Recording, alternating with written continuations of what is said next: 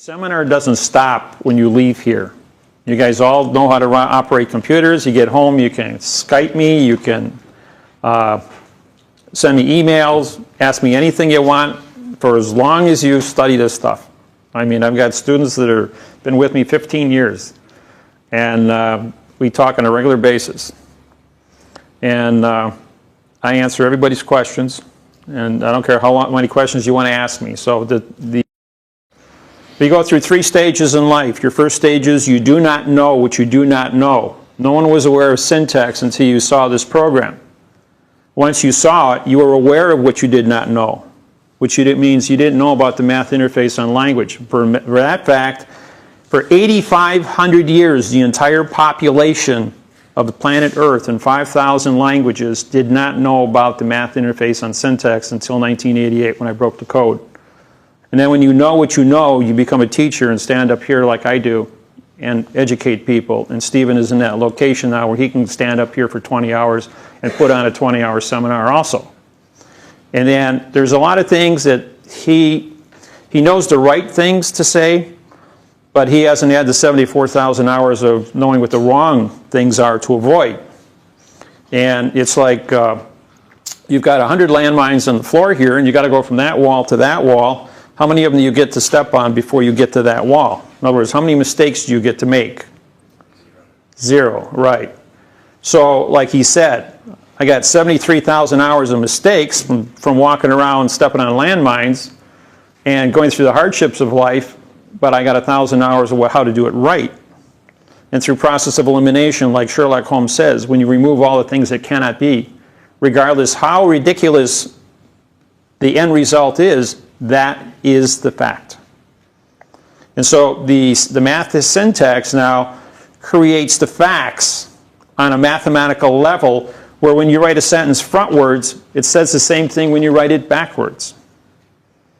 And we're going to start off using the math interface to show you how this works and how we broke the code. This one here is. If you take your math problem, 2 plus 3 equals 5, and you want to check it, well, it's 5 minus 3 equals 2. If you want to multiply, 2 times 3 equals 6, and 6 divided by 3 equals 2.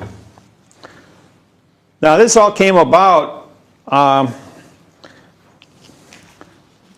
let's see.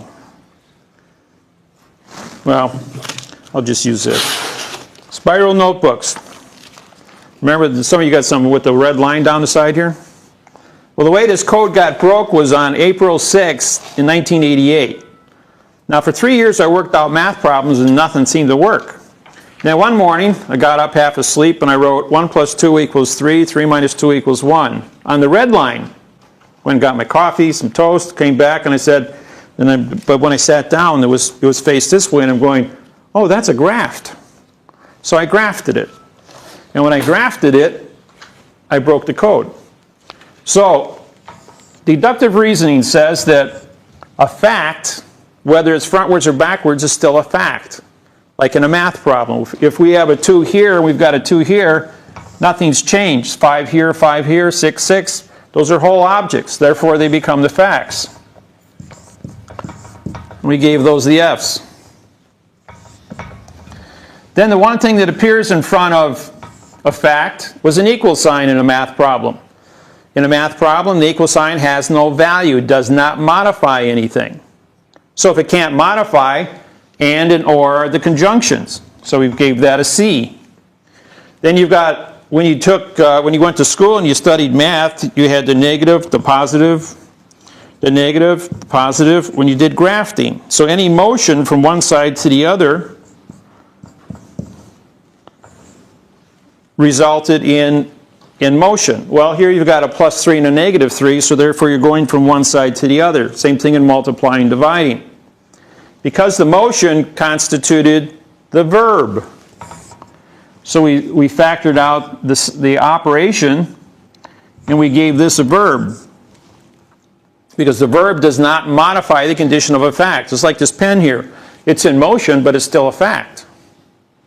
So and the only verb that exists, you have two verbs, is a singular, are is plural, and the verb is thinking. But thinking is the condition of state as a fact. Therefore, the thinking condition of state, when in motion, is the only word that both maintains two conditions, a verb and a fact at the same time. Because everything that happens in the world is a result of something thinking before it can actually happen. Running is not a verb. Jumping is not a verb. That's a condition of your thinking. Those are conditions of state as an end result. It's called order of operations. So the only thing that was left was plus and minus, multiply and divide. And those we assign to the prepositions, because when you write the sentence, for the bridge is over the river, and for the river is under the bridge,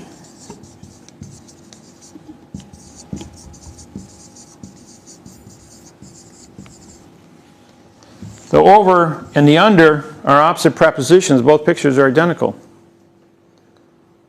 Now we can take, and I've been doing this for almost 15 years now. People come to me with Bible passages because everyone wants to know who God is, or wants to know what the Bible really says. 1/3 of all the words are missing from the Bible, and the Quran, and Buddhism, and Hinduism, and all the great religions in the world. 1/3 of all the words are missing.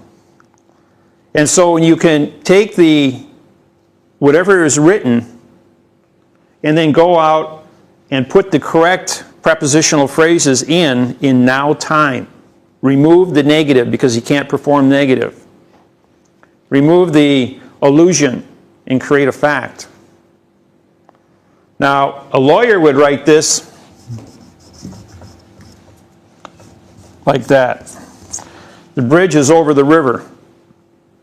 And you were all taught when you were in 5th grade in school, never start a sentence with a prepositional phrase and never end a sentence with a prepositional phrase.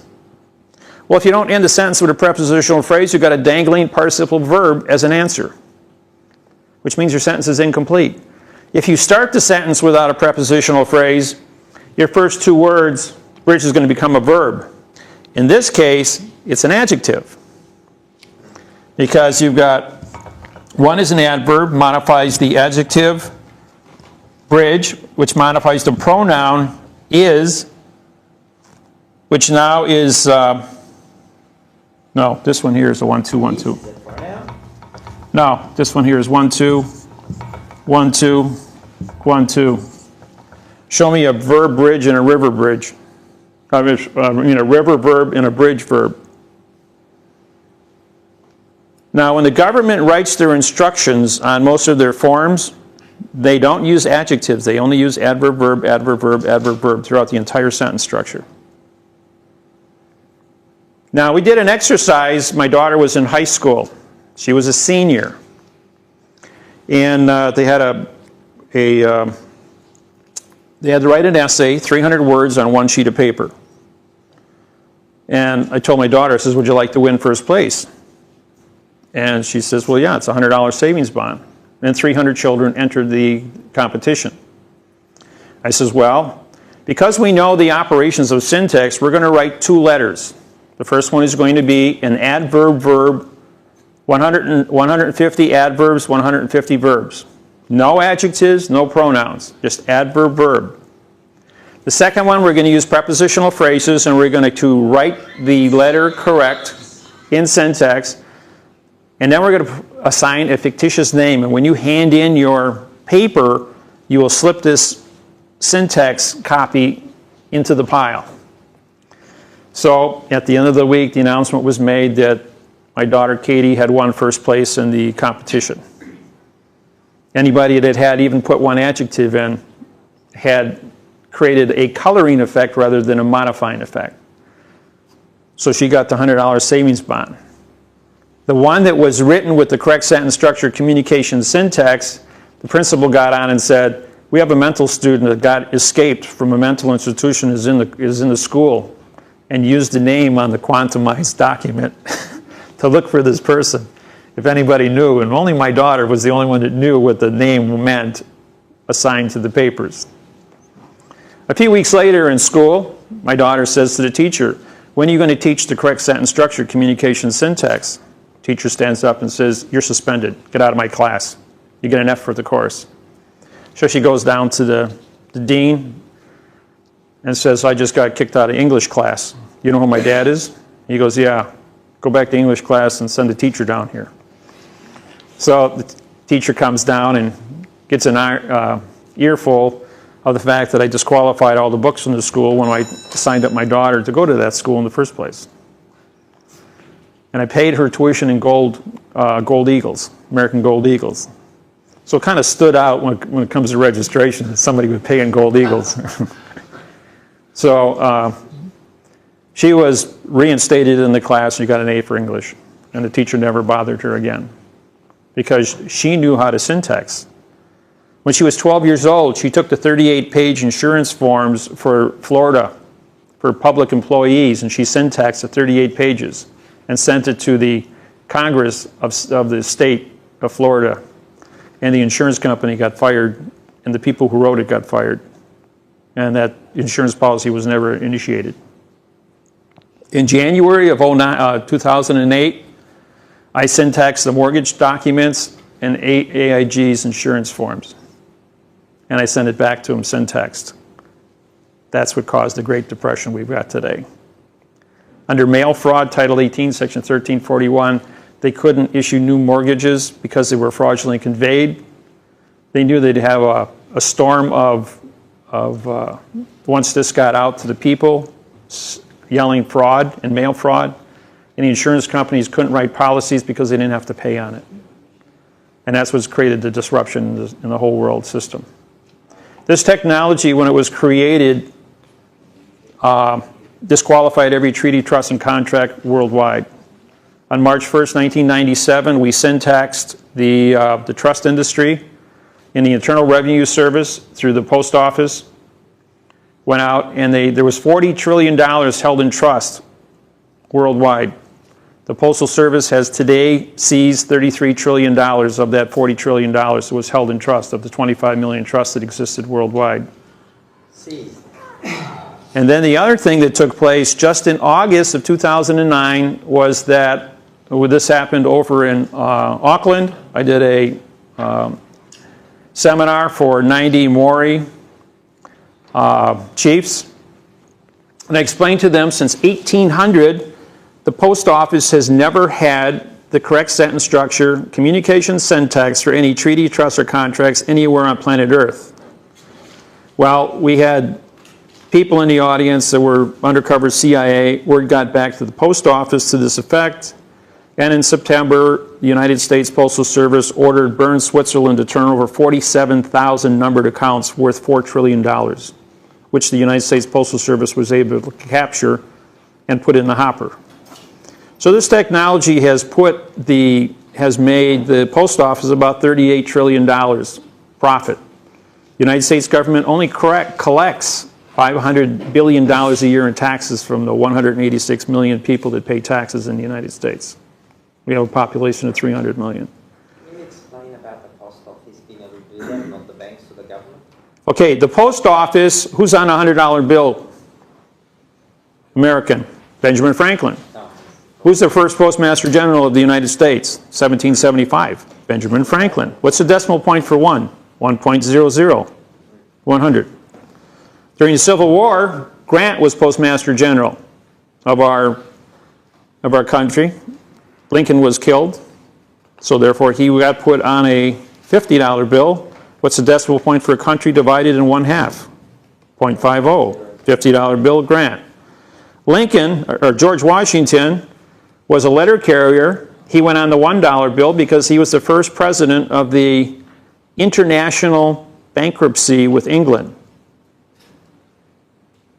Because he became president as a letter carrier, he was put on the $1 bill. Lincoln 70 years later, after the first international bankruptcy of 70 years ended in 1859, was the president. He went on the $5 bill because he was Postmaster General of Springfield, Illinois. He was also placed on the penny because he was the first of the second international bankruptcy. Add 70 years to that, and you get 1929. Now, in the United States, November 2nd is our presidential elections. So this was the end of our second international bankruptcy. Now, our first bankruptcy was established on September 17th, 1789. My birthday is September 17th, so it's easy to remember. Plus, when you have a trust expires at the end of 45 days if the trustee is no longer part of the trust. So you got a 45-day grace period. If you had 45 days to September 17th, you get November 2nd, which is our presidential election day. Now, in 1929, United States Congress, Senate, Legislature, and Supreme Court voted to end our second bankruptcy and become sovereign, go on the gold standard. So they told England, we're not going to renew. So England, under the 5-day rule, had to tell the American public that they were going to close all the banks and credit unions because they were operated under the Bankruptcy Act. Subtract 5 days from November 2nd, you got October 29th, 1929, which throws the entire planet Earth into the 10-year Great Depression because commerce now is disrupted. Add 70 years to that, and you get November 2nd, 1999. United States of America did not elect a president on that day because they voted to end the bankruptcy, and MasterCard controlled 98 cents on a dollar. And MasterCard was established back in 1964. So the private corporations of the convenience of MasterCard captured all the money, but we did it domestically. We can now end the bankruptcy. Now, as a result of the March 1st, 1997 code breaking of how to seize the trust, the United States government was able to harvest enough money from the trust industry, which was held in safety deposit boxes in numbered accounts worldwide, to pay off our international debt. And by November 2nd, 1999, we had $6 trillion surplus in the United States of America, which made us sovereign, and our third bankruptcy ended. We did not elect a president on November 2nd, 1999. The United States government said that 2/3 of all the states, 38 of the 50, had to recount all their ballots. Now, this was just an illusion to keep people watching the ballot counts while the 90 days runs. No law under the Treaty of Versailles, 1906, becomes legal in any federal government and anywhere on planet Earth for 90 days. Add 90 days to November 2nd, and you get February 2nd, 2000, at which time President Bush was appointed the next president of the United States of America corporation. The democracy of America is dead. It no longer exists. We are a corporation. New Zealand is a corporation. You guys are still in bankruptcy here. You're one of the few countries that are still in bankruptcy. Now, last time I was out here in Australia, we did a little check. Does anyone in this room know when your first money was issued in Australia? 1812. So if you take 1812,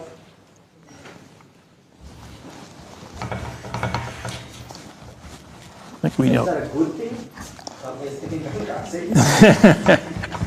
Well, the post office, everybody here has Queen Elizabeth and Queen Victoria on your money, correct? Throughout your history. And your different denominations on your money are the Postmaster Generals of Australia. Your coins have Queen Elizabeth on them, and she is the Postmaster General of Australia through your international banking treaty, which you're in bankruptcy with the International Monetary Fund through London.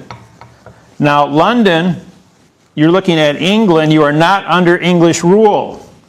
You are controlled by the post office. And the post office was the ones that set up camp out here in 1918. So if you do the math and you got 1812 and 70, you got 1882 and 70, 1952 and 70.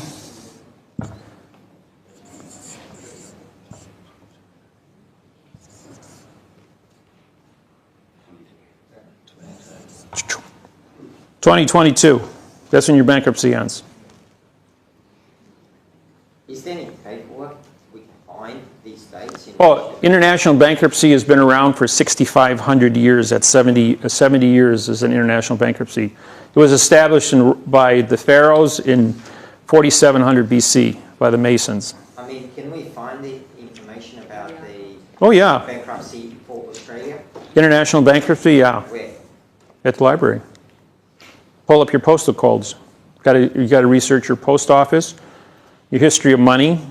Talk to coin dealers, people that are professional coin dealers that trade in the currencies, the history of your country. So there are documents in existence. Oh yeah, that's how I found it. So what's going to happen in 2022? You guys are going to come out of bankruptcy and you're going to become sovereign. However, you guys can end your bankruptcy. Now, I don't know if you were aware of this, but on September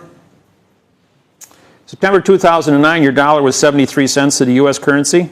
I just paid $1.03 for an Australian dollar at the airport. You guys are worth more than U.S. currency right now. Wow. So, Nearly 91 cents at the moment. no, it's $1.03. Well, the commission would be the rest of trade. Yeah. Back to America and get minus. Yeah. Well, they're taking a commission out of it. But the exchange rates, you guys are dead even with the U.S. right now. Our money's going down, your money's going up. Look at how many mines you guys got. Your gold, your silver, your molybdenum, your lithium. You guys control 20% of the world's lithium out in the mines out west. Isn't lithium used to benumb the brain? Lithium's for making batteries, lithium diodes. And it's also used, rare earth material is used for the glass on computer screens. I thought it was also used as a depressive form. So would we? Well, I'm sure there's alternate. As a drug. So it is lithium. That's the mineral that they talked about. I'm talking about a mineral. Use it for making lithium diode batteries for your cell phones, computers, and now 600 million electric cars is what they got targeted. 30 million a year. Can I ask you to go back and explain what you mean by captured, that they captured all this money from the trusts? What do you mean by captured? Physically they took the money out in gold bars, or they just changed a few numbers on the screen? No. When on March 1st, 1997, I syntexed the Boston Trust. There were 2 million copies of it. Then I did the Panama Trust. There were 2 million copies of that. When you use the mathematical syntax, the definition of the words are wrong. If the trust has the words are incorrectly used, then that means that the definition doesn't say what the trust was engineered for in the first place. It means that everyone was illiterate that created the trust, bought the trust, and used the trust. The Internal Revenue Service, going all the way back to when it was created, also couldn't read and write, because there wasn't a math interface to prove what the value of every word is. Now, because of this program, you have 68 prepositions and 38 articles. That's 1,800 divided by 2 means every word in the English language has 900 definitions. Yeah. Pen. Pen by itself is a pronoun. If I say the pen, the is an adverb, which modifies the verb pen. Modification is change, change is motion, motion is action, action is verb. Okay, now if I say of pen, of was normally the preposition and the was the article. Separated, they both become adverbs. So now you have an adverb of pen, or by pen, or with pen, or over pen, under pen, doesn't matter how you do it. If you separate all the prepositions and all the articles, this is going to become a verb. Now, if you use a prepositional phrase, for this pen, for my pen, for your pen, for his pen, for her pen, with his pen. See, every time I change the preposition or change the article, I change the ownership and I change the operation of the pen. If I change the operation of pen, and I can do it 900 times, if I put two nouns together, now I've got 81,000 variables. If I put three words together in a sentence, now I've got 7.2 million variables. I put the fourth word in, I got 640 million variables. I put 5 words in a sentence, I got 5.4 billion variables. And it goes on and on. So the government comes back and says, we can't do that. We don't have a computer that can break the code because the amount of terabytes of information just to write a single document with 300 words, so you'd have 900 to the 300 power. I mean, there's no computer in the world that has enough terabyte capacity to do that. My brain does it as fast as I can speak. I can syntax and write and do the conversions. So the human mind is really unique in its ability to use deductive reasoning and logic to create the correct sentence structure, communication, syntax. And with this level of accuracy, the government said that's impossible. Well, I've got a website of 100 pages. I have my books that I wrote, 107 pages. I've got 2,200 lawsuits that are all syntaxed correctly. I says they're all over the theater. Every judge, attorney, barrister has to study this information and be proficient at it, so when we walk into the courtroom, they know exactly what we're talking about. And then they play the dummy up game. Well, what's the first rule of law? It's called knowledge. If you don't have knowledge, you can't play in the sandbox. You can't participate. So you got to have the knowledge to understand what is being said. When I went into your courts here in Masseuse's case, I started attacking. Now, Dr. Masseuse has had 200 trials over the last 13 years. The case is currently running up a bill of $80 million. And I went in there and in 10 minutes I syntaxed day number 1 lawsuit, 2 pages. 186 mistakes on it in syntax. Disqualifies day 1. What happens when you build a foundation on sand? It's going to collapse. Well, if you commit a fraud on day number 1, the other 199 hearings are also fraud because they were predicated on day number 1. And the judge stands up and says, I don't have a pay scale high enough to deal with this, he says, you're not a barrister. You can't represent him. I says, yes, I am. When I came through your customs and immigrations, you put a stamp on my passport. And I signed my name across your stamp. As postmaster, that makes me a postmaster, banker, and judge, and a immigrations and custom officer of your country. So therefore, my passport, my American passport, gives me permission to enter into the foreign vessels. All courthouses on planet Earth are the same jurisdiction. I don't care if I'm in Wisconsin or I'm in Sydney, Australia. All courthouses are foreign vessels in dry dock. They are controlled by the port authorities, which are controlled by the Department of Transportation, which is controlled by the post office. That's the chain of command.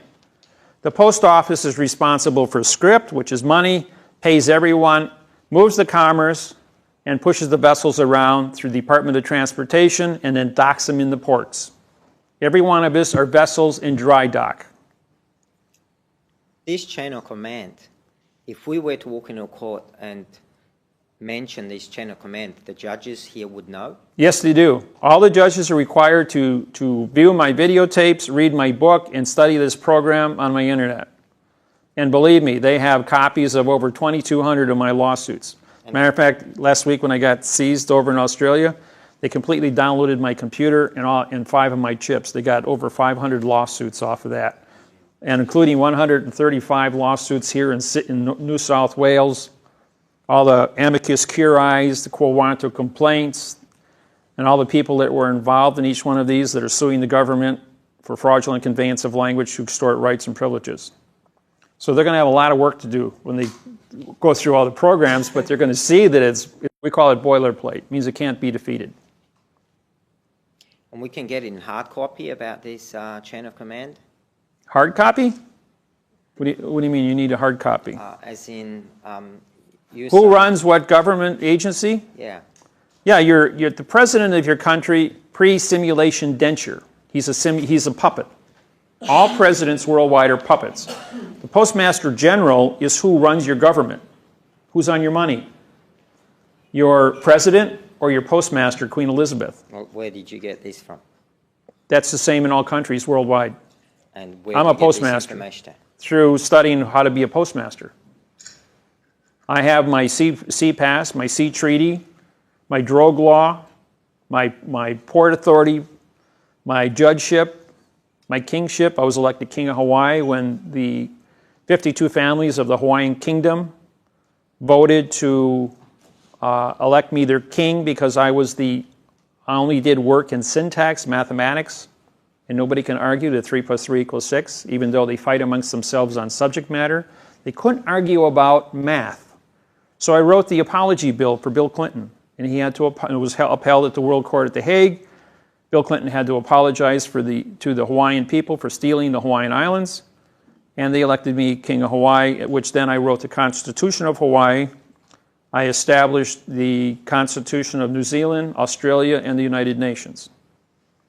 I then wrote the Charter Trust for the Kapuna Council, so that they had a legitimate council trust and constitution to operate government, got your license plates for the cars, driver's licenses for their driving, and public safety is the #1 jurisdiction over all countries and all things. If you maintain the rules and regulations of public safety, that you can read, write, have knowledge of how to operate the machinery of an automobile, you understand about not transporting chemicals or things that are deadly to other human beings, that you maintain good hygiene so that you don't get yourself sick and transport diseases, and you maintain a high standard of public safety, you will then be respected to be an independent people. Now, the Hawaiian people were never conquered by the United States government. And I'll do a little timeline here and show you how World War II started. Are these public safety rules, can we download them? Public safety? That's just your research. This comes from 74,000 hours of study. Where can we get a copy of that? In my books. Okay, thank you. My books go through all these different programs. Now, the reason I bring up this thing in Hawaii, because Hawaii unlocked the secrets of both New Zealand and Australia. You guys are cousins. The Maori people, the Aborigine people, by the way, it isn't Aborigine. AB means no origine. And Maori is an M-O-U, it's M-O-M-A,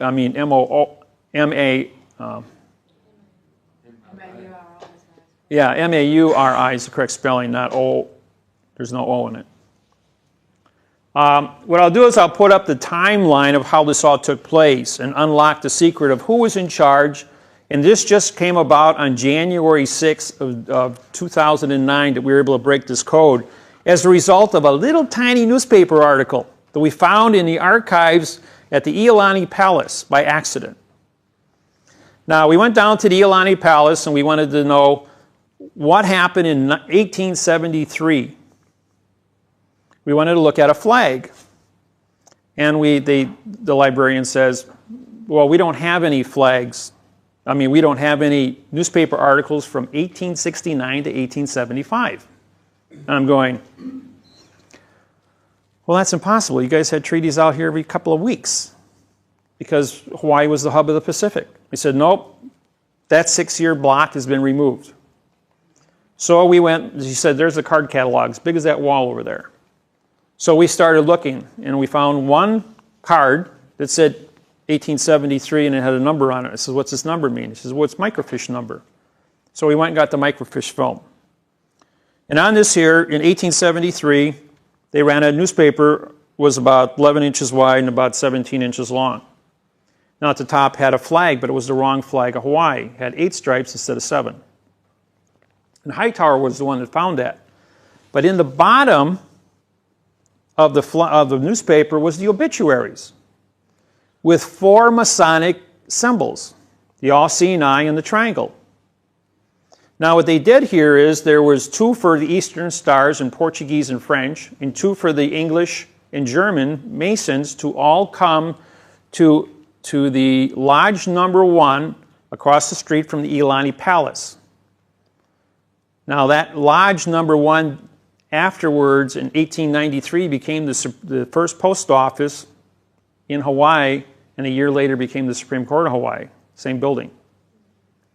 So this was Masonic. So we took the date, and the date was January, wrong color.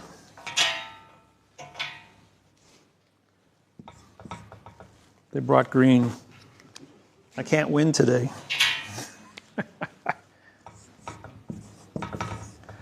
January 11th was the date of the newspaper. And it said they were ordering all people, all Masons, to come to Lodge number 1 on January 14th. Now it takes 3 days for the boats to go all the way out to the outer island, 220 miles, and 3 days to bring all the Masons back to Lodge number 1. So you had 6 days to here, and you get the 17th. And the 17th, January 17th, 1873, was the fulcrum of events to take place. Now, when all the Masons met at the lodge, they met on the 14th, and they cut a secret treaty with the post office to take over the Hawaiian Islands after all Hawaiians were declared dead 20 years later. It's called the Death Moratorium. Now, the Death Moratorium was established in 1849 by King Kamehameha III, and said that if you are off the land or dead for 20 years, the land is free for settlement. So then we went back before that, and October 22nd, 1872, was the first paper money issued in Hawaii. That meant that the post office, through Bern, Switzerland, got the King Kamehameha V to file bankruptcy, ship the gold out, and bring paper money in. And that's when the paper money started in Hawaii. Exactly 45 days later, under Maritime Law of Trust, which was December 7th, King Kamehameha V dies. Yeah, dies, right. 45 days from the time he files bankruptcy, the bankruptcy trust expired. So now he is the last reigning monarch in Hawaii, and he dies, putting 1.8 million acres of land up for grabs, according to this treaty. That was better known as the Bishop's Trust, for those of you who know about it. Now this number, December 7th, is real keen. Now if you take 45 days from that, you get the 14th, plus 3-day grace period, better known as the Lemon Law. You have the same thing in this country, a 3-day grace period when you sign a contract. So you got December 17th now, 45 days plus a 3-day grace period of 1873. Add the 20-year moratorium, you get 1893. And when did the United States government, or United States Postal Service, controls all military vessels in the United States and Japan? This is a real keen thing here.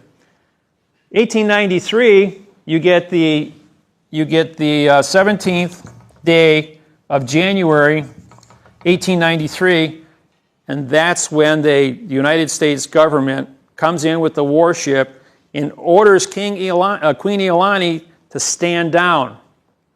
Now, through a little research, because I'm a 92nd degree Mason, Queen Iolani is a Eastern Star.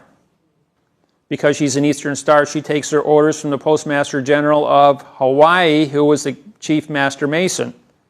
He takes his orders from the Admiralty warship that pulled into port on the 14th of January, 1893, under the 3-day law, ordering him to take over the palace. And Queen Iolani, on the 17th of January, goes ahead and surrenders Hawaii to the Masons, which are controlling the post office. And the post office, through the military, now takes over and declares the Hawaiian Islands to be a territory of the United States. Because there was no shots fired, The treaty that they wrote was written in adverb verb, which means it didn't say anything. They have no contract. The Admiralty has no contract to invade the island. But because no one can read and write at this point in history, everybody goes along with it.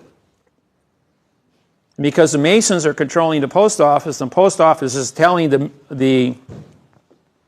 a senior postmaster is telling a Eastern Star queen to stand down.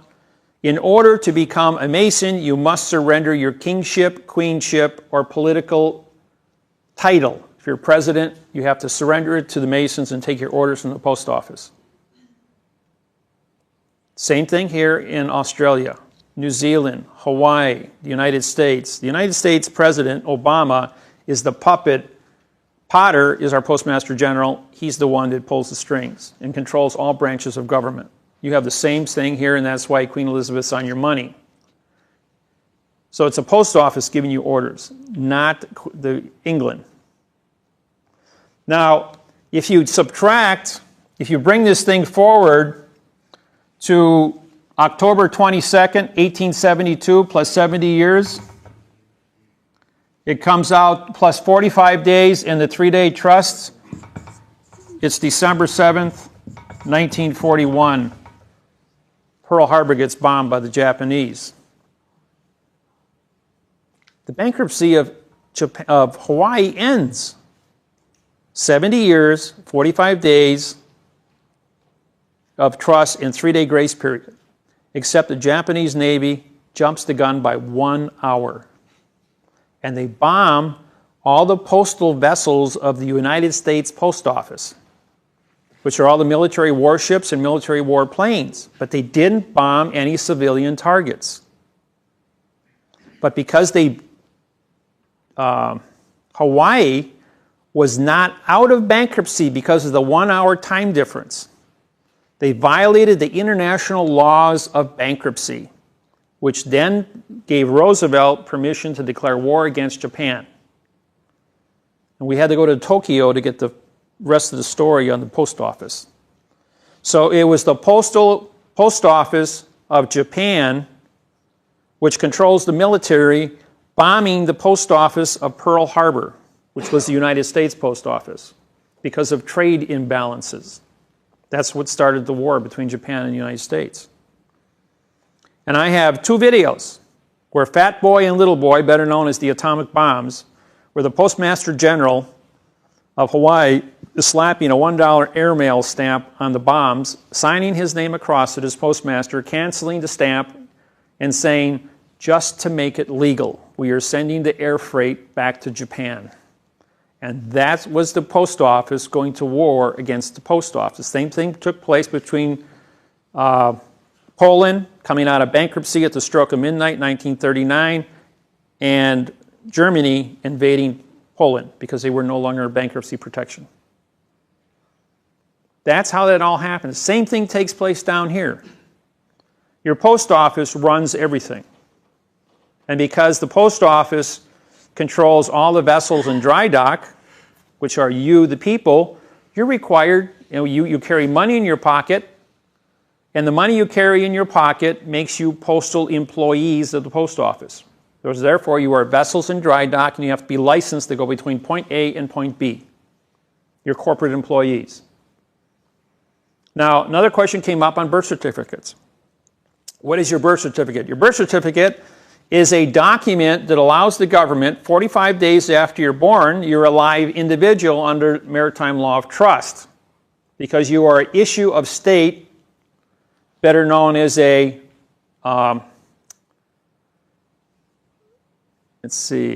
you are a child, C-H-I-L-D. Child means issue of woman. At the end of 45 days, you are a child, issue of state, and your birth certificate expires, and now you become you get your Social Security number. $1 million. Back when I was there, it was only $600,000. Today, it's $1 million based on inflation. Has to be placed into the system, and a bond is issued. And they sell these bonds on the New York Stock Exchange. The Securities and Exchange Commission, Australia is listed on the Securities and Exchange Commission. You guys are traded. on the New York Stock Exchange, the country of Australia. You're a corporate entity. Okay, now, every person is born, you have to put this $1 million into the hopper, so there's money there accumulating interest at 6% a year to offset inflation, to then supply the money necessary for you to be paid for your food, clothing, housing, transportation, all your toys you're going to buy throughout life, your gambling. Those that are better have more, those that are sloppy have less. And that's where how you get the money into the system. And it's a chain reaction that has to keep on going on and on and on. And that's the only way that commerce moves, so that you have some way to balance who has value. Because nobody wants to go out there and work for nothing. Question? Who puts this money into the Post office does. Because you're a vessel and a postal employee under the post office, and they're responsible for your care. That's why you have Social Security and social medicine. In the event any one of you that have a driver's license or Social Security card were to become injured, let's say get in a car accident and become a paraplegic, the state will come in, give you medical, food, clothing, shelter. You'll have a handicap sticker, and you'll get that for the rest of your life. How does the post office take control of the human as opposed to the original Voluntary compliance. What is at which point? What is the voluntary compliance? Well, when you turned 18 years old, you had one thing on your mind: girls, cars, and money. And the girls had one thing on their mind: boys, cars, and money. And it's sex. And sex is the number one motivator. You didn't care about politics. How many kids we got in here today? How many people under the age of 40 are in here? Oh, just 5. Okay, 5 out of 60 ain't bad. I thought you said it happens 45 days after. But Right, 45 days after you become a child, issue a state. If your mother and father neglect you, the state will come in, take you, put you in an orphanage, make sure you have food and clothing and shelter until you're 18 years old. They will educate you, send you to school, and on your 18th birthday, you have the choice to leave the orphanage and go out in the world. But every place you go, they're going to say, you want a license for driving? You want a license for work? You want money so that you can propagate the species and go out and meet girls and play. You didn't care about the post office when you were 18 years old. You weren't even a bit curious. And so when you're 40 years old and you wake up, you roll over and say, hey, we're not in Kansas anymore, Toto. So 45 days from birth, not from 18 years old. Right. They Well, take no, possession. that's another thing. When you turn 18 years old, you got 45 days to make a choice. And even when you turn 18 years old, you also have to register for the draft at the post office, because the post office has a ball on top of the flagpole, because that is advertising for recruiting for the military. Don't believe me? Go down to your post office, look at your flag outside. They got a ball on top. If they have a spear on top of the flagpole, that's for military court-martials. That's for inside your courthouses. Now, you guys don't have flags in your courthouses down here. You've got seals, but the seals are changing. Every time you modify the condition of the seal, you're in a different courtroom. So don't be gullible enough to think that the jurisdiction is really unique, because it's not. And they change jurisdictions every time you go into that court. If you don't know what's going on, they won't change it. But if you have knowledge, if they know you have syntax, if you're doing my paperwork, every time you walk through that door, they're going to change the rules on you. What is the purpose of changing the jurisdiction? Because under 45 days laws of trust, your old trust expires. The old cause of action expires. They'll even change judges on you every 45 days. So there's no continuance of evidence between one violation and another violation. And for you to go out and sort out where the violations took place, 99.99% of people don't have a clue that they're being harvested. Who stands at the bottom of Lady Justice here in Australia?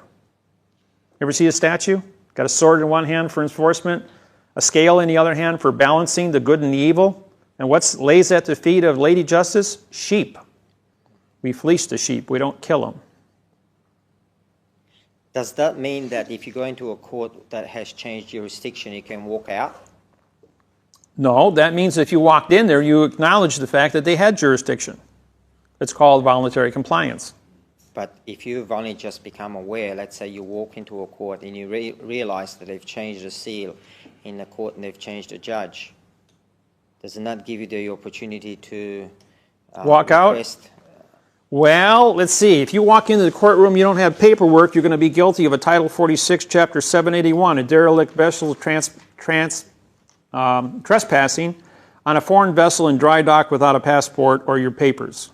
Now you're an illegal vessel that's just docked yourself on somebody else's vessel.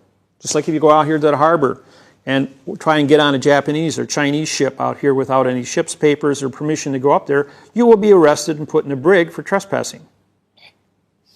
Are they not under some sort of rule that if they change jurisdiction that they have to notify you? You're supposed to know. Knowledge, ignorance of the law is no excuse. You have to know what all the jurisdictions are, all the seals are, all the placements. If you want to go and play in their sandbox, you got to know what the rules are. And what are the rules? It's called law of the flag, advertises the contract. But they don't use flags, they use seals. But the contract means both parties. My understanding of a contract is where two or more parties are aware of all the conditions of the contract. And should one party change any of the conditions in the contract without the knowledge of the other party, it makes the contract null and void. That's correct. Therefore, they have a duty of care to inform the other party that they've changed in jurisdiction. You never had any rules and regulations. Has anyone in this room ever filed a quantum lawsuit in court? No. You only had adverb-verb, rules, regulations, codes, lawsuits. You didn't put stamps or flags on your paperwork. Everything you've done in this country since 1800, since the English showed up here, has been a violation of syntax. And that lie is not just now, it isn't just here, it's 8,500 years running in 5,000 languages. So what you're saying, since the original contract was based on no rules still apply, therefore any party can change the rules at any time without due notice. Except for one little detail, they got guns and clubs, and they're standing there with guns and clubs on both sides of you, and you're totally intimidated because you don't know where you are, you don't know what you're doing, you've wandered into some place you shouldn't be, or you were doing something out in the real world you shouldn't have been doing. That's why you're in there in the first place. And so you didn't do your homework. You don't have a 6-year college degree to know what a barrister knows, but a barrister only knows how to read and write an adverb-verb. And he's restricted to do that because they have a code. No law or fact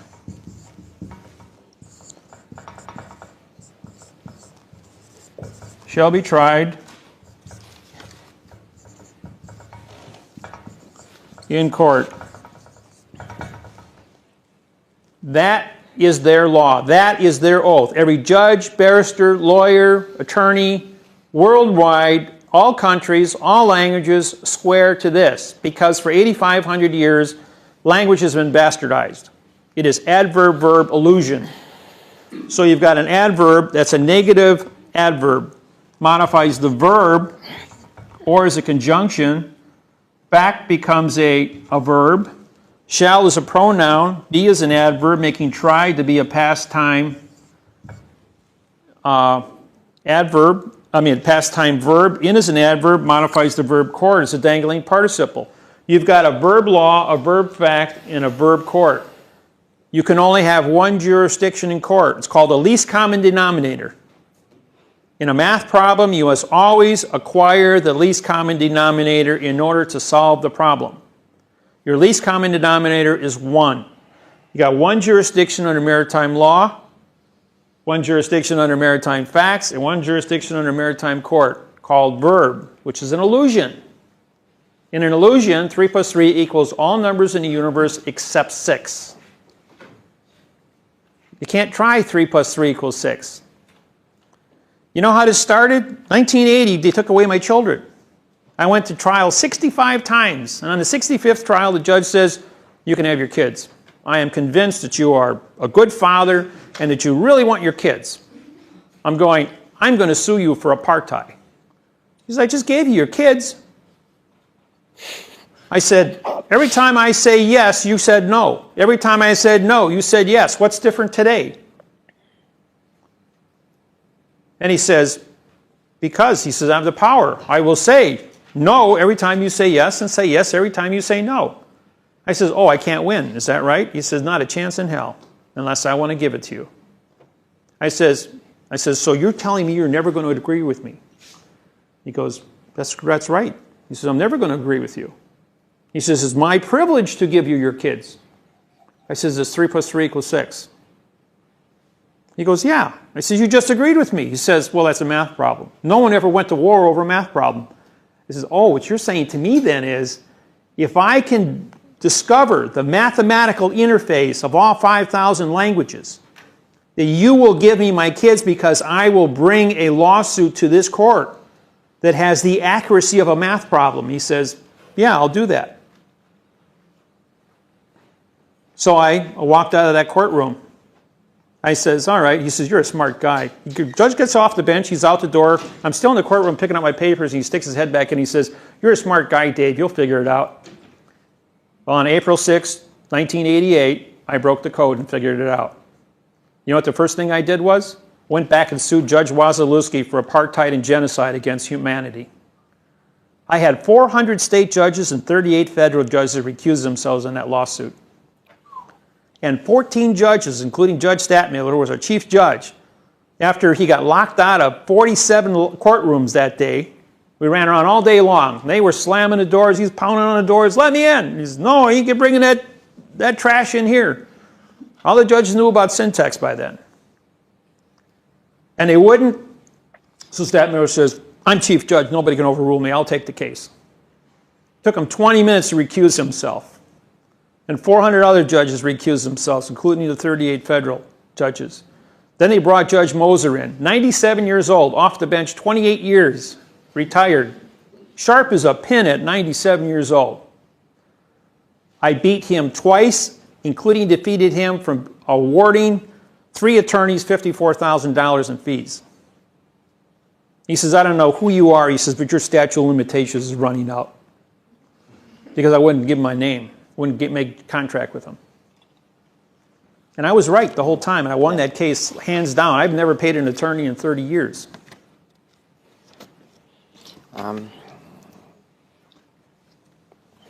Somebody's asked me to ask this question: is what is the second degree Mason? What is what? What is a second degree Mason? 90 seconds. Oh, 90-second? Okay, it holds the math interface in all 5,000 of the languages. When I travel around, I have master masons, 33, 34 degree masons, and they want to know what the Masonic codes are. And I own 1 of 5 copies of Stanley Hawes' The Secret of All Ages. It's a big book. It's 15 inches wide, 2 feet tall, and 2 inches thick. Big book. Big book, 1,000 pages in it. The ones you can buy on the internet only have about half that information. But then I went ahead and I syntaxed it. 1/3 of all the words are missing from that book, so it's even bigger than that. The things that I do when I read information. Last night I pulled up the flag of Australia, the 1853 flag of the Aborigine people. And I syntaxed it. The Queen Elizabeth said that there is no flag that cannot be seen, and we will not acknowledge the people because they don't exist. And then signed it Elizabeth. Really? Which means she says there are no people, there are no rules, there are no regulations, there are no codes, there is not a flag. If you people want to believe in your illusion, I'll just italicize my name as Elizabeth, which means it's not on the paper. And it's called an act. A-C-T. All words that start with a vowel, A, E, I, O, and U, are followed by 2 consonants, means no contract. You're going to say, where do I find that rule? Look up every word in the dictionary. Get yourself a nice 8-inch thick Webster's Unabridged Dictionary and look up every word that starts with a vowel and 2 consonants. And all the synonyms that reflect that word, and you will find a no contract, a negative condition of state for every single word. So the word enact means no contract. Right, ACT means no contract. I was under the impression that the police was enacting an act of Parliament. And how do you spell enact? E-N-A-C-T. Which means no act, which So means no it's not a contract. verb. So it's a no-no contract. Which part of no don't we understand? The N or the O? So what you're saying is the whole court system, it's based on dealing with no rules, no law, and it's set up in such a way there is no way you can win even under their own system. Nope, that's not true. Not anymore. Until syntax came along, till I showed up out here with the syntax on how to do quo warranto complaints and teach you guys how to do your quo warranto complaints. This is a room. This room has 4 corners. This is a box. In this box, this is an enclosed area. Everything that happens in here has nothing to do with the rest of the world. All the information you learn here today is in a closed area for you people only. So this is a isolated scenario. This explains why they think they have the right to change anything that happens in a court that's being taped. No. So it is written, so it shall be done. Does 2 plus 2 equal 4? Well, that's what I was taught. TO plus TOO equals FOR. TWO and TO equals FORE. Did you hear what I said when I meant what I said? What I 2 said, plus what I 2 meant what I equal said? 4. You said 2 plus 2 equal 4? Right. TO plus TOO equals FOR. I can do it 120 different ways. I got it.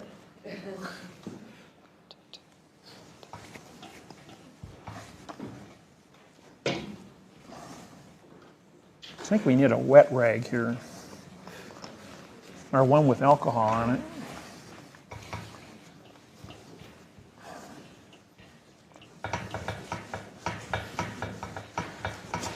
In 4700 BC, Pharaoh said, "So it is written, so it shall be done." There was a reason for that. Because oral contracts cannot be seen or proven. Because of the argument, you got 2.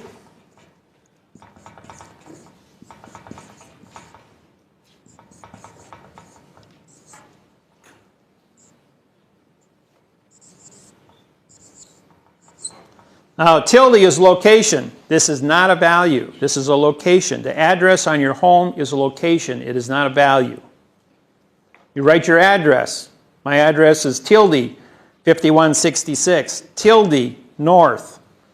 North is not a direction. It's a location of direction. Tilde 63rd Street. And so, thank you. The city of Milwaukee is a name, but it's also a location on a map. So therefore it's a tilde Milwaukee, tilde Wisconsin, tilde zip code. Everybody goes, well, we got to put a bracket around so we're not in the postal zone. You put a tilde in front of the zip code. They copyrighted just the number. You copyrighted the location with a tilde. You are correct. They are not. So if you do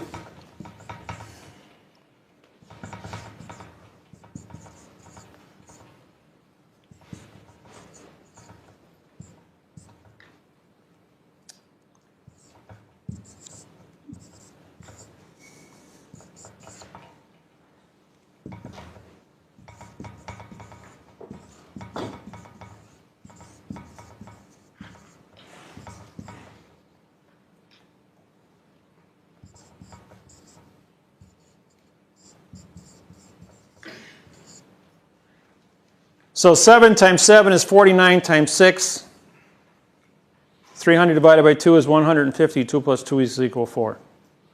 Did you hear what I said, what I meant, what I said, when I said what I meant, what I said? And only one is correct. If you don't see it written, you can't prove it. Anybody wants, when you write a contract, you go into court, you have a syntax document. You are filing a lawsuit with an accuracy of 1 to 900 for every word. Your correct sentence structure, communication, syntax, balance of the order of operations of cause and effect, a verb of thinking, a possessive of with, and an authorization of by the, gives you an order of operations for every sentence that follows the rules of the operations of a court. So every single sentence is its own independent court as you make an argument. We're not dealing with 150 to 1 variables in an oral conversation. So your paperwork is going to speak for you. Why do you think the government shut the government down here in Australia and in New Zealand and the United States 19 times? Because they got caught in a lie and they didn't know what to do with themselves. They had to go out and study. They have to come up to speed with this thing. Every court in the world has to do this.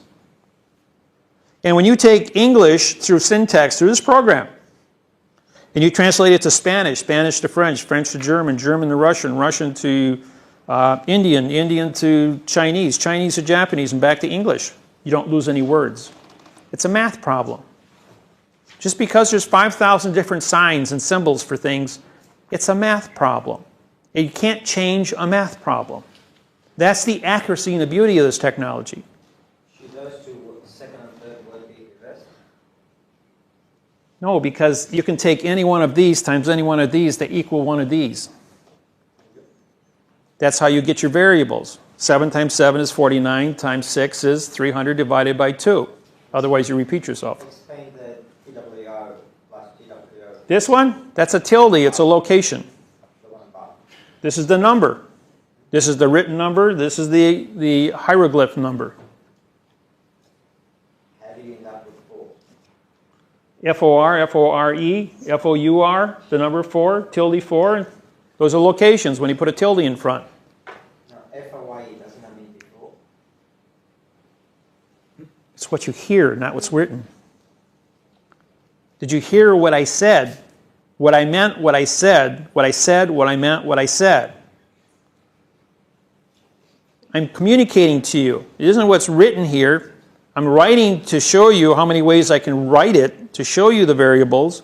But when I speak it in one terminology, which one of the 150 variables up here that I just say to you? You don't know that. And because you don't know that, you're going to make a presumption, opinion, presumption, guess, perjury, a lie. How many different mistakes can you make? And that's only one word, or that's only 3 words. Try doing it with a lawsuit with 30,000 words on it. What do you think your variables are here? You're talking about quadruple terabyte to the terabyte power of variables. You can't get to a fact. If you can't have a fact, what are we doing? We're lying to each other. My technology brings us to a position of accuracy that cannot be argued. And the courtroom is a building. That is not the document on the piece of paper. When you write a lawsuit, the paper that you have, where's my paper?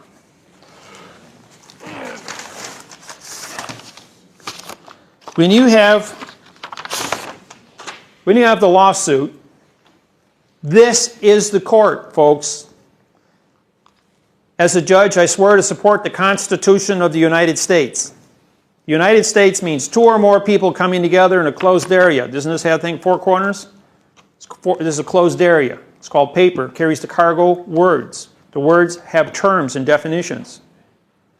This book not only has a sentence, but every word in this book is defined and has a syntaxed, quantumized definition. Every word is accounted for in this book, including a lot more words. It took Russell and I 6 years, 12,000 hours. We had a team of guys breaking up A, B, C, D, E.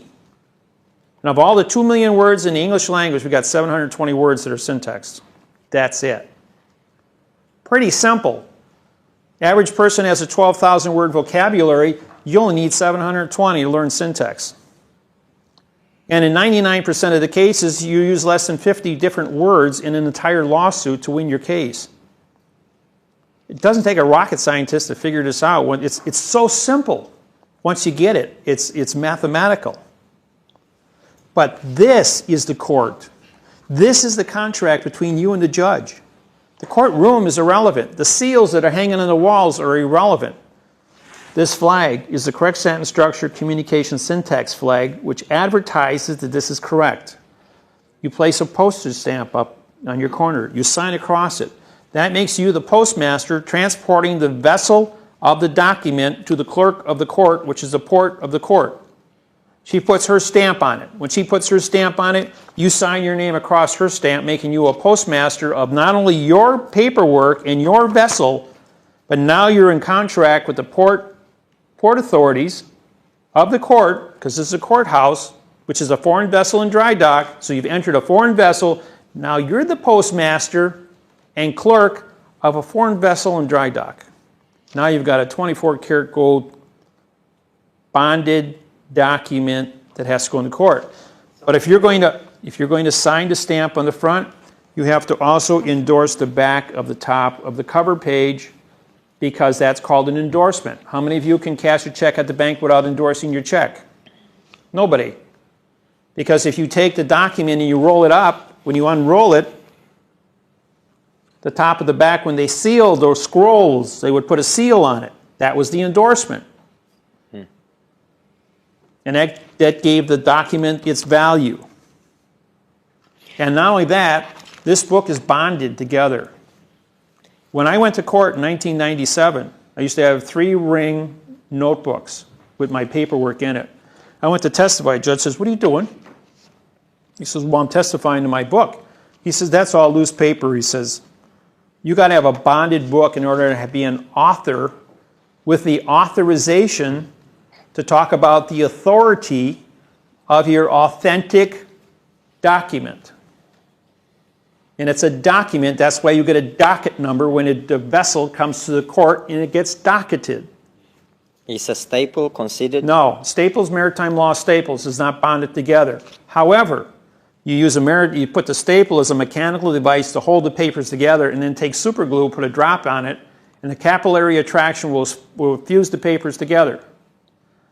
You can have 3 forms of bonding. You can glue it, you can stitch it, and you can rivet it. I sent Janet Reno a letter charging her with treason against the United States, and she sent me back a letter, 2-page letter, with 6 3/8 of an inch brass rivets. There were 6 big, thick brass rivets to hold 2 sheets of paper. She says, "You want bonded documents? Here's a bonded document." But that's, I don't know if you've ever seen Janet Reno. She stands 6'8". You went through that a little next to her, fast. he's about this high. Yes? You went through that a little fast. I'm sure some of the people here would like to use a basic, common practice that we have. Let's say we go to a court with a affidavit. Well, let's see if I get this correct. What you're saying is that we actually put our own seal and put some sort of stamp. You're going to use your navigator stamp. Your navigator stamp has 2 bars through the dollar sign. Now, you have your dollar signs come in 2 forms. This is a Federal Reserve note, and that's a gold certificate. The navigator stamp of Australia is a gold certificate. In the United States, since 1900, the red fox stamp was the only one that was published with 2 bars through the dollar sign. And that was published on the 2nd of November, 1999, when the United States ended its 3rd bankruptcy and became sovereign. And then when we went out and bought up all this, my students all over the United States went out immediately and bought up all the red fox stamps. And then we started putting them on all of our documents to sue government officials. That explains why I can't find any. The judges ordered that all the red fox stamps be canceled and seized wherever they were in the United States and destroyed, so that they didn't have any gold standard stamps out there. But we've got several thousand of them to use on all of our official documents that we use constantly. Good, I'll see after. Okay, with that document, we put in a stamp if we can get one, and then we sign across the stamp. Then when we go to lodge it in a court, in a file, the court will stamp it with their stamp. Yeah, they'll put the file stamp. See, now first you get what's called a receive stamp, which means they're going to receive the documents and they're going to issue a summons to come to court. Right. Okay, you have to then serve the document on the people and have your return service from the people you're serving a document on, and those have to be attached, return service back to the court with your lawsuit, and then they will give you a file stamp. And then it goes to the judge for when you're going to have it and schedule for hearing. Here, the normal, my understanding of the normal procedure is that when you file it with the court, they put a stamp on it. Mm-hmm. Okay. But I don't think they write anything on it. The clerk of the court, who is the port authority receiving a vessel at the desk, is supposed to put her initials on that stamp upon receiving it. And at the same time, the one that they keep for their file, you sign your name across that, as well as all those you're going to serve on the other people, making you a postmaster, bank banker, and judge because you canceled the stamp. That gives you the authority as a postmaster to transport the vessel of the lawsuit between your home and the port authorities.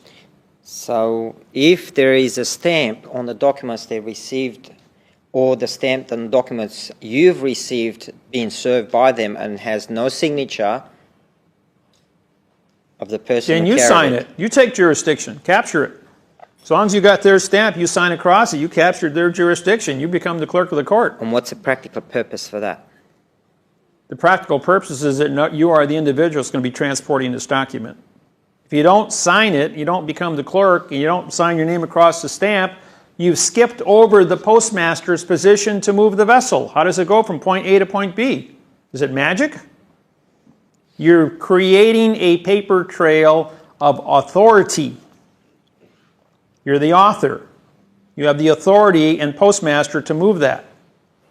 And when you hand that up to a judge, or the judge already has it in his file because you have filed it, how is he going to deal with that since you're the Postmaster General and he works? He's a postmaster also. All judges are postmasters, bankers, and judges. Look up bankers in the Black's Law Dictionary. It says see postmasters and judges. Look up judges, it says postmasters and bankers. Look up bankers, it says postmasters and judges. So the purpose of this procedure is to force a judge to consider the document presented in truth. No, truth is an opinion, to be correct. In opinion. Right. And judges only issue opinions. The word order, O-R-D, vowel and two consonants, means no contract because he wrote the whole order in adverb verb. It's an illusion. You syntax any judge's orders he gives you, and even if he says you win, here's your win, an adverb verb, you haven't won anything. It's just an illusion. You syntax it and you say, I want to correct one. Write up your own order and syntax and have him sign it. He'll do it. Thank you. He doesn't want to think. Remember, the reason for thinking is to abolish thinking. Thinking hurts the brain. Thinking hurts the person. That's why we got ditch diggers and punch press operators. Because it hurts too much to think. And people that want to think and they become great thinkers, you don't see them doing physical labor because they've learned how not to hurt. Their brain is a curiosity machine that just can't get enough. Question? I wanted to go back to the 2022 when we come out of international bankruptcy. Does that mean Australia becomes a republic? No, a republic means no people. Okay. A democracy means demonology. You're going to become sovereign. You become a sovereign nation on a gold standard because your country is only scratched a couple feet above the surface on how much gold you've got out here. You got a lot of gold here. I mean, does it mean that some other country can invade us? It does, but it won't happen because of the toys that the planet has now in place. Okay. Cool. Everybody knows what I mean by toys. Nobody's going to interfere. You guys are traded on the New York Stock Exchange. You're about as American as you're going to get down here, you know. Everything's about commerce. They don't want wars. You know, if you ask a military person, what is your job title? He says, I'm in the business of mind control. I control your mind or I replace it with a bullet. What do you think? They got a war going on over there. Every time you got differences between two people, they either want to kill each other, they won't sit down and talk. I'll tell you a little story about something that happened. I'm over in Hawaii, and I'm flying back to the United States from Hawaii, going into, it was supposed to be a nonstop flight from Milwaukee to Chicago. From Honolulu to Chicago. And they stick me way back in row 70, I think it was row 75, on a 76-seat 747. And there's a lady sitting next to me. I says, what do you do? She says, oh, I'm a school teacher. So I'm going, oh, this is cool. We'll sit and we'll discuss syntax. And then her daughter is sitting next to her, and she's complaining about having to move all the time. I says, why don't you like it in Hawaii? Because she was going to the University of Miami. She says, no. She says, I got to move all the time. I says, well, why do you move? She says, well, my husband's in the military. And I says, well, what does he do? Well, he's in the Navy. What is he? He says, he's Admiral Nimitz of the Nimitz Attack Group. Pearl Harbor, aircraft carriers, about 35 ships.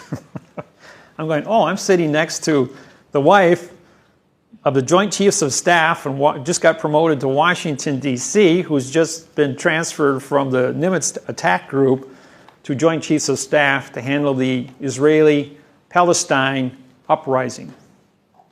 And I'm sitting next to her, and I'm the guy teaching her syntax language.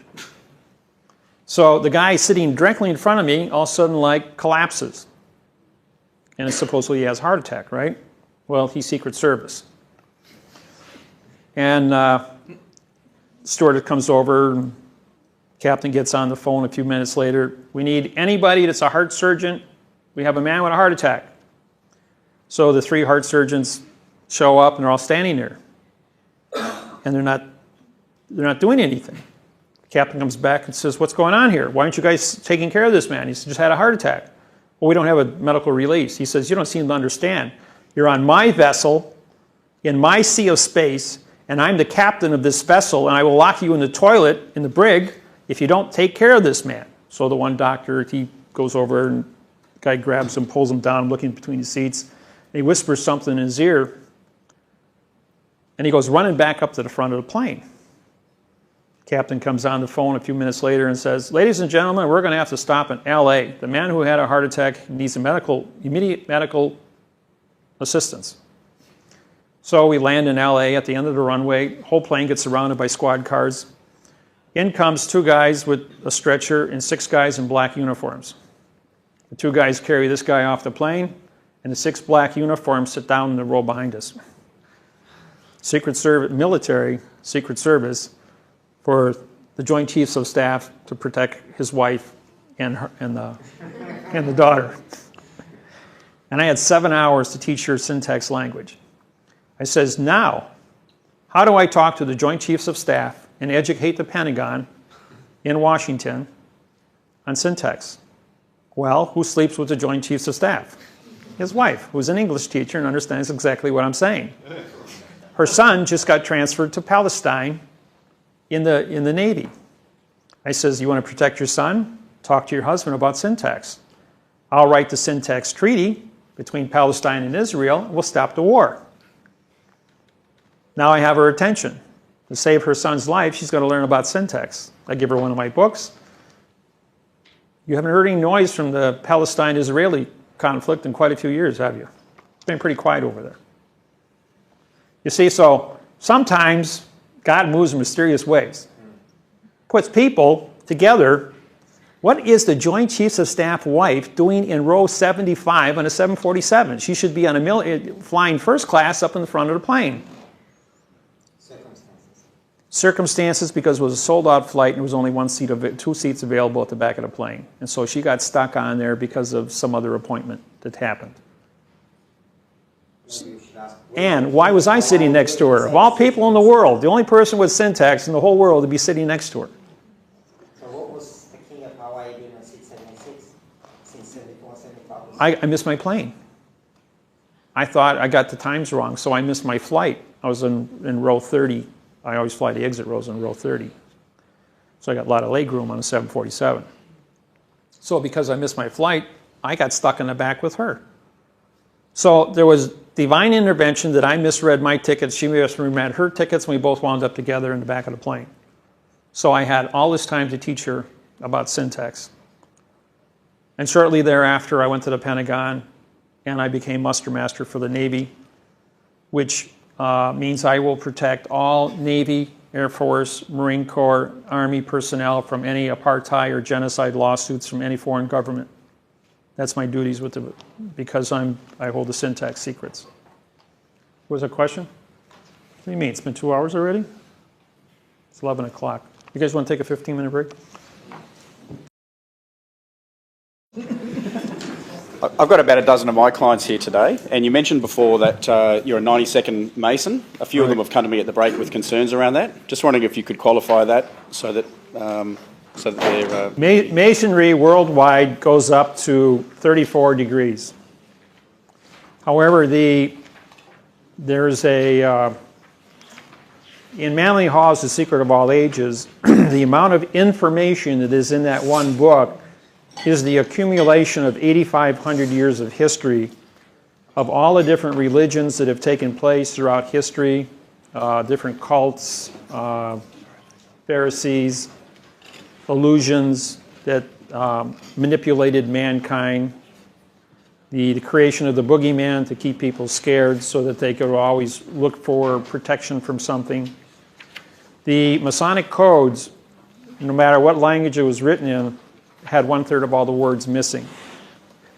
And my technology through algebra puts the missing words in and brings it all into now time. It takes all negative out of the language and only brings it into a now time positive. So it allows me all the hidden secrets that are built into all the sentence structure. And so when I get with a group of Masons, they have their agenda of what they believe. But their beliefs were based on adverb-verb illusions. So then it's my job to go ahead and syntax it and bring it into now-time facts and show them what the true meaning of whatever they want. The amount of information is so vast that for me to publish it, it'd be like trying to syntax the Bible or the Quran. I mean, these are huge books with thousands of pages. It would take a lifetime to do it. So based on each individual's needs, on whatever their limited education is based on, I will answer questions on a one-to-one, question-to-question basis and syntax it for you. And I'll do it for anybody at any time. We have ministers from all over the United States that contact me on email from all different faiths, and they want me to syntax a single phrase. And they will take that single phrase and make an entire 1-hour presentation to their parish. And where they used to have 30 or 40 people come to church, they have standing room only now because the people are there because they want to see the syntax facts. It changes your entire perspective of what truth is, or correctness. 33, 34 levels. You said you're a 97. What does that mean? That means that my technology abridges all the Masons worldwide. The secrets that they think that they have are misinformation. And I don't practice any specific religion or faith. I believe in God. I believe in goodness. And I maintain my life to be in a correct position.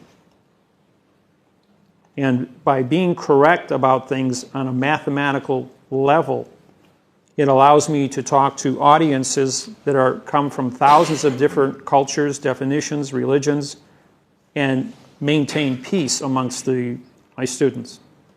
Because here's a technology that has to be translated to all 6 billion humans without insulting any faith, political belief, sex, customs. I mean, when you take something that's going to unify an entire planet because it's correct. Remember, no one ever went to war over a math problem, and all 6 billion humans use the same mathematical syntax. But how many different languages? You've got 5,000 different religions. You've got 5,000 different languages.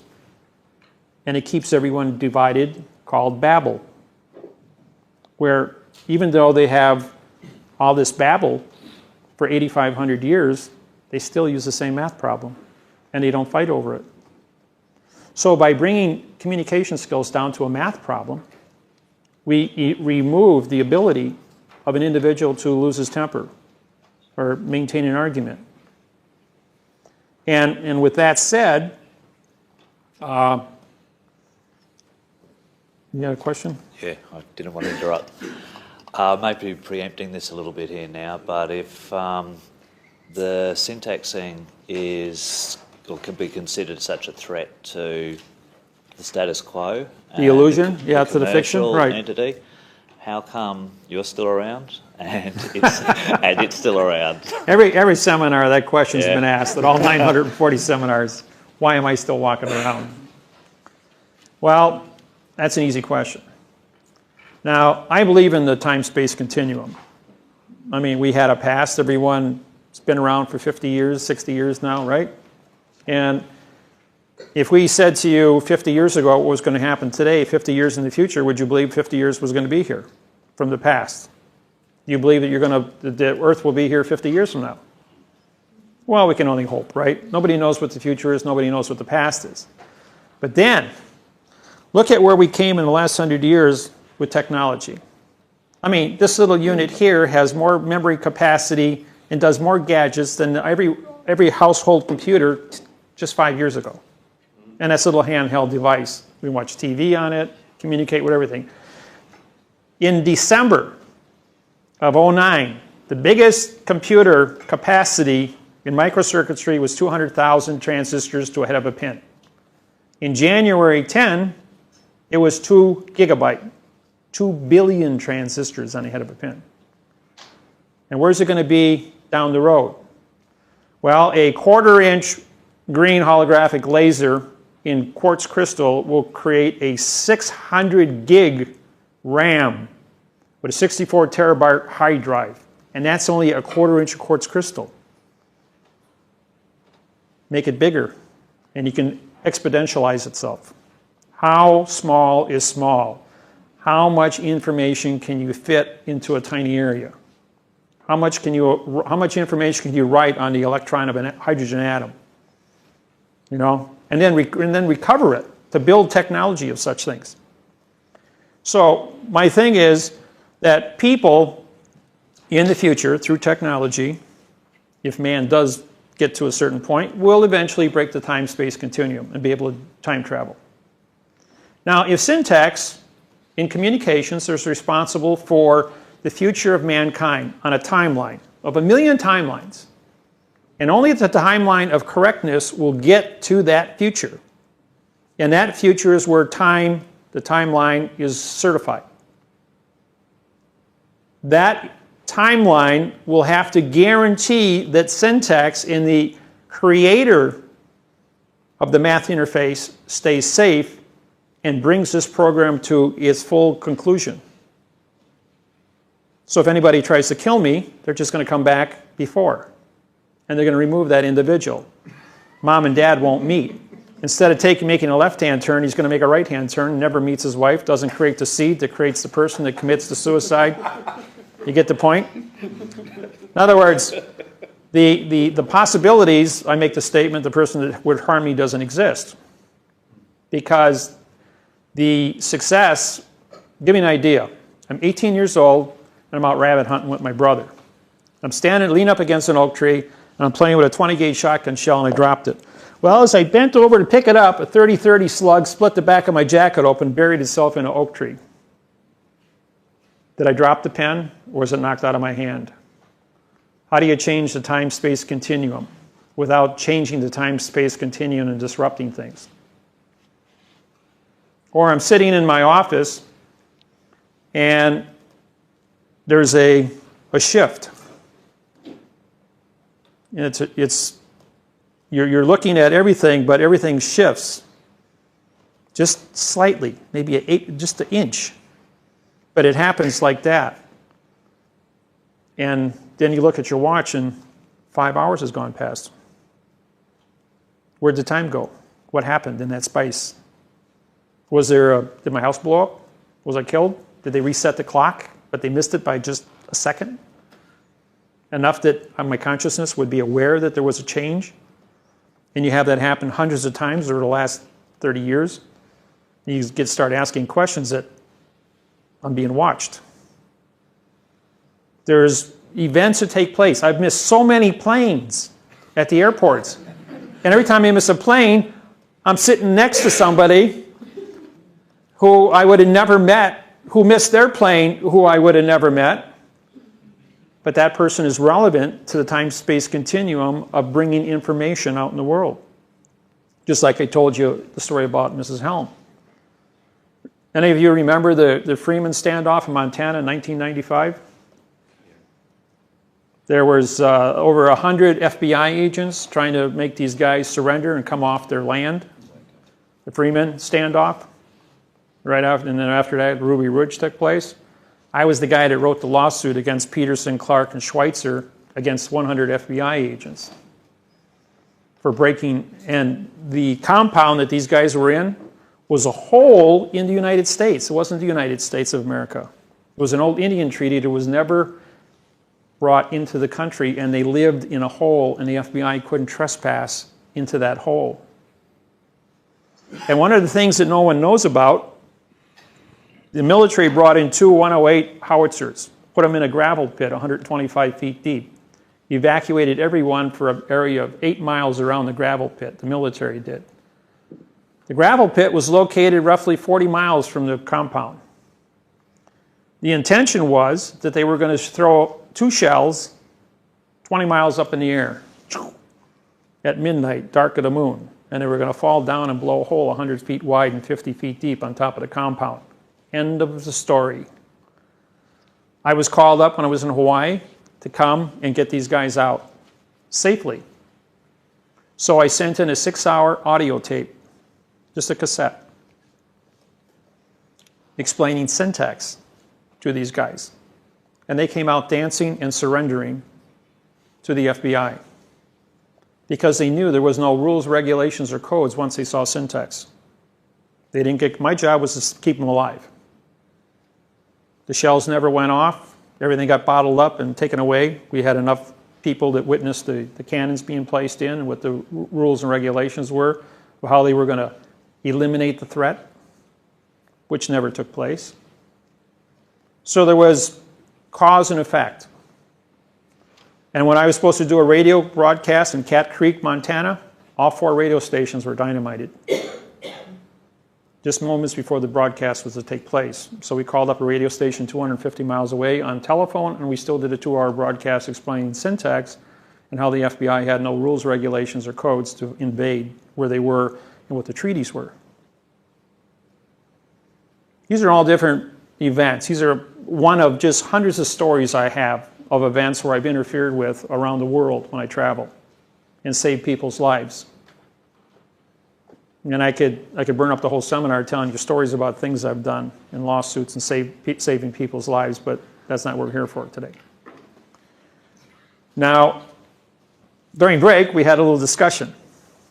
I told this young lady that at all my seminars, I do this. I'm going to define the word God. Everybody goes, how can you take religion? And everyone in this room has a different faith and talk about religion in a mixed community. Okay? There's a thing that we use a triangle to explain this. We all want correctness. Because this here is your truth. Now, when you believe that you are correct and you have truth, you will make contract. And as you are all taught throughout your entire life, you will always honor those contracts you make. And there you find your God. Okay, now, so what is God? Well, God we all want to know who the Creator is. We all want to know what the origin is of our beliefs. Every person in this room has 1,000 independent definitions. You've read books, you've talked with your parents, your friends, your relatives, your church, you've explored your own dreams as who God is. So everyone in this room has an independent 1,000 different definitions to fulfill these three terms to come to what this definition is, and it's unique to you and you alone. And no matter, you can go to any church, and the minister is going to tell you one definition, but then if you ask, what did this man say to me just now? What did the priest say, or the minister, or the rabbi say? And you're going to get 100 different definitions of what people heard because they are using their own life experience to do what's called subjective interpretation of what was just said to them. Now, it says in all the religions that God created man in his image. And the synonym of image is imagination, creation, art. And so all the terminologies that you absorb throughout your life are to define one thing, the difference between good, which you classify God in creation, and evil, which is destruction, and bad things. You have to learn about bad, and you have to learn about good. It's called perspective. So you know the difference between right and wrong. We choose to be good because it's a better form of life. Those that are bad and don't live in our society as bad, we put them in jail. And they get penalized. So we spend our entire life searching for one definition of this word. And everyone, all 6 billion humans on planet Earth, have a different 1,000 definitions than the person standing next to them. And it's unique to you and you alone. That's what your faith is. And all the stories that I am told as to what this word is defined at, I have never heard two stories the same in all my travels and all the people I've talked with. So your ability to read, understand, subjectively translate information in your mind and come up with a conclusion to be good is what you have to do when you look in the mirror in the morning and you say, you can look yourself in the mirror and say, I'm going to be good. I'm going to be an honorable person. I'm going to do what I'm supposed to do. I'm going to love my children, take care of my family, and I'm not going to go out and do evil and hurt people. And that's basically the bottom line of where we are. So who is God? God is the creation of your thoughts and the information you have. Hold a thought in your hand. Show me the three-dimensional object of a thought. Hold God in your hand. Show me the three-dimensional object of your God. It comes from your thought and all the information that you have absorbed. What we're doing here in syntax is we're showing you that the Bible is written in the Quran, in the Jewish Bible, and all these different communications worldwide are written in adverb verb. They've left the words out. Why do they leave the words out? Because they can control you. So by learning syntax, you can go back and put the missing words in. In now time, you can remove the prefixes and the suffixes, which are the past and the future, and go to the root words. Then find a root word that means now time information, not the future, not a word that means no contract. So if you go through any Bible phrase and you see a word that starts with a vowel and two consonants, get a book of synonyms, look up all the synonyms, and go ahead and list those down and put those in, and then put the correct prepositional phrase in front of that word. You will learn how to build a sentence correctly from that phrase. Now, in my books and on my website, I have the Lord's Prayer. And the Lord's Prayer has been syntaxed. One of my students stands up and says, I don't like the way you wrote that. I says, good, here's a book on synonyms. Replace any noun you want in the Lord's Prayer with any other synonym that is coordinated with that, and you will create a new Lord's Prayer. And then you've got to read it backwards using the opposite preposition. And whether you read it frontwards or backwards, it will still say the same thing. And you can write 10,000 Lord's Prayers, and they will all say the same thing. Now, you show me a technology that you can write the same thing 10,000 different ways and it never changes its meaning. That is unique. Just like you can't change a math problem. It's either right or it's wrong. There is no, well, it's almost there, or it's almost right. You want to get down to the crux of what is correct. That is where you want to be, in a correct position. And that's why this technology scares the courts. Because no law, which is a negative condition, is the only thing that gets, and no fact is the only thing that gets tried in court. Remember, the sign says no parking. No is an adverb, modifies the verb parking, and they put a box around it. So it's an enclosed area, it can't be considered because it was a lie in the first place. And no is a negative condition, so how do you no park? You can't create a negative condition of state. Where's my fact? How can I pay a fine for a no fact? Well, I'm going to use a Federal Reserve note. Re meaning no is serve. So I have a negative condition of payment for a negative condition of violation and a negative condition of court for a negative condition of law.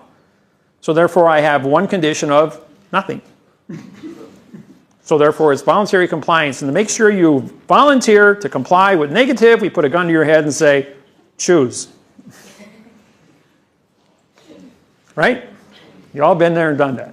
Everybody's got a parking ticket at least once in your life. If you guys have such things here in Australia. But that's my that's my terminology of finding out what you know about what the difference between good and evil is. There's 5,000 names for God. But there's an infinite amount of ways to subjectively interpret how to get to that belief. But the bottom line is, you're either good or you're evil, right? You got two choices. It's a plus and minus. There is no gray area. There is no stand in the middle and be zero. I did a theology seminar for 47 ministers from 16 different religions. One man stands up and says, I'm an atheist. And of course, all the other ministers, they do the little hum, you know. I'm going, yeah, but in the morning when you wake up, you stand in front of a mirror and you say, I believe in me.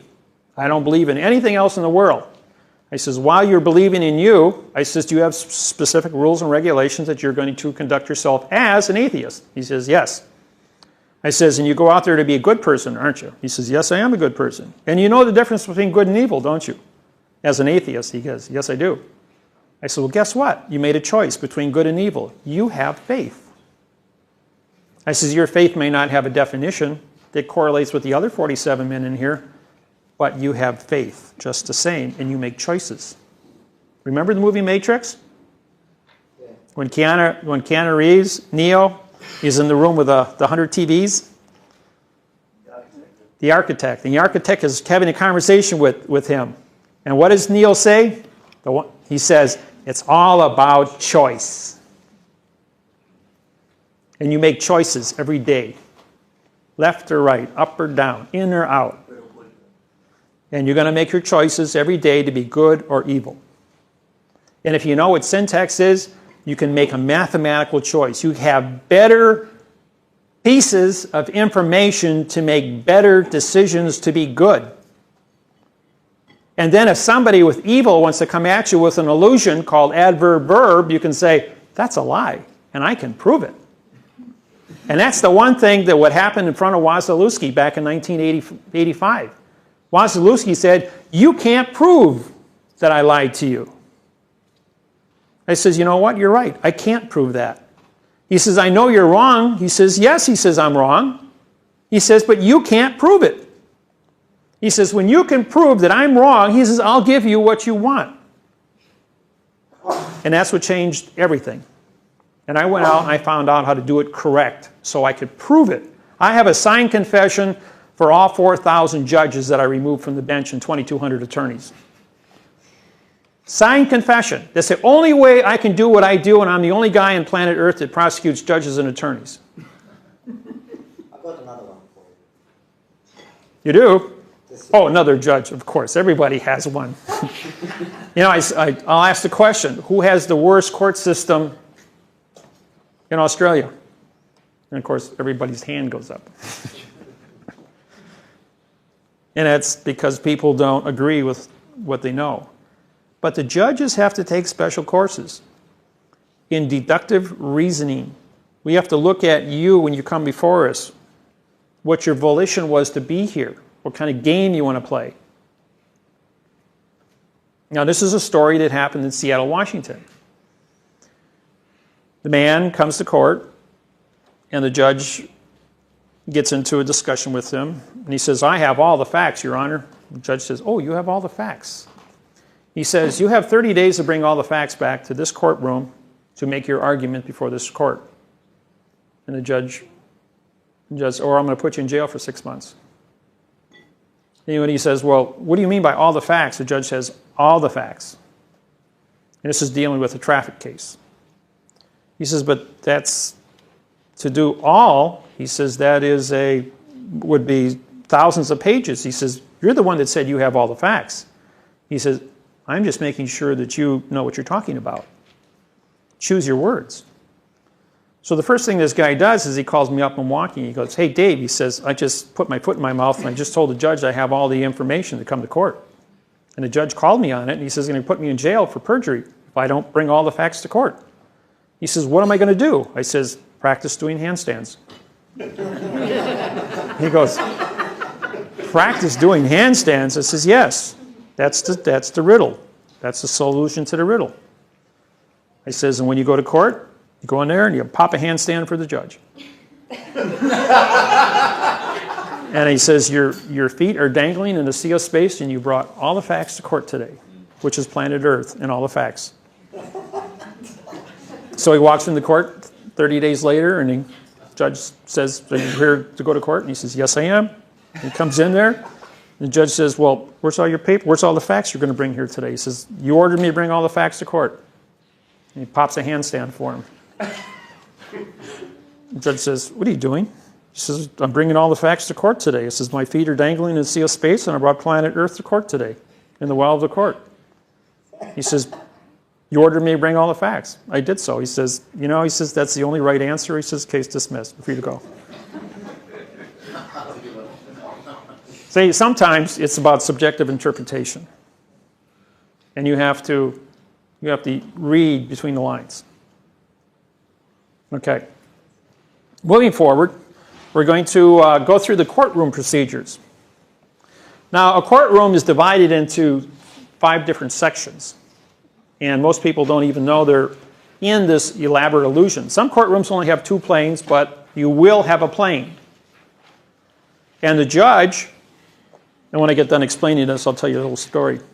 The judge sits on the top plane, so he is removed, and he's in a box.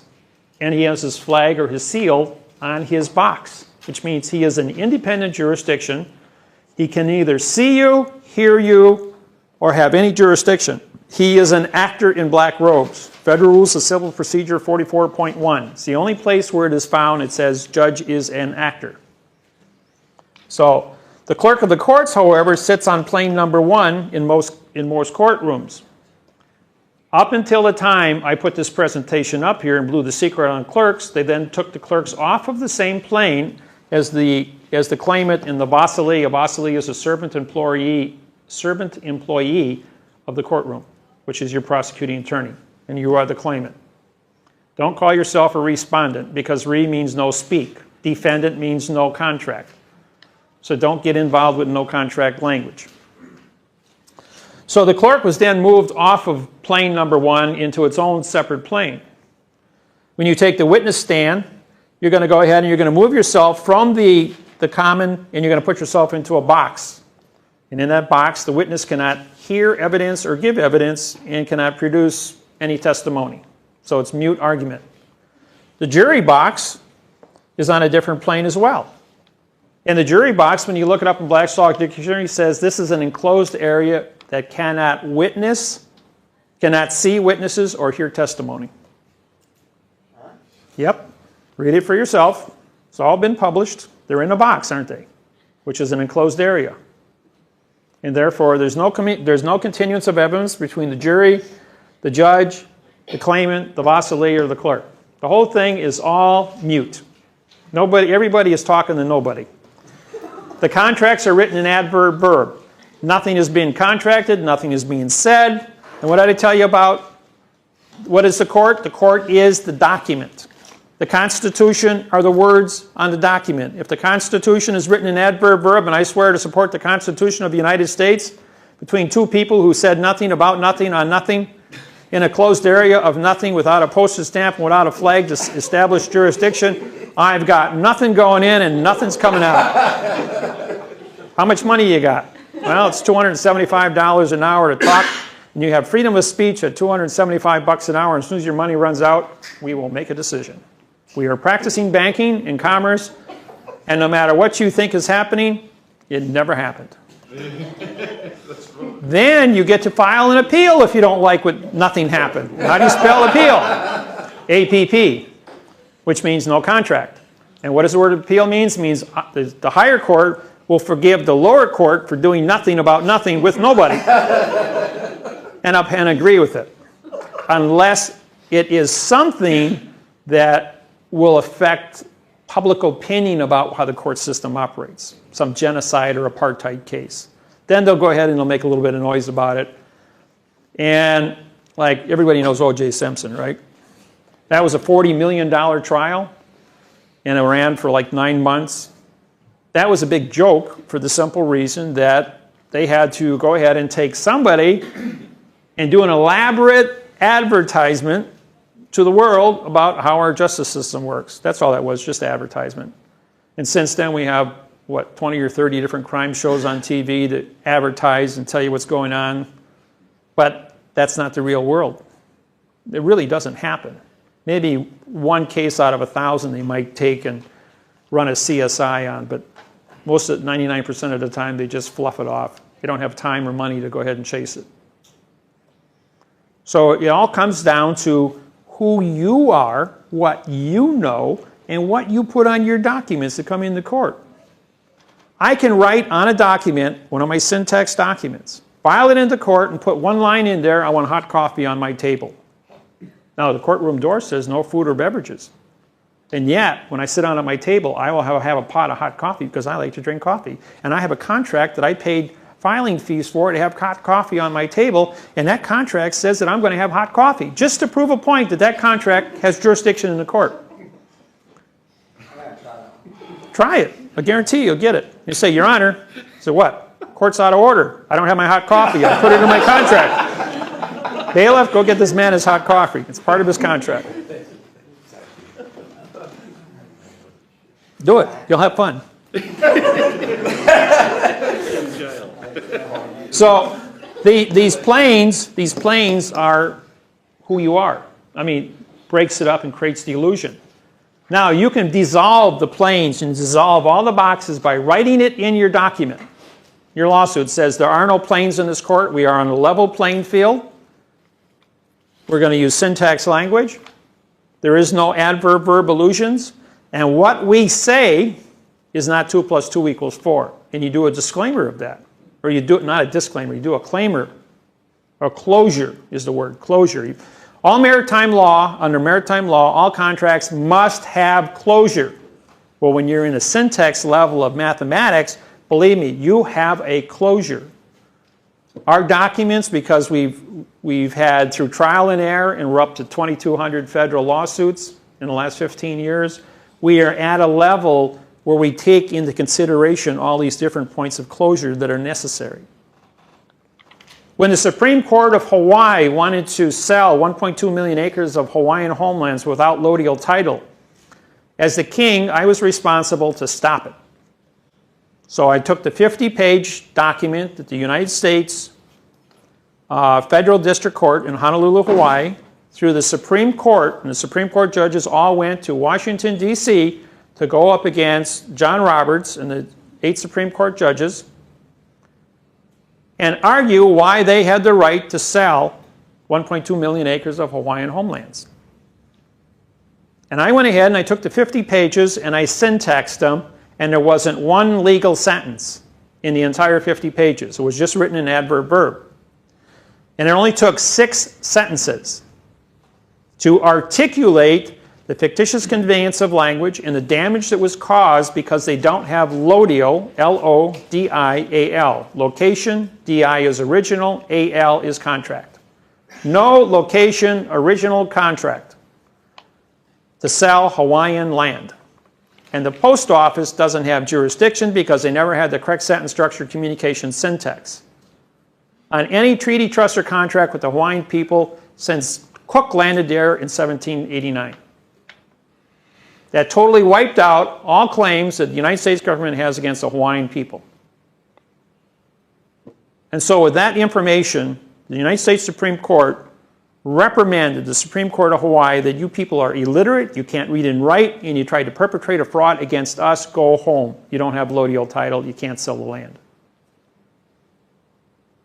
So with 6 sentences and a 2-day head start, I went in the back door because I got fast-tracked to the Supreme Court of the United States because of who I am, as a plenipotentiary judge with mathematical syntax, and I defeated them in 1 page. And if I can do it to the Supreme Court, and they have standing to take a Supreme Court of another court and knock them down, then the language that sets precedents, that syntax has jurisdiction over all fiction. And it does. So you guys have the power and the ability to go out there and use this technology successfully. Question? Why would the court system choose to recognise that? Why wouldn't they just dismiss it? 3 + 3 = 6, doesn't it? Don't know. You'd be a fool to say it equals anything else but 6 because you would embarrass yourself. Okay. Right. They would have to confess that they can't read and write. If they can't read and write, guess what they did? They cheated on their high school exams. They never passed English. They cheated on their college exams. They never graduated from college. They never graduated from law school. They cheated on the civil service exam, which is misappropriation of their paychecks from the taxpayer, which is a Title 18, Section 641 through 664, misappropriations of taxpayers' money to extort money while engaged in criminal activity under Title 18, Section 1001, mail fraud under Title 18, Section 1341, and Chapter 15, which is the penalty for fictitious conveyance of language, Title 15, Chapter 2B, Section 78FF, carries a $25 million fine and 30 years in prison to fictitiously convey language to extort rights from a citizen. And I got your signed confession. Feel lucky today? Are we getting a copy of this tape? Yeah. It's not, folks, on the back of my business card is the whole procedure of how to prosecute judges and attorneys. It's already written there for you. With those small points of law and the expanded definitions in my book and on my website, you can stop a charging elephant. Just take away his charge card. Question? Oh, go ahead.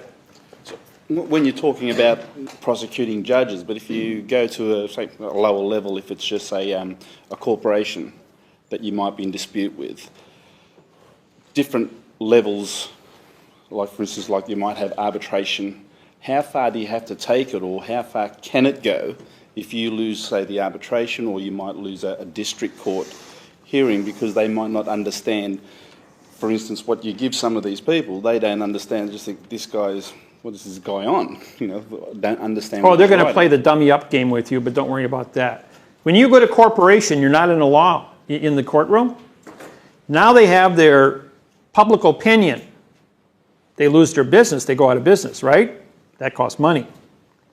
So you sit down and you say, hey, Mr. Corporation, I just syntaxed your corporate charter, which made you a corporation. Guess what? Your charter is written in adverb verb, which means the Secretary of State who gave you your corporation status can't read and write, and you don't have a corporation. You've now sold stock to the general public through the Securities and Exchange Commission, which is a lie and constitutes mail fraud.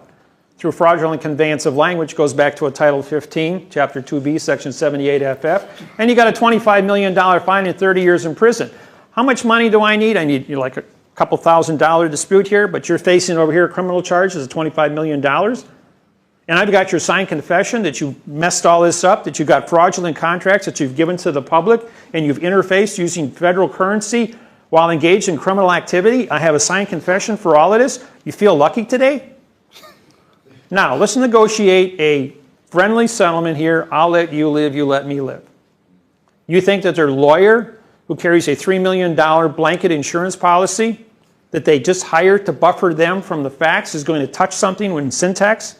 He can't even go to the judge. No judge will take the case because he becomes a co-conspirator to support the attorney, and the insurance company is going to cancel their insurance policies, which means they can't practice. They lose their job.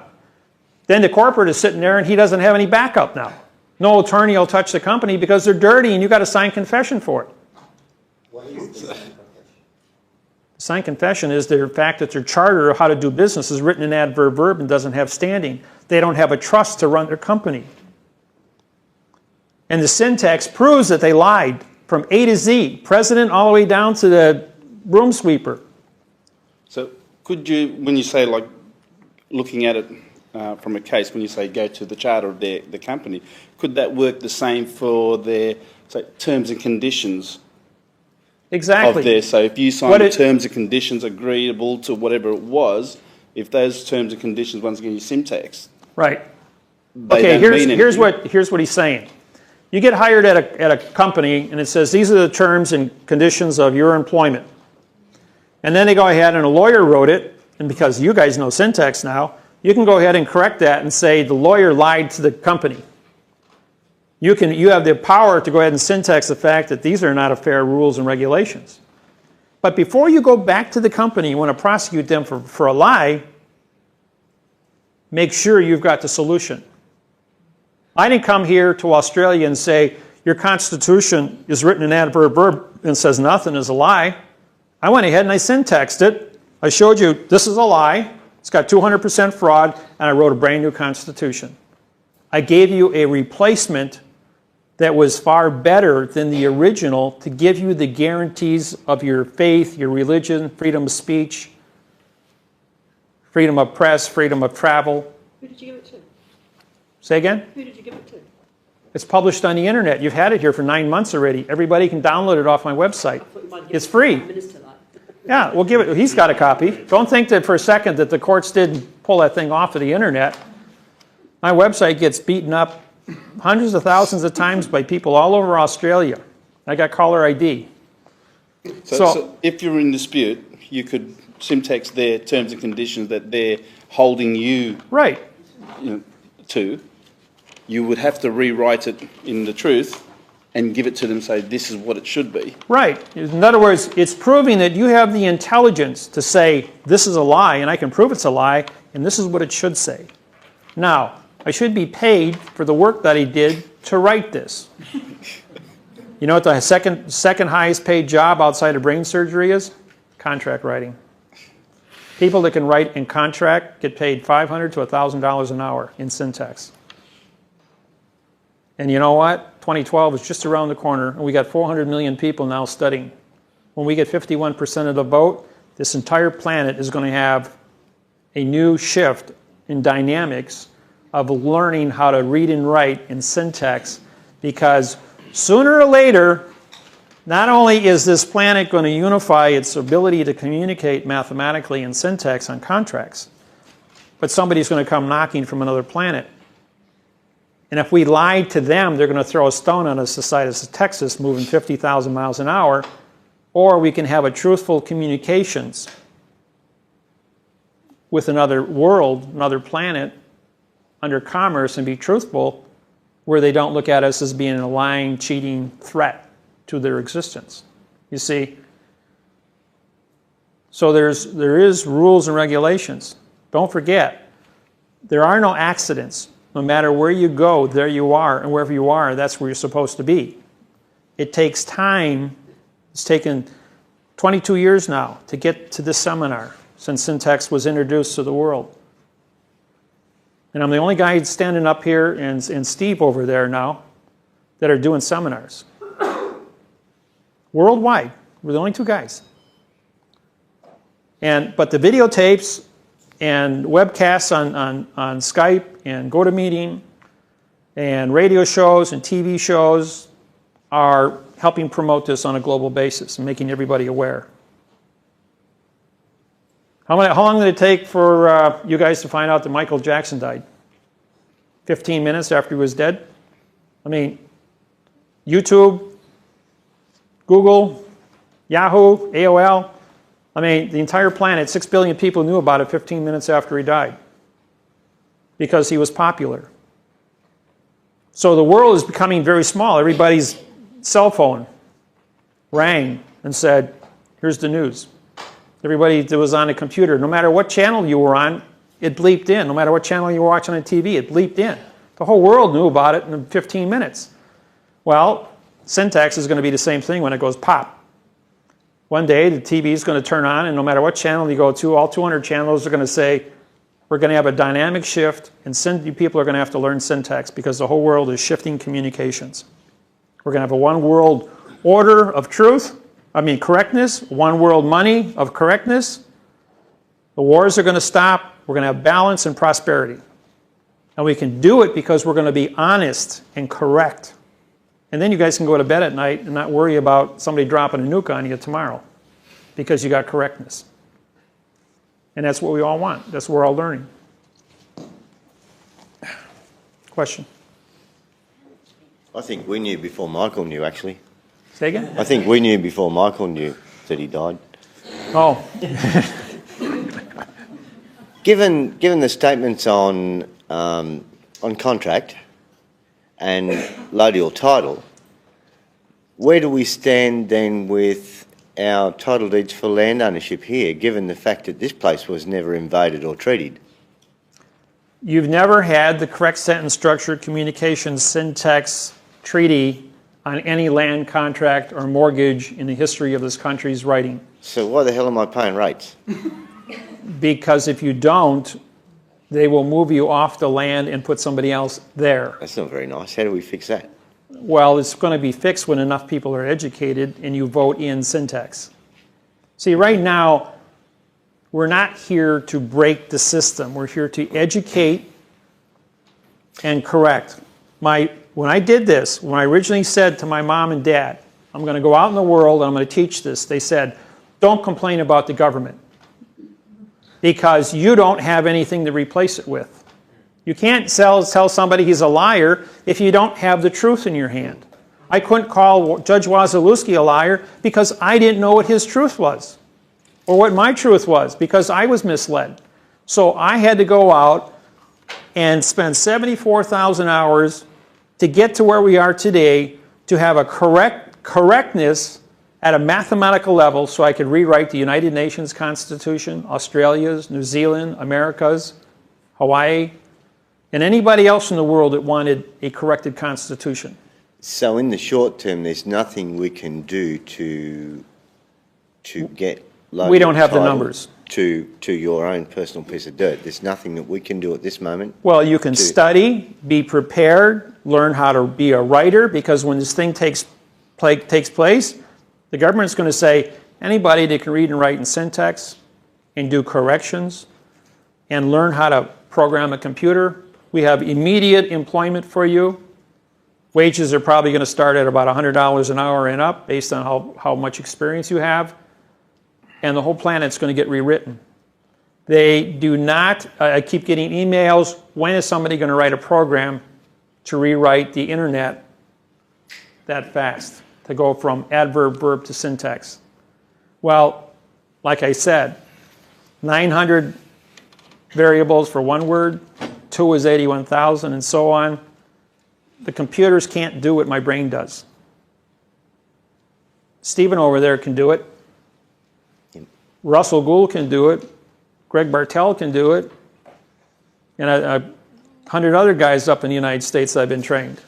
They can all do it and do it efficiently. And when you guys learn it, it just opens up your whole world. You can see a lie. You have X-ray vision over everything. And it's a lot of fun. Then nobody can screw around with you anymore. The cops won't stop you. The courts don't want you in there. Every time I have a court case down here that I'm supposed to testify in or defend, they cancel the hearing because I booked an airline ticket. And when I was supposed to testify, what they did, yeah, because I'm involved in a bunch of cases down here. So what they do is they schedule the hearings when I'm out over the Pacific in a plane, can't even talk on the phone. They just say, you will be here in 24 hours while Dave's in the air, and we're going to hold the trial today. So when he gets here, it's all done. Doesn't change the evidence. Under the 72-hour rule, after I land, I can go back in there and nail him under syntax. Takes me just a couple of minutes to go ahead and syntax the entire lawsuit, drop an amicus curiae or a complaint in court, and say, you guys lied, I have your signed confession. Thanks for all the arrows in my quiver. Thank you. Next question, Gary. Just a few questions to satisfy my ignorance. Thank you, Sure. David. Number one, the syntax language currently is in English. Will it be in any other languages? Yes, my website was written in French, German, Spanish, and Italian. Any And others? just recently, our bandwidth was knocked down when we changed carriers, so I got to put it back up again. But when we wrote the German version, I had university professors from Germany just screaming at me, you can't do that. You disqualified all of our books in our universities and our Constitution because you wrote that and you put it up there.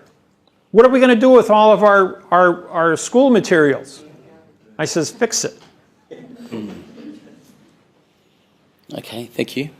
And the next question is, are you proposing syntax language to be the one language for New World Order? Yeah, and there's nothing wrong with a New World Order that's correct where nobody can go to war anymore because you all know how to do things correctly. As long as you've got two, you're going to have controversy. So a New World Order is not a bad thing, provided you have your freedoms to travel, your freedoms to communicate, to write, your faith. And then it's not going to be any guesswork as to where you stand in that faith because you're going to have a law that protects you with syntax. Thank you for that, mate. I appreciate that. Just one final part. Is this also the reason why the Masons also want to continue with syntax language as well? Are they in line with the New World Order as well? Yes, they're the ones been pulling the strings on the New World Order for 8,500 years. Okay. Now, having the Masonic teachings is no different than any of the religions in the world to teach you the difference between good and evil, how to manage people. Because for every 97 followers, you've got 3 chiefs. It's always 3% manages 97%. That ratio hasn't changed since the caveman. Okay. And the cream always floats to the top. And you mentioned good and evil on the lower levels, but on the higher levels, you still talk the same good and evil as well on the very high The levels? syntax separates the wheat from the chaff. Yes. There isn't anybody anywhere on this planet today, I don't care how high up in the Illuminati they are, that I can't prove they lied. And I don't have any restrictions as to how high up I go. You know, the Supreme Court of Australia had their Supreme Court judge put on the World Court at The Hague. Guess who pulled him off The Hague? I did. I filed a lawsuit against him for apartheid against the Aborigines. And he was kicked out of The Hague because he didn't protect the people he was supposed to in his own country. And I had a signed confession, and that's why they kicked him out of The Hague. And that's why Queen Elizabeth pulled my passport here and had me arrested when I set foot in Australia. So, in retaliation, I took the Magna Carta and I syntaxed it. It's written in adverb verb and says nothing. Did you know in World War II, Hitler sent 240 stormtroopers over to destroy the Magna Carta? And 340 crack British troops defeated them. Several hundred men died in that battle. And it was to destroy the Magna Carta. Both sides thought that this was, if we can destroy the Magna Carta, would destroy the English Empire in the English world. Well, when I syntaxed it, it was destroyed. It was never there. 1215, written in adverb verb by Cromwell. Never said anything in the first place. And what they did is they promoted this lie throughout history. We wrote the Declaration of Independence. Thou is an adverb making declare. D meaning no, clare means speaks, shun is contract. No spoken contract. Of independence, in, no. D, no. Pen, write, ants, contract. No, no, write contract, no, no, speak contract. And then they wrote it, we the people. Pronoun, adverb, verb. You can be a pronoun as a we or a verb as a people. That's why we have a verb court, a verb fact, and a verb law, because you're verb people. And when we syntaxed the Constitution of the United States, it said nothing. That's where I wrote a new Constitution and published it. They still can't take their lie and shove it down our throats because we've proved the lie, we've proved the fact. And when you put them both together, choose, choice, matrix. This program is the movie Matrix. A, B, and C, 1, 2, and 3 matrix. This is the entire program of Matrix. It is the machine of government. I'm Neil, fighting for my existence as a human. And what is the virus that destroys both the machine and the people? The virus was the illusion of communications. And syntax destroyed. And how did Neil destroy the virus? He says, okay, virus. Neil represents 3 plus 3 equals 6. And Smith had an infinity amount of Smiths, which was the infinity amount of numbers that could be wrong around 3 plus 3 equals 6. And he says, okay, I surrender. Take me. What's the first thing the virus of wrong tries to do is rewrite correctness. And every time he does do it, it says, well, 3 plus 3 doesn't equal 7. That's out. 8, that's out. 9, that's out. Inadvertently, you watch it take place in the movie, boom, all the virus is destroyed because it uses up all its energy to prove a lie, which you can't do. And when it's done, the contract was, I can live as a human because I'm correct, and the machine can operate because it's correct, because we need the machine, and the man has to service the machine has to service the man. Well, it looks like everyone's back. Compounding, that would be over 50 years. All right, we're gonna get started now, folks. Hope everyone had a good lunch. I had a cup of coffee.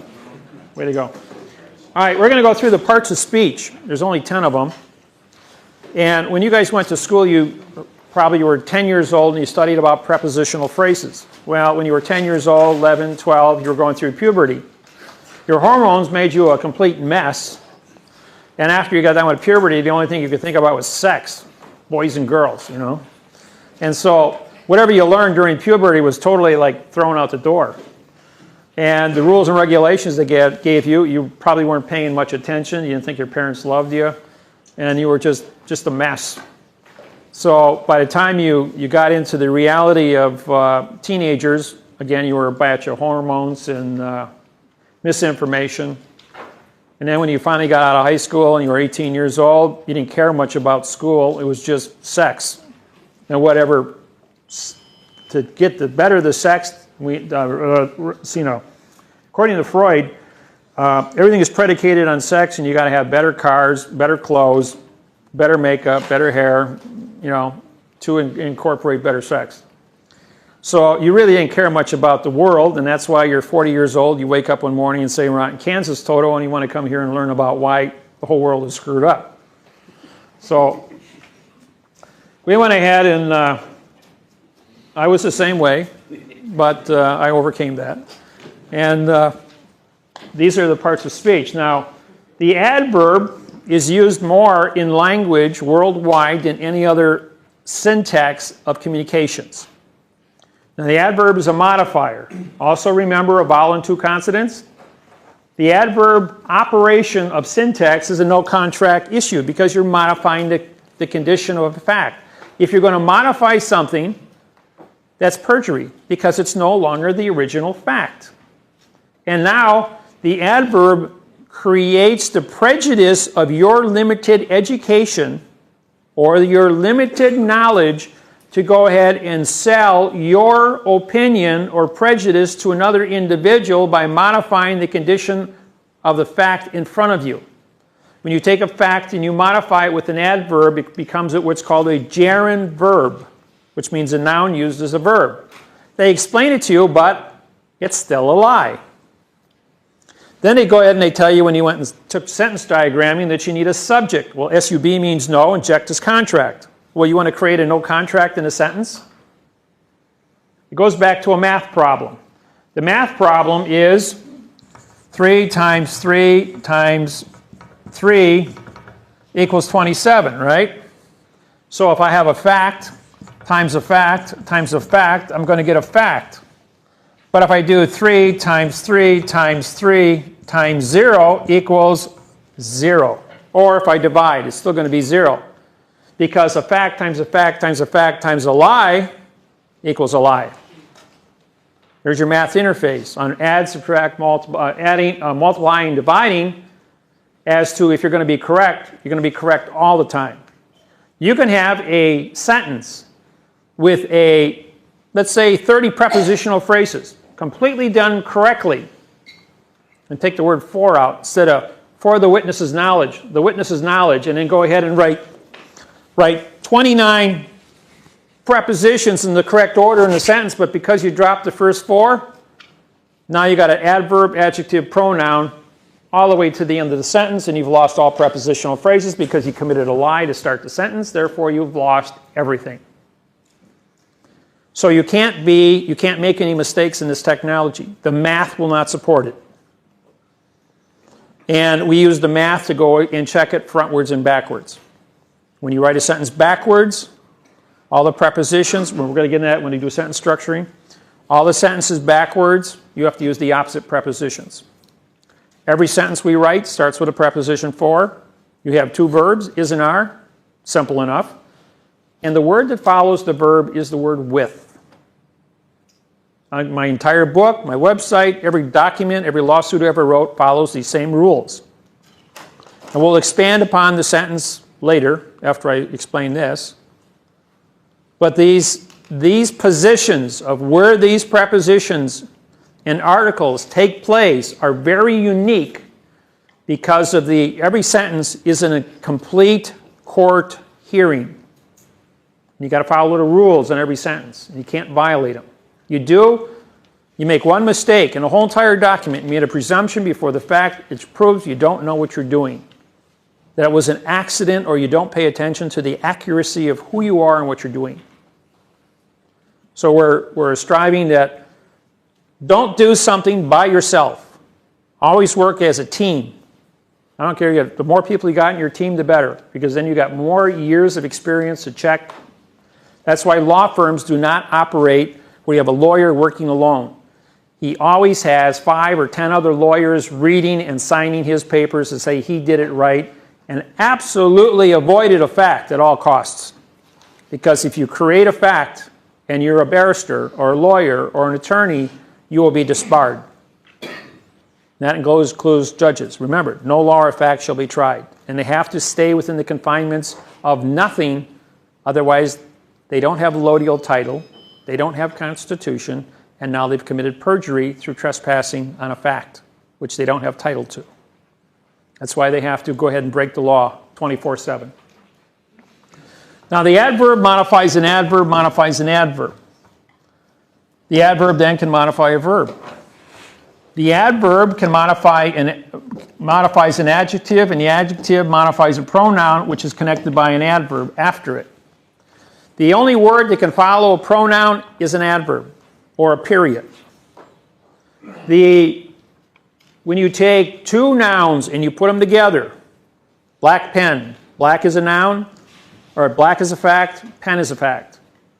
But black colors the pen. Therefore, the black now becomes an opinion. Is this a charcoal pen, an ebony pen, or a black pen? See, there's 1,200 shades of black. So what shade is it? And even though this is black, my shirt is just a little bit different color black. So it's subjective interpretation as to what it means, so therefore it's an opinion. Like he has a red shirt on. Try and explain color red to a blind person that's never seen color. Impossible. So your opinion of an adjective to color something or to modify something is impossible. Therefore, your opinion, presumption, modification has no bearing with the facts of what you're trying to do. So in the adverb, like we do the United States of America, United States of, all right, excuse me, ahead of myself here. The United States of America. See, you've got the preposition of and the article the, but when you separate them, they both become adverbs. The adverb modifies the adjective modifies the pronoun is connected by the adverb, which then modifies the dangling participle verb America. I was President Clinton's counsel for the sex trial. That's why it was sealed. What is sex? What is? Then Bill Clinton says to the judge, I just showed the American people a verb is and a noun is. Would you like me to show them another verb and another noun? Let's discuss syntax publicly on CNN and tell the world that the syntax of all communications is a lie. Well, no further questions, Mr. President. This court stands adjourned. Then he says, I got to go in front of Congress and I got to talk. And Congress, we're not allowed to take my attorneys in, even though he is an attorney. He's not allowed to take attorneys in with him, and he has to give private consultation to these people. Now, there's a movie called A Few Good Men with Tom Cruise and Jack Nicholson. Some of you have seen it. You want the truth? I'll tell you the truth, but you can't handle the truth. And that's what Bill Clinton does. He walks into Congress and he says, before we get started, I'm going to explain things to you. And he makes that statement, and then he holds up a $1 bill, and he explains that America is a dangling participle verb on the money. Under mail fraud, Title 18, Section 1001 is fraudulent conveyance of language, which activates mail fraud banking. Title 18, Section 1341 carries a 30-year prison sentence and a $1 million fine. But the penalty for fictitious conveyance is Title 15, Chapter 2B, Section 78, FF, $25 million fine and 30 years in prison for every dollar published in U.S. currency. He says, I have to address the world at my union address. And I have to tell the world that America is a verb on the money and disqualify all U.S. currency worldwide. Or we can seal my case now. All those in favor of sealing the case, say aye. All the hands go up. He walks out. And no newspaper, magazine, TV, or radio stations makes any announcement about Bill Clinton's impeachment from that day forward. Who runs for president of the United States? Hillary Clinton. No one in America talks about Bill Clinton's impeachment. No foreign government talks about Bill Clinton's impeachment. Not even North Korea. For all the noise you heard on the news about North Korea and the United States, not one word about that. Who becomes Secretary of State? Hillary Clinton. She goes to Obama and says, hey, how about if I call the paparazzis in here and I do a news conference on America being a dangling participle verb? She becomes Secretary of State. Some of you know about the fact that Bill Clinton went to North Korea and got the 2 reporters who were held in prison for 4 years out. And when he was in Honolulu, Hawaii, he was on The Tonight Show, and the question was, how did you get the 2 reporters out of North Korea? I used the David Wynn Miller syntax. He was going to syntax the North Korean money publicly and disqualify all North Korean currency. Or give me back the 2 reporters. End of story. You see, so knowledge used by the right individual at the right time will create the amount of pressure that's called damage control. And so this is how syntax has the power to make changes and cause things to be influenced. Now the verb is a condition of is your action. Now the adverb can modify the verb, and the verb, if it stands alone, is an R, because you use prepositional phrase, verb, prepositional phrase. Because the verb stands alone, it doesn't become a pronoun, because you are making a declaration, not a declaration, you're making a claim on your document that says verb is the thinking, the condition is the singular, R is plural, and you take jurisdiction for the verb is an R. Because you define it, it is now what it is on the contract and no one can change it. If you do not take that position, it becomes a pronoun. Is an R. Is used for the is. It's a prepositional phrase. Therefore, is a noun. The is, adverb, verb. Now it's a verb. For the is. For is the pronoun, is an adverb. For the is. For would be a pronoun.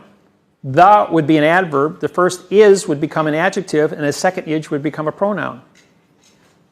You see, I can change the value of any word I want based on where I place it and knowing what the value of syntax is. So I just showed you an adjective verb, a pronoun verb, a verb, and a noun verb. 4 different conditions of state. When I did a sentence, I'll write it over here. The is for the. I got 3 PhDs in Atlanta University on my seminar. And they stand up and say, that doesn't mean anything. That's nonsense. I'm going, well, let's put a syntax to it. We've got a pronoun modified, connected by the adverb, which modifies the adjective, which modifies the pronoun, which is connected by the adverb, which now modifies the dangling participle verb the. So I've got a pronoun the, I've got an adverb the, a second adverb the, and a verb the. 3 different syntax definitions. And I can go to a dictionary and prove that those words are found with those syntaxes in that sentence.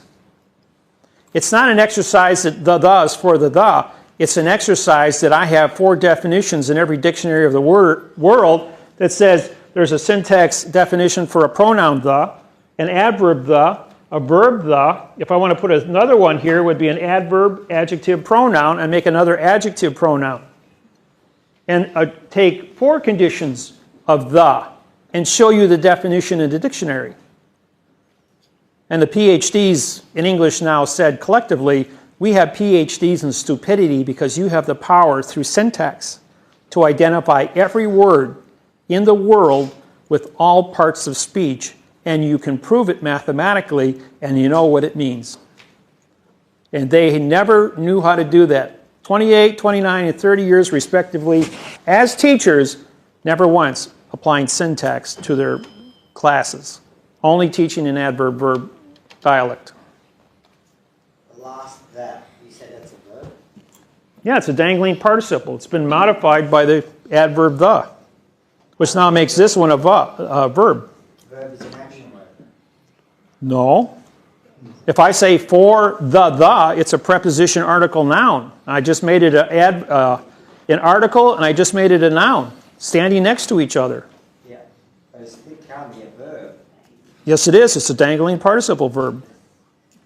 You see, this mathematical procedure is an absolute in communication skills. These are the only ways these things can be found.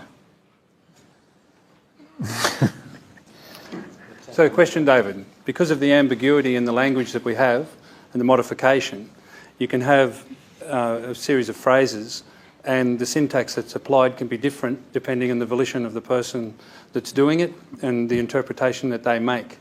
And then they would need to be consistent with that interpretation through the balance of the document.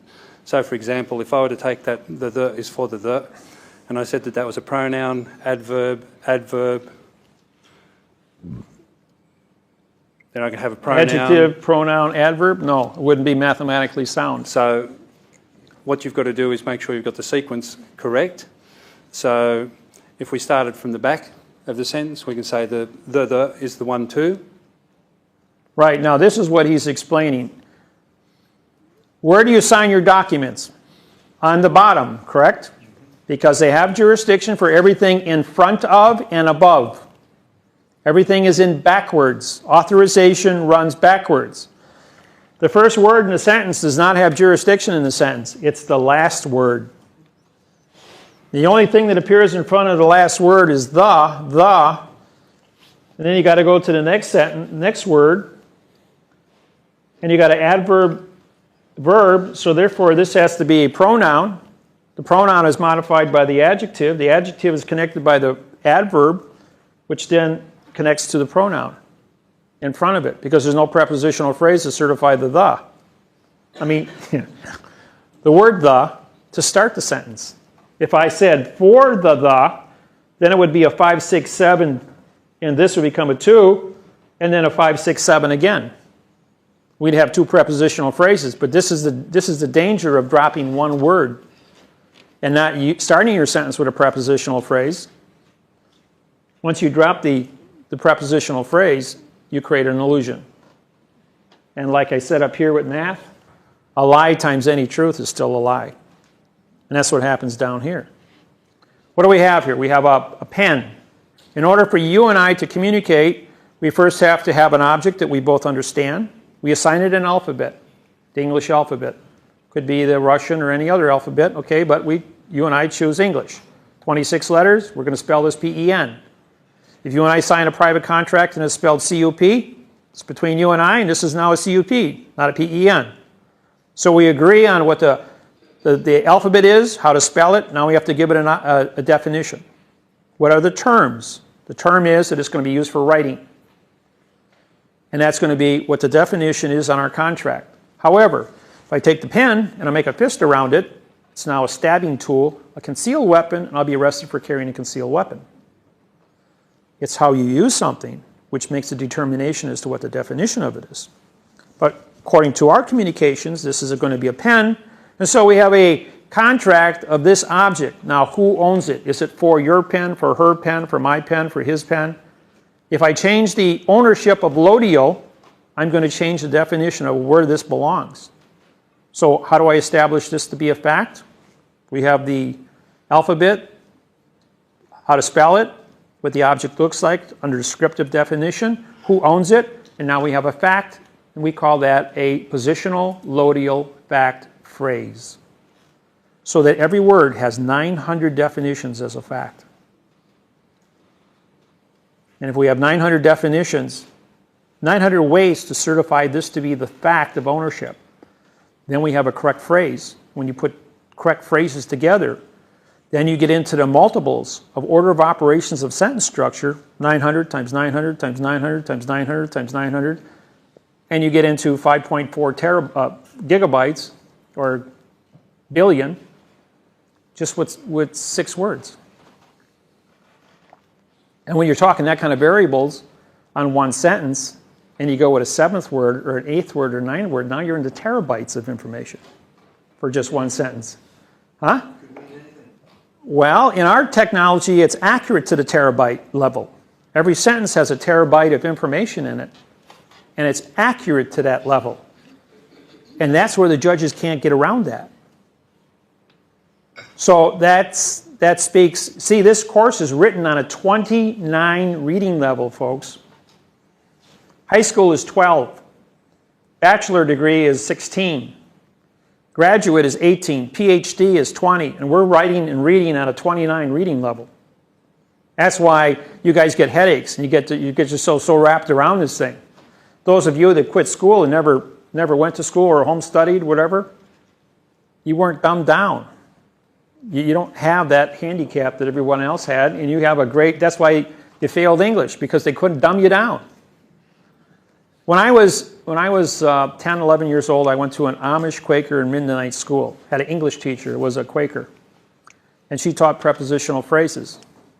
When I went back to the English schools in Milwaukee, this was in Indiana, in America, in a farming community, and then when I went back to the English schools, they said I was mentally retarded because I couldn't read and write an adverb verb, and I only wrote in prepositional phrases. So they put me in special reading courses trying to dumb me down to an adverb verb scenario. And I knew how to break this stuff down when I was 11 years old and tear it apart. And I said, I won't create a lie. I won't participate the way you guys wanted to. I went through high school with honors. I was on A honor roll.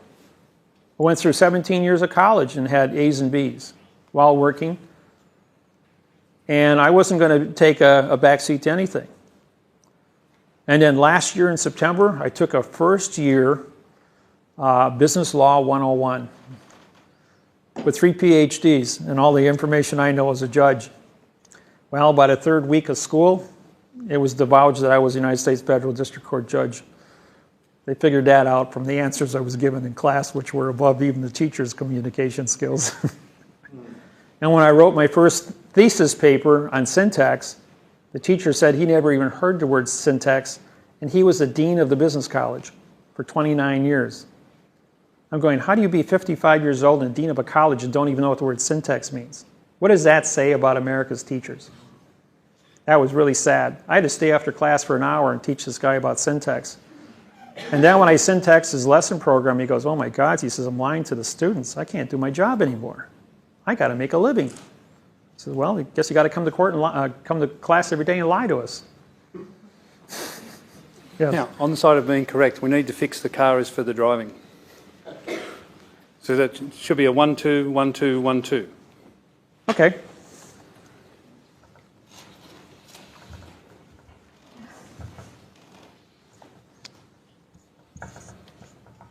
Yep, that's right. 1, 2, 1, 2, 1, 2. And what we're trying to demonstrate is that the last the word is for the driving, ing words are verbs.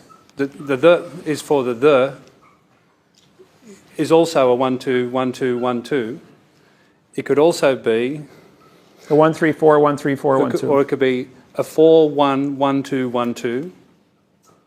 Adverbs modify adverbs. See, when you're dealing with an illusion, the subjective interpretation of where you put value or the weight of that word, where you put the emphasis on that word, is going to make a determination how it is. That's why Bill Clinton, when he said, what is, he paused.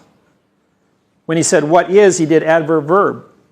Or he did pronoun adverb, and then he said, is, with emphasis, which means I'm making it a fact. Because he's saying the definition of is in the dictionary is a noun because it determines the condition of state of the definition. And so he was using it actually under subjective interpretation as a verb, adverb, and as a noun. And the judge didn't want to get into a syntax discussion about breaking down and getting into a syntax argument of how many times or how many ways the word is could be defined, and then prove through subjective interpretation what the value of that word is. He had to vacate the case. And Bill Clinton gets away with a demur because he knows, because Clinton was a student of mine for 2 years going into the trial. That's why I was hired as his counsel. And when it came time to go in front of Congress, it was real easy. Just hold up a dollar bill, disqualify currency in 150 countries. And when Hillary got to be Secretary of State, hey, Obama, you just inherited 11% unemployment in the United States and a world in a depression. Try doing it without money. Do the math. Right? Squeaky wheel gets the oil. Okay. Going back to... You're suggesting something. well, you guys can do the math on that, okay? Adjective, coloring. Adjective always modifies the pronoun. Adverbs modify the adjective, which modifies the pronoun. And an adverb can make several. Now, if I'm going to go ahead and say, the David Wynn Miller syntax. The would be an adverb, David would be an adjective, Wynn would be an adjective, Miller would be an adjective, syntax would be a pronoun. That's where you put a string of names together. Corporations may have 5 or 6 names in there. Law firms might have 5 or 6 names. That's where you're going to have a bunch of adjectives in front of the last one would be in a pronoun. Where's my prepositional phrase to certify the value of any word? As long as you're going to have a condition of color, it doesn't exist because it's an opinion. Now, the pronoun is any word that stands alone. Pen is a pronoun because there's no contract to make a determination as to what this means. If I ask you for a pen, you're going to give me an object, pull out a ballpoint pen. However, you ask me for a penny, and because you speak Maori, I'm going to reach in my pocket and pull out a penny, which is coinage. Does 2 plus 2 equal 4? See, he's saying pen to me, but I'm hearing penny, just like 2, T-O, or T-O-O, or T-W-O. So you've got to be able to communicate with somebody and have a contract to do so. That's why so it is written, so it shall be done, because the oral communications are not what you think they are. The position, as I explained before, is the terms of what your contract is. And once you have your terms of your contract established, we then can have the lodial ownership, which is original. And with these two together, we now have a fact. And once we have a fact, it will become the positional lodial fact phrase. And then you have past time. Past time would be words that end in ed, or the adverb from, or the prepositional phrase from. Either way, you are removed from now time. There is no such thing as the past or the future. There is only now time. You will always be in now time. When you correct the Bible, the Quran, the Masonic codes, you have to translate it to now time, because this is where you're going to be living and working with this technology. The future is a crapshoot. Hasn't happened yet. We'll figure that out when we get there. So it doesn't happen. And the conjunction is and or. And again, and or you have to define. It's not a presumption. The word and by itself is not a conjunction because it doesn't attach to anything. It's a pronoun. Or is the same thing. It's a pronoun unless you take jurisdiction for it. Every word that you use on your papers, you must define those. Do you want an or as a conjunction and an is and an are as a verb? You have to separate a definition under your abbreviations and say these words mean these things and put it right up there at the beginning of the document. That way a judge can't say, that's going to be used for the and. If I say for the and, now you made a noun out of it. Or the and. Does an adverb making and a verb? I changed it again. Take jurisdiction for how you use it. Okay. Not for storyline. We'll go back to this now. Okay.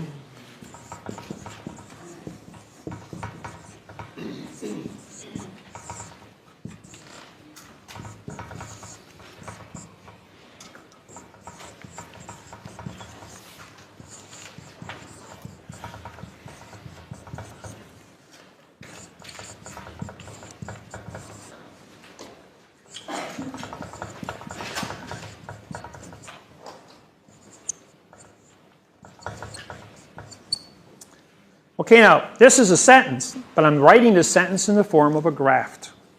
Because your mind is a mathematical configuration, a graph is very easy for you to comprehend. So, we're going to say, for the witness, well, we won't use the witness, we use the word claimant.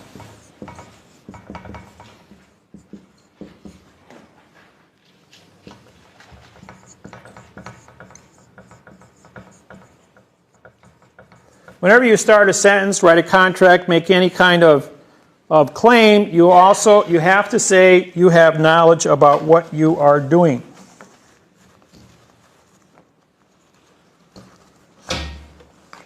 There, now it won't move.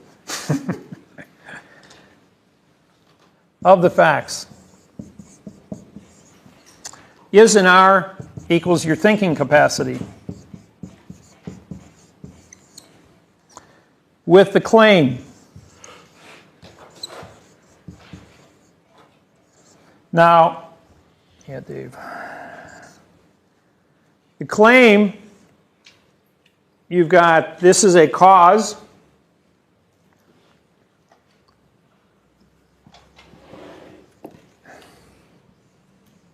This is an effect. Thinking is your action. This is your possessive. Now, what is the claim? You have two things. You have a plus and you have a minus. Claim, this is going to be a term. These are going to be the terms, not a definition, because definition, DE, means no, fine, contract. Because everything was written in adverb verb, the definitions in all dictionaries are written in adverb verb. So we went to the word terms. So once you establish the claim, you have to establish if that's a positive claim or a negative claim. And then you have to go ahead with the contract. And what this is going to be the correct sentence, structure, communication, syntax, language, contract. And then the last thing is going to be by the author. Now, author, authority, authentic, authorization, first two letters, AU. What's the symbol for gold on a periodic table? AU. And if you have a sign, simulation, signature, it's a simulation, SI. That's why they always tell you put your signature down, write it in cursive, because now you're signing a simulation to an adverb contract, and you're participating in the fraud by your own simulation. Now, I don't know if you guys have to sign your tax forms here in Australia, but isn't it in a box, just like ours are in the United States? Yep. So you're the only, this is, the taxation program worldwide is you have to give them something, and a signed receipt that says you're giving it to them, but they don't give you a receipt back or any evidence that you paid. They just kind of leave you alone if you participate. So I'm telling everybody, for those that are government agents, if you're here, that pay your taxes with the correct sentence structure, communication, syntax. And pay your taxes because you're not smart enough not to. And the IRS came back to me and says, you're a tax protester. You're telling everybody to pay your taxes with the correct sentence structure, communication, syntax. I'm going, yeah, and how does that make me a protester? He says, because we don't have any correct sentence structure. I said, oh, you just confessed to that you have a lie. And I'm telling you to be correct, and you're confessing to me that you're a liar. That you're extorting money through a lie. And this is right? Well, you're not going to arrest us, are you? So,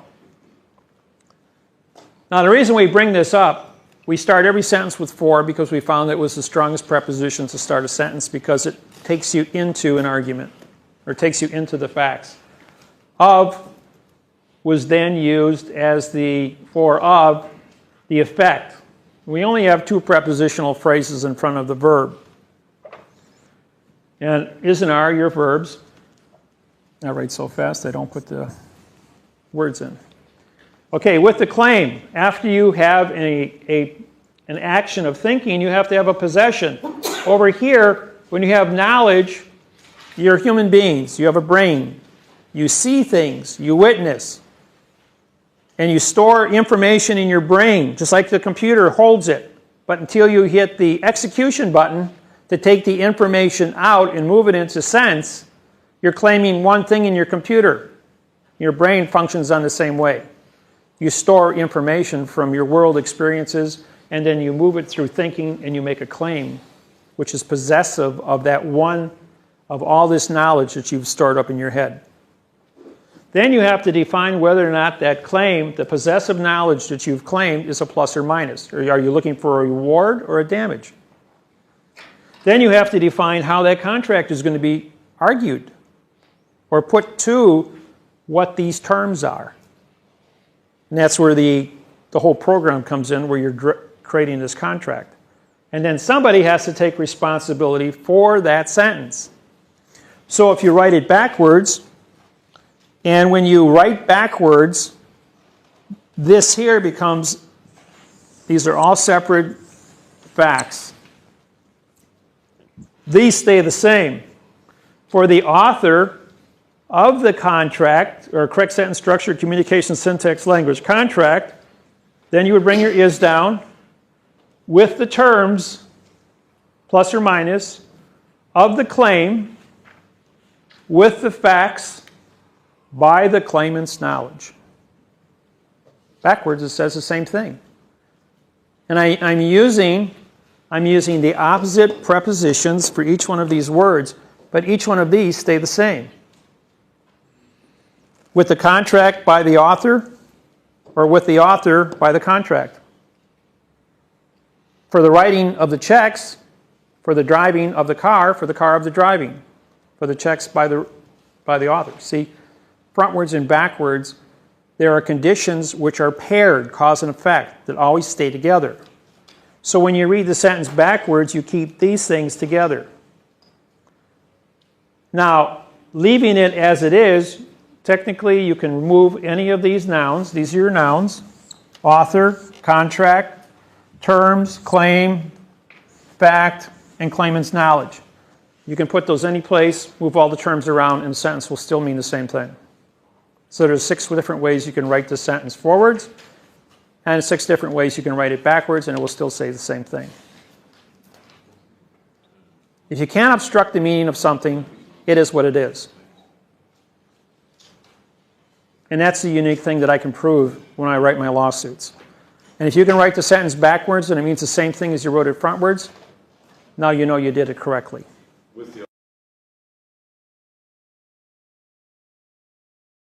David, before you go, if I can ask a question, just a couple of people asked me a couple of different things, and you might be able to enlighten them. Sure. They're wondering how you can make the claims that you make regarding the Universal Postal Union. Sure. And if they were going to research that, where they would look to find the information that you have that the Universal Postal Union controls the planet. Oh, Universal Postal Union was established in 1873 by using a 2-cent postage stamp. All 250 countries treated with the Universal Postal Union, Bern, Switzerland, to transport vessels between transport letters between point A and point B. But when they wrote the treaty up, it was to transport vessels. Everybody in this room is a vessel. All cargo is a vessel. Everything that moved then under a 2-cent postage stamp fell under this jurisdiction. Now, think about 1873. How efficient were we at moving things around? Well, we had steam was just first coming in, so transportation was highly limited. The amount of commerce that was going to flow between one country and the other was very limited, and all they had to do was wait for 1 year until everybody on the planet signed up. As soon as everybody was under contract, jack up the rates. Now that they gave them jurisdiction, they were in charge of vessels. All vessels have to move under commerce, and all commerce is called script, better known as money. In order to get the money, paper money, you have to file bankruptcy, give up your gold, your silver, and take paper. Paper was more convenient to move back and forth. Or have contracts, better known as checks, money orders, which are all controlled by the post office. So this is how they got their fingers into every pie on the planet and became the central bank. Through the post office controls all banking. Benjamin Franklin of the United States, when the Continental Congress got together, Ben was a French attorney working for the English crown to capture America. 1775, he sits back and says, hey, I'll be responsible for contracts and script. He writes the contracts in adverb verb, and he takes control of the money. Walks the United States into a bankruptcy and turns it over back to England. Yeah, we win the war, but we lose it on paper. Then we're in bankruptcy with England for 210 years, and they're in control. If you go to the upu.com website, you'll have about 80 pages of reading on the history of the Universal Postal Union, and it'll explain how they came about. And it's all public record. Wikipedia is another one where you can go onto and look up things.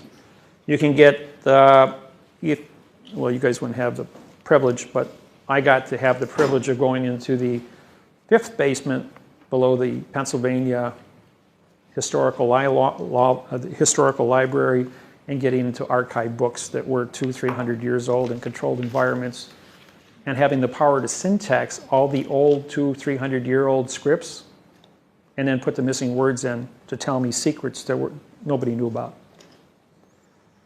And I accumulate all this information, whether it be postal, congressional, government, metallurgy, science, nuclear. I study all that stuff. I'm an information junkie, and I cross-reference things. When I get into seminars, I meet people, and I got people that are in all these different branches of government worldwide. And every now and then somebody finds a little secret out and they call me up and say, hey Dave, I know the secret, what does it mean? We exchange information. I go someplace else and I get another piece of information, another piece of information, another piece. Collectively, you create a storyline of who's in charge and what's happening. There's one thing, liars figure, but figures don't lie. And the mathematical interface unlocks this, and when I can write the sentence frontwards and backwards, and it shows the absolute proof of what's happening, and it's the same worldwide, I have my proof. Somebody says, show me the law that says a vowel and 2 consonants means no contract. Look up every word in the English language, it'll prove itself. It isn't where there's a written law to that effect. It's just that the word no is a negative condition of state. Without, under, un, or de, or ab, all your prefixes, all negative conditions of state. If you have anything that is negative, you can't create it. It's a negative contract. If you put no in front of any word that's a fact, why would you put no in front of a fact? It's a no fact. Therefore, you have a no person. What is a no person? Every law in America and here in Australia says no person shall. No is an adverb making person to be a verb, and shall is an adverb in future time, which means you don't exist in now time, and at the same time they all called you guys no persons, which means you're not corporations, because what do you have to have a corporation?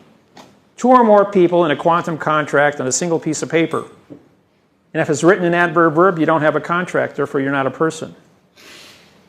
You're all individual sovereigns, because there's no contract to tie you with anything except your presumptuous or illusionary opinion. And if you are not a fact and you are a sovereign means one.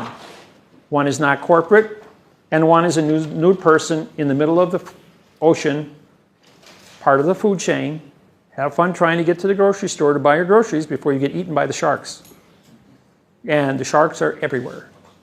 Because if you're weak, society says that the strong will always harvest the weak, and the 3% will always manage the 97%.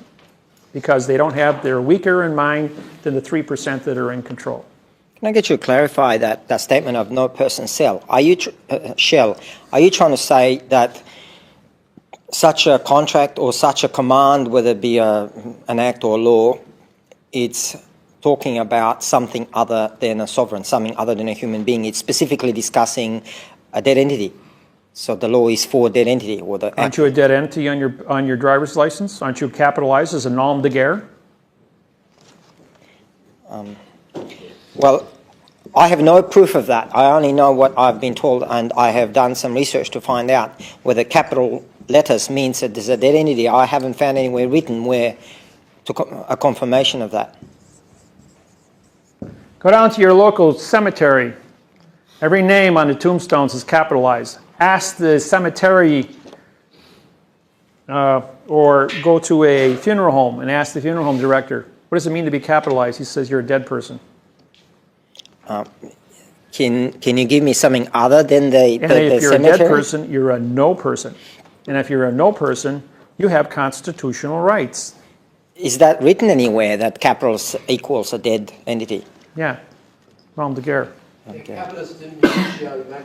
Look up under Styles Manual, capitalized names, dead corporations. Chapter 1, Title 1, Paragraph 1 of the United States of all maritime codes, all vessels must have capitalized names. First rule of contract is closure. You must give closure for your contract. And what is closure? It's the least common denominator of 1. You can only have one jurisdiction, one term of communications between 2 people. You can't have 2 ideas. That's closure. And once you have closure, and 2 people agree on closure, you have contract of 1. You see, 5 plus 5 equals 9. I thought I'd get you on that one too.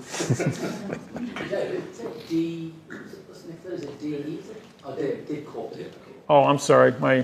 I write too fast sometimes. Dead corporation.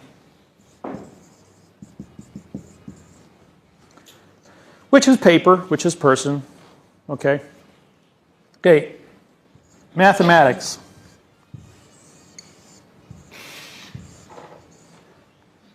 Better known as the quadrahedron.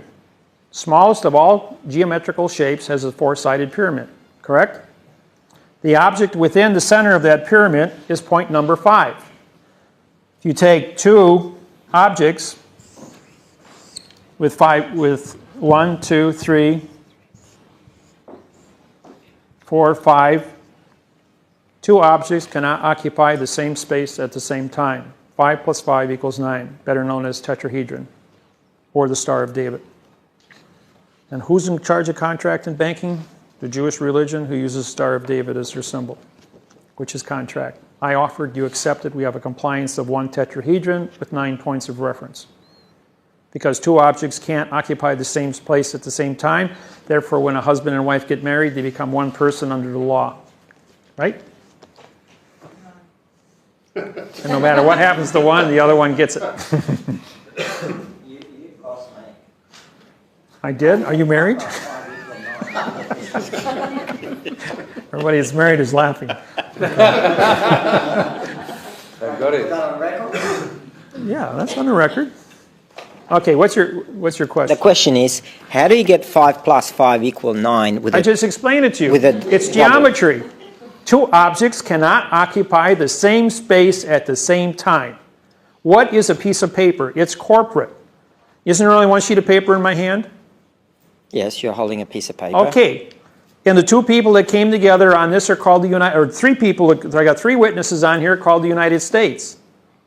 These Right. 3 people joined together on one sheet of paper for one idea. Right. Their 3 ideas form one contract. Right. It's one contract, not 3 contracts, but one. It's unity. It's the United States of the claim of the life. It's a simple enough concept. Just And something- because the claim of the life has a stamp endorsed, name a flag, to advertise the terms of the contract under law of the flag, and endorsement on the back of the document, it becomes a negotiable instrument. And the terminology written here in 4 paragraphs, or 4 sentences, articulate in now time, prepositional phrase, order of operations that this individual, Stephen, knows how to read and write in syntax, identifies himself to be a fact, his mother and father to be a fact, who created him as a fact, and he has 2 witnesses who also have claims to the life, which are facts, to certify and notarize this document that it is a fact. Right. And only a fact can notify a fact. And anytime you have 3 people that don't have a claim of the life and you want to make one, AB certifies C. 2 always certify 1. That rule is as old as writing. And AC certifies B and BC certify A. And that's how you get to have a claim of the life through spontaneous combustion. And what that has to do with the 5 plus 5 equal 9? It has to do with the fact that we are several people coming together on a contract, but it is one contract, not 2 contracts. There is a continuance of evidence, better known as corporation. This is a corporation entity now. Now, just you're looking for further evidence of you being dead? There you Once, yes. go. All the proof you need's in there. Oh, the phone book. The 5 plus 5 equal 9. Well, I won't be sleeping tonight. See, you're going over here like this, and you're going down here, which is this. When the 2 of them come together, they overlay each other. And you have 1 point here and 1 point here, which is the center of the cube, or the mass. And when you put them together, they both occupy the same space, creating 1. That's how the government takes marriage and turns it into 1 for taxation purposes. That a husband and a wife are married. Boyfriend and girlfriend are still 5 plus 5 equals 10, and are treated as separate entities. Once they get married and they become the 1 under contract, because the marriage contract unifies them, then the government treats them, if one gets damaged, the other one's responsible, and vice versa. If one does something wrong, they're both guilty. Say 5 plus 1 equals 9? 5 plus 5 equals 9. 9. Because it's one entity now. It's this entity here, the center of both, that becomes 1, because 2 objects can't occupy the same space at the same time. Why 9? Because I got 5 here and 5 here, and when I put them together, you've got 4 points on the outside of your triangle. and 1 point in the middle, correct? And when you put the 2 points together, the 2 inside points overlay each other and can't occupy the same space. Therefore, there's only 9 points. One is dissolved because they come together, called unity or marriage. And 5 plus 5 equals 9 in quantum physics. That's why this is a quantum communication program. It deals with contract. Because of the overlay and the 2 points. Exactly. And the whole world, every government functions on the same rules and regulations, including the post office. And all the Masons have used this technology since the beginning of Masonry 8,500 years ago. That's why marriage has always been insisted upon by all cultures, all governments, worldwide.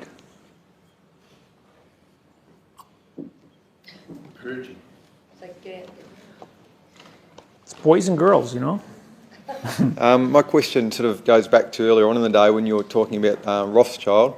Now, when you say that he sort of is allowing it to come into existence because it's going to make him more money, is it also the fact that if he's going to make more money, he's allowed to, or him and the elite are allowed to keep the money they've already made by doing the wrong thing, but they now become protected with this new language, you know, and they can also make more money off the money they get to keep without ever being brought to justice on what they've done? The machine started a long time ago, okay? We're going to go back in history. For 6,000 years, everything that went from China to Europe, because the Americas weren't involved with paper money, dealing with contract, gold, silver, bartering with different silks and blankets and everything else, everything went through Istanbul, which was Persia. The Persians went ahead and captured, through taxation of going through their country, money for 6,000 years.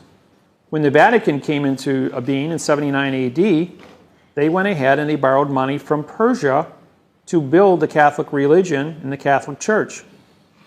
That's why you have Persian architecture on all the churches. I'm a key master, and so is Russell Gould. We are the only 2 key masters worldwide, because we are the syntax, mathematical syntax correct individuals which are under contract with the Vatican to translate and syntax the Bible and all their symbolizations that they have, and do it through mathematics. We know the secrets. And that's a whole different area of seminar information on a need-to-know basis. Okay. And deals with banking too, and international trade agreements and treaties with the UN and other countries. The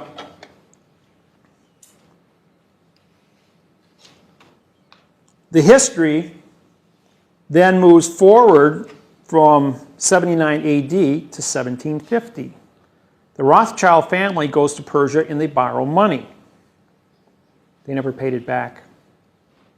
1800 comes along, and Rothschild, through passenger pigeons, controls all the banking in the 5 capitals of Europe.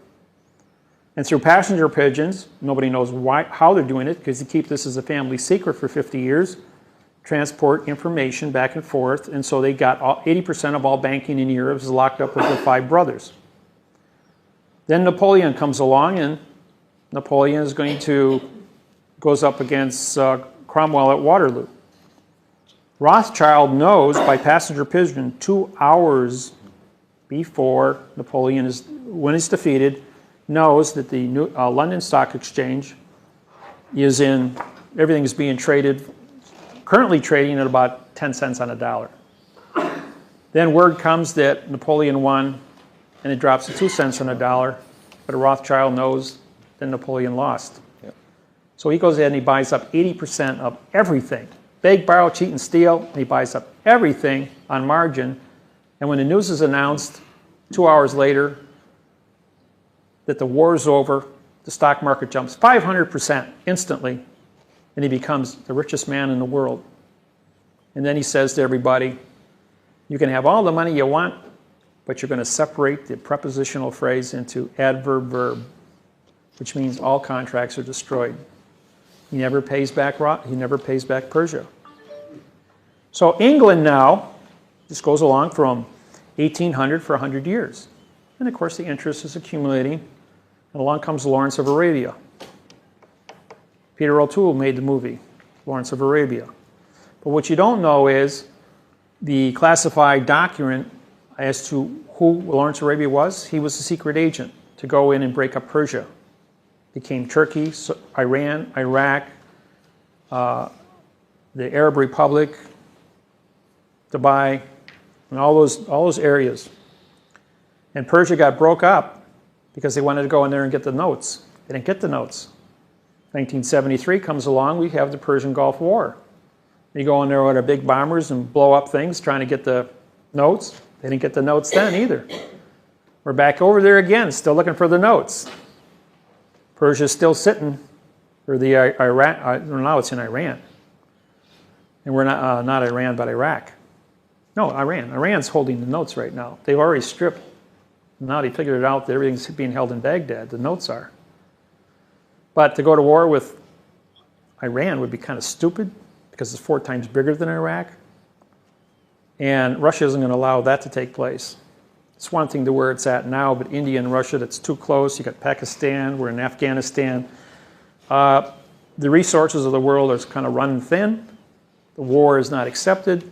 Quantum languages disqualifying all the lies that are taking place. The secrets of the manipulation and conspiracy theories are coming out through these programs that have been advertising with forensic evidence and proof.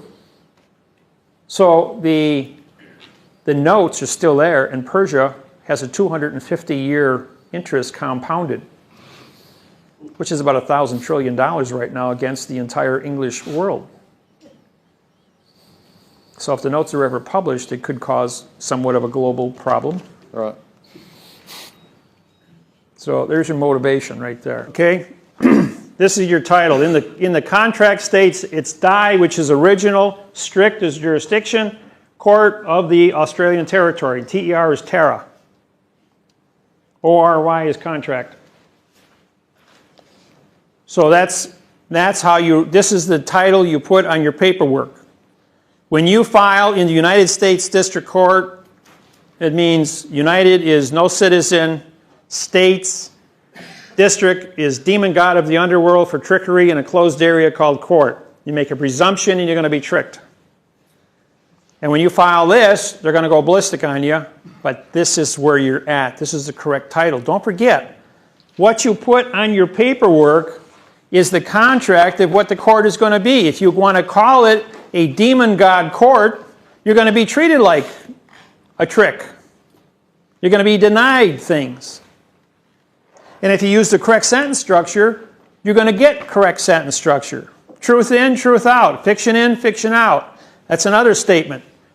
You guys have all your adhesive contracts you've made since you were 18 years old are in adverb, verb, fiction. You believed and gave value to that fiction because you were entered into commercial, used money to give it value. And your contract has proved that illusion you gave value to, whether it be a mortgage, a car payment, your driver's license, marriage contracts, divorce contracts, all these things, fiction in, fiction out. You can't change boats in the middle of the stream. You're going to fall in the water. So now that you learn syntax, you can go back and you can write correct sentence structure, communication, syntax contracts. And when you enter into those are legitimate.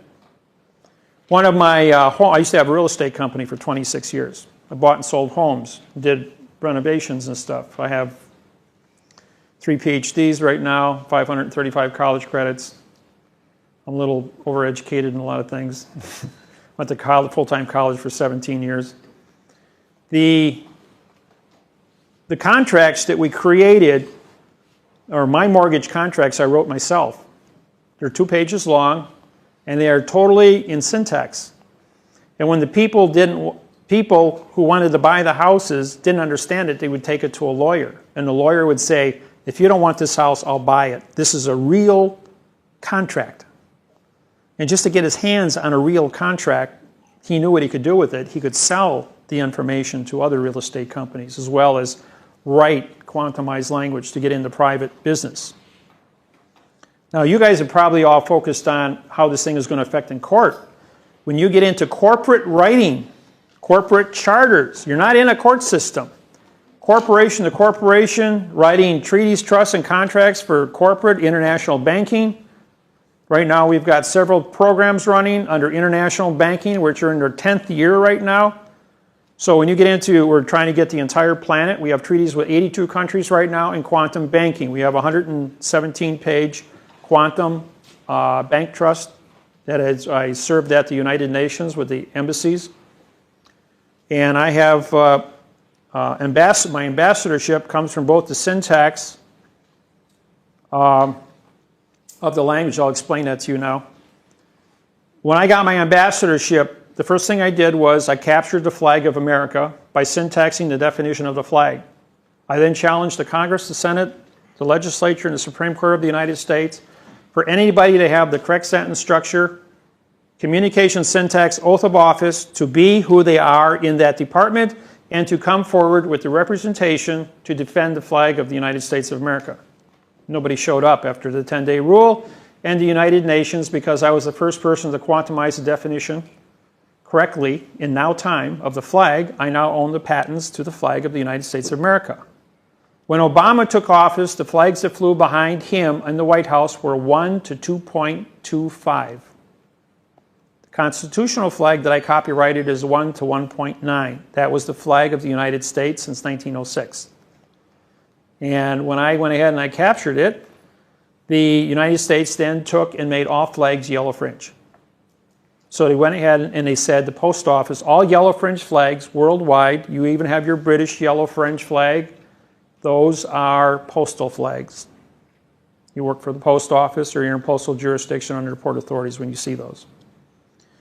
So when I got that, then they said, well, if you have a flag, you must have a country, and a country has to have a constitution. We supplied them with a syntax constitution, the same ones that are up on the internet right now. And then they said, well, you have a constitution, a flag, and there's 2 or more people, and you're on the gold standard. What country do you declare? I declare the land of the courtroom during time of contract, which has never been claimed by any country in the history of mankind. And it's because I was the first person to have the correct sentence structure for the definition of the laws, rules, regulations, and description of what a courtroom is, knowing that it does not exist as a geographical room, but the paper that holds the words of the contract. That is the courtroom. That's why 9 out of 10 of your cases are solved under summary judgment when you file your lawsuit. And the judge makes a determination without you being in court. Because it's the paper is the court. The paper has all the names on. The paper is the United States. And knowing all these different facts and where things are supposed to belong, the United Nations voted 199 to nothing that I own the flag, that I am a sovereign, that I have an ambassadorship as the correct sentence structure, communication syntax country, better known as the Unity States of our World Corporation. And Jeff Skiba and I, because it's 2, make corporate. Because we're in a corporate world as corporate, and we are in fact with one gold ounce, we're now on the gold standard. But we don't have to pay the $1.6 million a year membership fee for the United Nations. We have standing at the UN. The reason we don't have to pay that is because all money is fiction, and we're a fact. And the fact and the fiction can never meet. In front of the UN building in New York City, there are 200 flags. There is one, Title IV, not Title IV, that's what we used to call it, but now it's the correct sentence structure communication syntax flag, measures 1 to 1.9, and there are 199 3x4 military boat flags to represent vessels in dry dock of a foreign country at the UN building. Now, when you go in front of all of the UN embassies, and there's separate compartments over in the different hotels that surround the UN building where they have their embassies. They all fly yellow fringe flags with spears on top and gold braids, which means they're under maritime military bankruptcy or is a military issue. And of all the ambassadors I spoke with, not one of them knew what their flags meant. And when they saw how many different flags they had, one down in the foyer, one outside the building, one in their office, they didn't know what they meant. It's kind of embarrassing that you're ambassador of a country and you don't even know what your own flag means. Right. So there's your motivation right there. Okay. Right, thank you. Iran owed those notes. Was it Baghdad was the head of Persia. After Istanbul, it moved over there. They just transferred the notes over after Lawrence was unsuccessful in acquiring the notes when they broke it all up. But he was a secret agent. Yes? Just going back to the syntax within contract and the law, if it is to change, like people like us, I suppose, if we were able to write it, and let's say most corporations out there now have got contracts and agreements, banking, house loans, everything, that are not valid. So if you were to rewrite it, is it as simple as being able to rewrite it, and then if they challenge you in court or take it to court, are you saying that you will win every time, 100% of the time, just by presenting that argument, or is it still subject to... If you're going to rewrite it, both companies or both countries involved with going to syntax would be in agreement. Right now, we have agents here in Australia, New Zealand, Hawaii, Dubai, the United States. All over the world, we are coordinating. We have 82 countries that now have syntax, quantum, 115-page quantumized bank treaties, and they are communicating and studying to get their people and the machinery set up for all this. When the time comes, everybody's values will stay the same. The contracts will be corrected. You will not notice any difference. There will not be any big announcements to scare anybody. You never scare anybody. You fix it. Yeah. As long as everybody fixes it at the same time, there's no place to run unless you want to go sit on a space shuttle someplace. But otherwise, we're all on this spaceship Earth. We're all part of it. We got to work together, and everybody will be happy to fix it. This program and the things that I've said on this thing have already been broadcasted all over the world for 10 years. And so it's no secret. People know about it. They don't talk about it, but they all know about it, and they're all waiting for it to happen. So nobody's afraid. They just know it takes time to study. I mean, everyone that's been in the program has spent years studying, and they know that it's just a mountain of information to do it. I got a 30-year jump on everybody else. That's why I teach it. And they respect the fact that I'm willing to come out here and teach it to everybody. And then make tapes so that we can spread it all over the planet. But how will that affect them? Like it's one or two They're or three still going to be people. in charge because they know they have friends. The guy up here has 100 contacts. You don't know who the 100 contacts are. You can't step in there and talk to these people. They all trust each other. And they all have rules and regulations of cooperation. And this thing is like a big pyramid. That they got people at the top who talk to people at the bottom. It's corporate. They sit around the board of directors. They discuss things. All corporations do. When I set up the Hawaiian government, we had 22 people on the board of directors. All have equal voice in discussing how the Constitution was going to be written. I went ahead and I wrote the Constitution and I said, here, this is your foundation to work from. Make it better. You got 22 brains working together. Make it better. And so they made certain changes along there to fit to their culture. I don't know what's in their heads. I'm not going to interfere with their faith or the culture or the religions. I live in Wisconsin. My job is to make sure that the math is correct. When I was elected king, I only guaranteed one thing, that their contract would be correct. I said, I will not interfere with any subject matter. You put your ideas on paper, I'll make sure it's mathematically certified. And that's as far as I'll go with it. And that's what my promise has been for 15 years. And I've always kept my word to that, to all of you.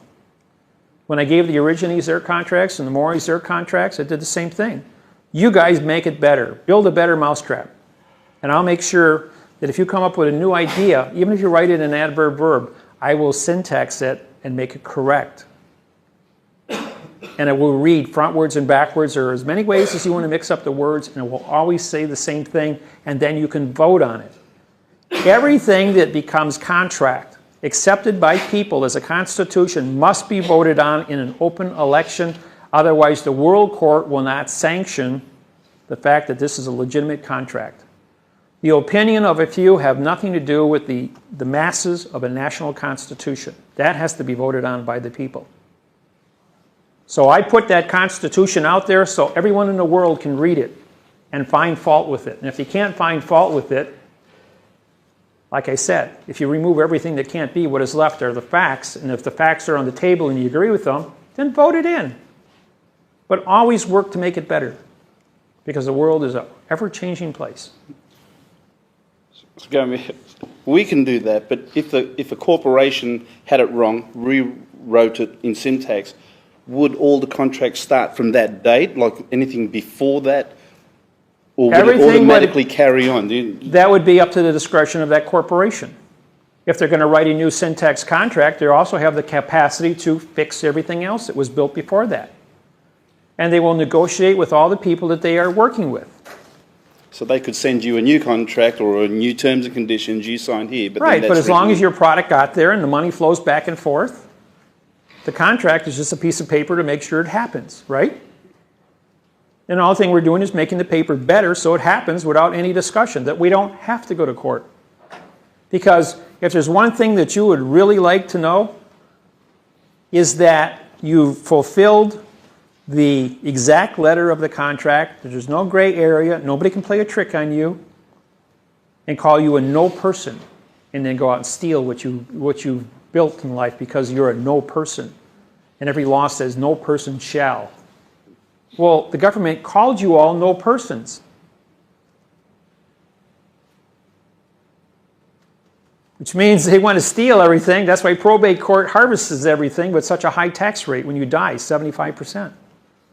Unless you're smart enough to go ahead and write a contract and take your assets and put it with your children or with somebody or with another corporation or in a trust so it's protected so it can't be taxed. You got to do your homework ahead of time. And if your contract is written in quantum, it can't go into court because it's a fact. And private contract supersedes judicial law. So make sure your private contracts are correct. That's a fact, folks. Private contract supersedes judicial interference by courts. Husband and wife want to get a divorce, sit down at the kitchen table and do it yourself. You don't even need a lawyer. You sign a private contract, it's done. A lawyer can't undo it. A judge can't undo it. They will approve it. 72 hours later, it becomes official. You got to wait 6 months in most cases, and you're free.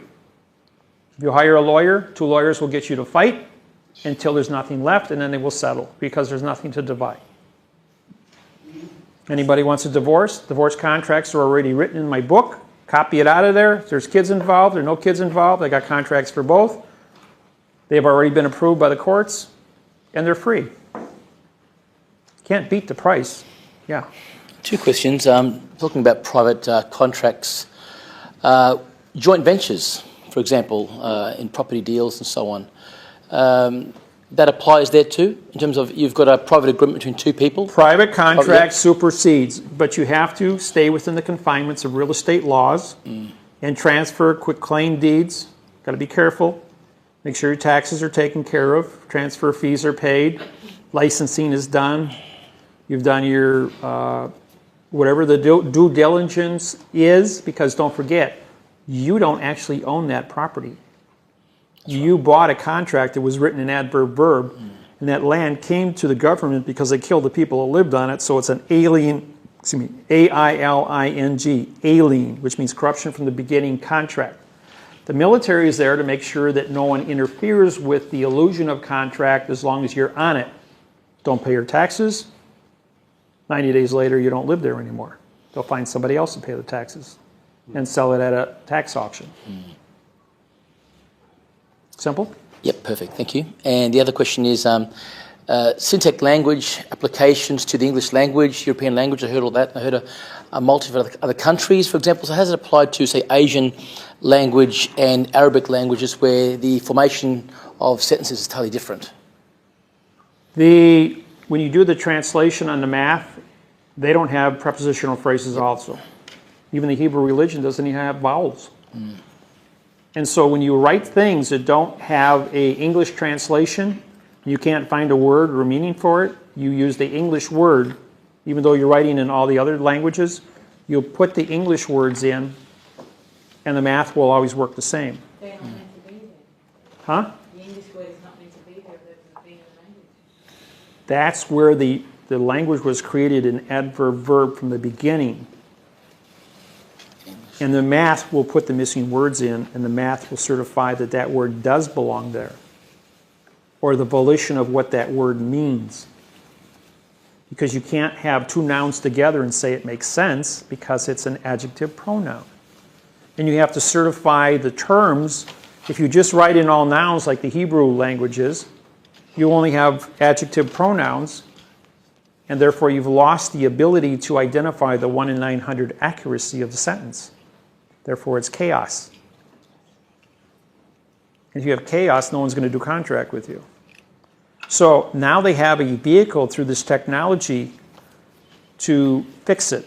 In 1999, no, that was actually 2000, the Chinese government, better known as Walmart, had only 100 stores in America.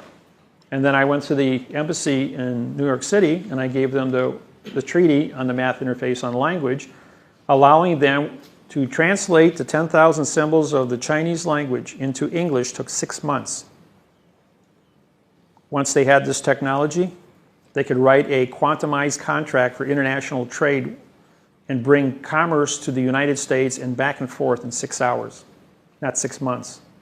Now there's 1,800 stores of Walmart in the United States, controlling $1 trillion a year in commerce. So Chinese really like this. It took things from being a complex picture into a mathematical procedure. Did you get paid by the hour or by percentage? How would ask for percentage? No, this is a gift. I spent $12,500 of my own pocket money to print the books up and then hand-delivered them, including paying my own expenses from A to Z to deliver them to 82 countries and form the treaties. No appreciation. And now, oh yeah, because every time somebody touches me, I got 82 countries' ambassadors screaming, "You touched my ambassador." And the amount of commerce that 82 countries can apply pressure to any given country, considering they control 97% of the total wealth of planet Earth, that's a big stick. That's why I'm still standing up here talking to you. I got lots of friends. Well, there's other things. Yes. As you were saying earlier, how all existing adverb-verb contracts will have to be, or will be changed into syntax. What's to stop people, as they realise that the original contracts weren't valid, just refusing to accept the new contracts, such as mortgages, credit cards? I said fiction in, fiction out. It's called volition. Right. V-O-L-I-T-I-O-N, volition. The condition of thinking by your own confession is the conduct. Right. Now, here's the point. You walk into the bank, and you're going to write a check. Oh, you don't have a pen. Well, okay. So there's a whole jar of pens there. You pick them up, you pull your checkbook out, write your check. You get done with your banking, back and forth, you put your checkbook away, you put your pen in your pocket, and walk out. No problem. Next guy comes in, checks the monitors, got cameras all over the bank, looks at that, looks at the pens, hesitates for a minute, picks one up, goes ahead and does his banking, does his thing. Instead of putting the pen back in the bucket, then asks permission to take it, he checks the monitors to see if anybody's looking and then puts it in his pocket with hesitation, puts his checkbook away and walks out. First guy did his banking. He's innocent because he was doing his business. The second guy just shoplifted a pen. He's guilty of stealing.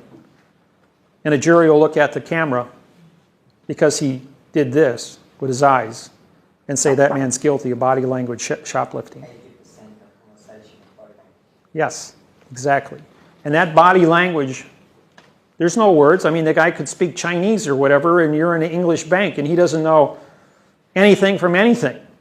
But his body language is going to say he's guilty of he's a thief, he's stealing with volition. and you will be found guilty of volition, and the jury will all come back and prosecute you accordingly. With volition, I was studying the criminal code the other day, and I've noticed, I think it's section 13, where when someone is persecuted for even the most heinous crimes, the intent of the person at the time when he committed the crime seems to be, according to the code, the major factor in deciding whether he was guilty or not. It's what his intention was at the time. Everything is based on time. What was your volition at the time of the crime? Right, so all you have to do is admit that The only thing you didn't think it was wrong to do it at the time and you'd get away with murder. Well, here's a case, this was a Salt Lake City case, where a young girl had a baby. And she was 33 years old, and she had a child, and the grandchild had difficulty and needed a blood transfusion. So the daughter, or the mother of the child, the grandfather came forward to give blood for this child because they had surgery. When they ran the blood thing, it turned out that he was the father. He had raped his daughter when she was 12, which created the child. And it was 20 years later, because of the blood transfusion, that they were able to make a determination that the man was guilty of incest at the age of with a 12-year-old and went to prison for life. Okay, well that brings me to the... So it isn't, it's not, their conduct, the conduct of the time and place is against the law in all cultures worldwide for all time. So it doesn't matter when they catch you. There's no statute of limitations for rape or for murder anywhere in the world. You commit a murder in your country, you can go anywhere in the world, you will be extradited back to your country because all courts are the same jurisdiction worldwide, foreign vessels and dry dock, and they all have rules and regulations for murder and rape and specific drug dealings and criminal activities, treason, conspiracies, spying. I thought Australia used to have the statute of limitation, now you removed it about 50 years ago. There's no statute of limitations for murder or for rape. You get found guilty, and they got physical evidence because of CSI, and they can do that through DNA today, you're going to prison. Question? One thing you mentioned before about birth certificates when we were born, I've heard, that 45 days after we were born, if there wasn't laid claim to, the government then owned that.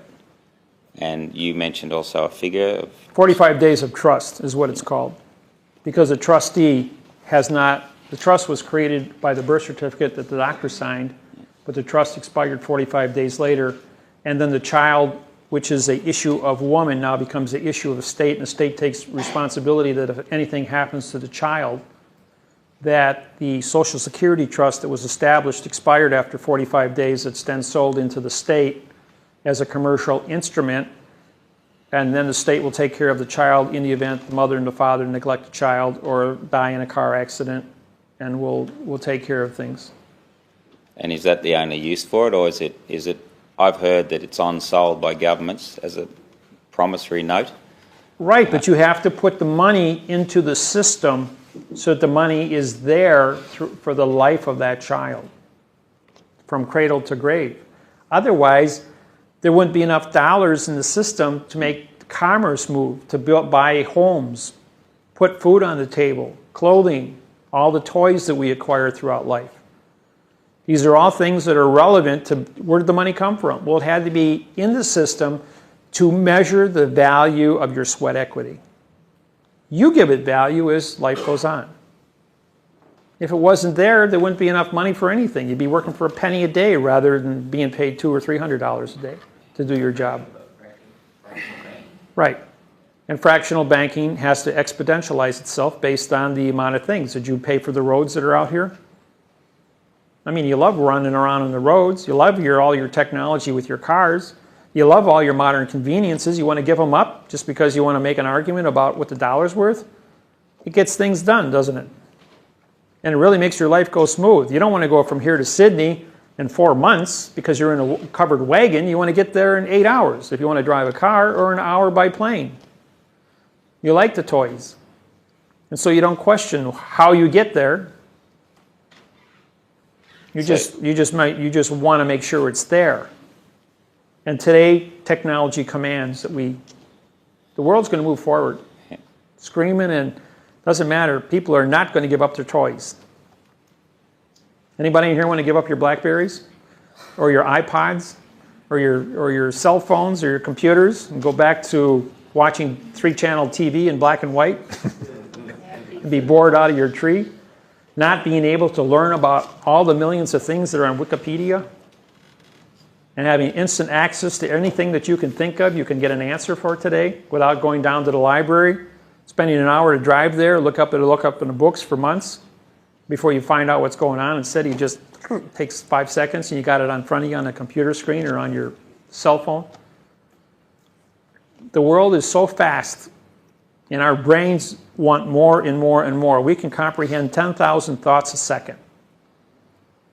I mean, how fast do you blow through your computer? Your computer 10 years ago was 100 megabytes of memory.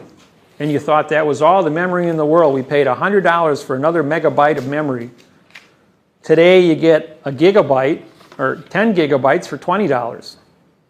And our computers are running in the terabyte speeds with 8 gig hard drives. And as fast as we can push the buttons, we can read the screens and download information. And the more we learn, the faster we learn. And it exponentializes itself. And your brain doesn't want to give up that information. Of course not. We just don't want to pay for it. There's no such thing as a free lunch. Get over it. The reason I ask this is because there are a number of people who suggest that originally, because we haven't been informed about that birth certificate situation, that the government has actually committed fraud, and therefore it has utilised the value of the money in that account without our knowledge, so that when we go and borrow money from the bank, we're actually borrowing our own money. Actually, it isn't your money. No. It isn't until you sign over and say you're going to put your life on the line for the next 30 years and pay it back. And don't they give you a contract? You don't care what that contract says. Did you ever read it and syntax it? No. The only thing you want is a roof over your head to take care of your wife and your children. You don't care what that car loan says. You want to be able to get to work without walking in the rain. You want these conveniences, and you're willing to accept the illusion in order to function. And the government will allow you these illusions as long as they get a piece of it called commerce. Taxation. Taxation is you paying the military to guarantee the value of your money. If you don't believe me, walk up to a police officer with a $5 note, put a match to it, and watch how long it takes you to arrest you because you destroyed commerce. That law applies to every postal employee, which controls all military worldwide. And that includes police officers, sheriffs, bailiffs, military personnel. They're all there to guarantee the value of their dollar, so that the commerce between countries flows, your food gets here, the raw resources get here, people got work. Otherwise, if people don't have work and they're starving, they're going to riot. They don't want to riot, so they're going to make sure that the value of the money is guaranteed and that you're going to pay the service fee of the military to guarantee that money. If you don't sign your tax form in the box? Who cares? Well, what's the tax? You can have 100% of nothing or 70% of 100. What do you think is a better deal? No, what I'm saying is, as an individual, the claim is that if you don't sign in the box, that it's not a contract, and therefore you shouldn't have had to pay tax. That's basically because... Again, you don't have the capacity to guarantee the value of the money. The military does. The military makes sure that the banks pay you your money. The banks, that the storekeeper will honor your money when you take it there to buy your groceries so that you eat today. Otherwise, you'd be dead in 10 days from starvation. It's about guarantees all across the board. There's all different kinds and levels of guarantees. The money guarantees. It's just a vehicle to measure the commerce, to measure your sweat equity. And you don't want to work for nothing. And you don't want the guy that's laying there sleeping, watching TV all day while you're out working, and he says, well, I have a right to everything that you make. Remember the story of the little red hen who plows the field, seeds it, harvests, and the pigs come along and say, you got too much, we want it. That's socialism. You don't like that. If you're going to earn something and build it, you want to acquire your sweat equity. So the government says you'll have your sweat equity in this free economy, but we're going to take a portion of it to guarantee the value of it, and we're going to keep the books on this here, and the money that you pay into taxes will not only take care of the military, paying them to protect you, so that the Chinese don't plant rice in your backyard tomorrow, or anybody else for that fact to trespass. You want those guarantees. The criminal isn't going to bust into your house and hurt you, that the police are going to capture the bad guys, the firemen are going to put out the fire, the ambulance is going to be there when you have a heart attack. You like all those conveniences. And so those services exist in the event there's an emergency. You live on the coast here. Supposing you have a 9.8 earthquake off in New Zealand. You guys are close enough to, can you survive a 200-foot tsunami come crashing into your city here? What do you think the end result of that's going to be? And who's going to pick up the pieces afterwards? It's like watching New Orleans get washed away by a hurricane and see the level of what a disaster is, or that earthquake that took place off of Indonesia, killed 235,000 people because they don't have an infrastructure or any way to protect themselves and didn't have early warning. We like all these toys because it guarantees your condition of life.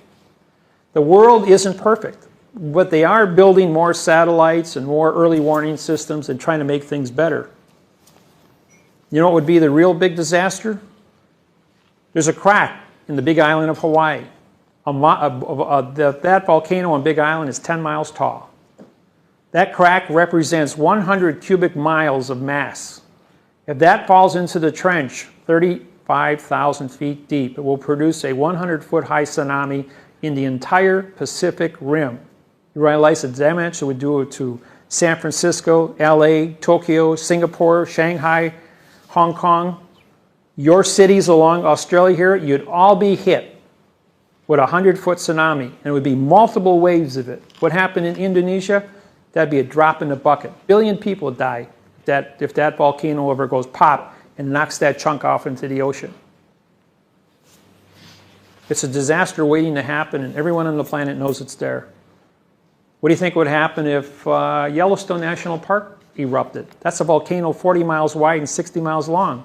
2/3 of the United States would be destroyed. The world economy would not exist because of the commerce that would be lost. 60% unemployment on the planet, and about half the population of the planet would die because they couldn't get food, because that's the breadbasket of the world.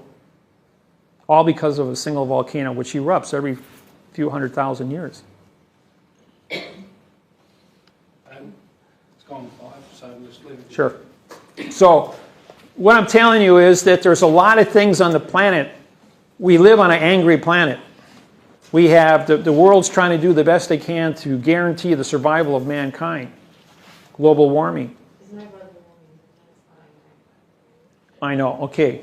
There's no such thing as global warming. Have you been monitoring the North Pole? Yeah. Ice cap? The scientists who don't work for the government have been monitoring it. In the last 30 years, 40% of the ice pack has shrunk. No, it's just the way the world actually moves. It's natural form. There's actually more ice now than there. But when the permafrost comes out, the methane that's been trapped for 50,000 years has been released, and methane is 50 times more potent than carbon. There's no toxins. Speak to Lord Moulton. Lord Moulton. Yeah, there's a lot of research. It's just conducted a huge seminar in Australia. A lot of scientists. Seen all over the TV in Australia. I've heard both sides. Okay, there's arguments on both sides about global warming and no global warming. Okay, and that's a subject matter. Okay, and that's outside the jurisdiction of the syntax of the seminar. We can debate, just like you can debate religions, you can debate politics, you can debate global warming issues, but that has nothing to do with, that's a science issue versus communications. I don't know the truth, one way or the other. I've researched both of them, and both sides have valid arguments. And so the only thing we can do is wait and see what happens. Yes. You talk about a free economy. I'm not sure how free the economy is, and I'm certainly not comfortable with the military guaranteeing my dollar and holding me to sweat equity for the rest of my life to validate the dollar. I guess I wanted to talk about volition. You talk about the volition of contract, whether it's in fiction or it's in truth. The volition is probably the most important thing. So if the case is that the central banks lend money to the governments and the central banks are privately owned, and then the banks collude with these central banks to then, through fractional reserve lending, enslave everybody, what's the volition of their contract? Well, they made it available to you, and you accepted it. You didn't go out there and say, you didn't go to the bank and say, I'm going to syntax your mortgage contract. They said, who's got the money to buy the house? They said, well, you got to go to the bank or credit union. You can go to private individuals, but private individuals don't, unless they're a family member, probably wouldn't give you any money. So if you want the money, you got to play the game to get the house, so you got a roof over your head and support your family. And if you would have taken the time, you could have wrote your own contract in syntax first and took it to the bank and said, will you accept this? Because it's correct. But isn't the volition of the lender incorrect if they're stating that they have risk, but they make digits out of nothing? So what's their risk? Does the lender have an education to understand quantum language? Did he take this course, or does he even understand the fact that there is syntax available to him? The answer is, if you walk into the bank and ask any bank teller or bank president, do you understand what the word syntax means? They're going to go, no. You look at his eyes. Some people are absolutely surprised when they hear the word syntax. They go, I don't even know what that means. And they really are starstruck. Define it for me. And then you start showing them little pieces of information, and all of a sudden like they go, oh, we got a problem. And then they get scared. Am I going to lose my job if I ruffle the feathers of the other people who don't understand the syntax? Because remember what I told you? First rule of business is, don't hire your replacement. Nobody wants to lose their job. When I got arrested in New Zealand last week, the immigration officer, after I syntaxed his immigration form, says, I'm paid to do that. I'm paid to lie to you. And I don't want to lose my job because unemployment is 12% in New Zealand. So what's the guy saying to you? He's going to break the law just to keep his job. And that's what we're dealing with all over the world. Somewhere the lie's got to stop, and the true volition has to come in because the world's enslaved. That's why I'm doing these seminars. You've got to educate enough people so that you can vote correctness in. As long as people don't know, they won't change. You didn't know for 8,500 years, and 8,500 years nobody changed. The only thing that people do is they go to war with each other. You know, Odell said to me once, Odell was a chief judge's clerk. She says, people are angry. People who are angry file lawsuits. Business is good. I have job security. Yes. It's on the same subject, just a different facet of it. I want to confirm what I hear you saying is that if people sign an agreement that is not made in quantum language, but it's in volition, by their own volition, verb, adverb, regardless of whether the word, and they both assume they understand what each other are discussing and they've agreed on that contract, whether it be a house contract or buying a car or even on a constitution. Because they voted on it, does that make it binding? Yes, because both of you signed it. So what you're saying, our constitution... They offered, you accepted, and you're both going to comply with it, and if you don't, where are you going to go? You're going to go into an adverb-verb court that's going to enforce the adverb-verb law. So what you're saying, our constitution that we voted in 1900, regardless of whether it's written in quantum language or not, is binding? Well, it was binding until I rewrote it. Now people can stand up with a correct one and say, how come you guys didn't follow your own syntax that you wrote in your own styles manual, and you went out there and you broke the law for the last 100 years? Why don't you know how to read and write? Why are you claiming that you know how to read and write, taking a paycheck for it, but you actually don't know how to read and write? But nobody's voted the one that you rewrote. Therefore, the parties have not People agreed are on it. still looking at it. It hasn't gone to the referendum.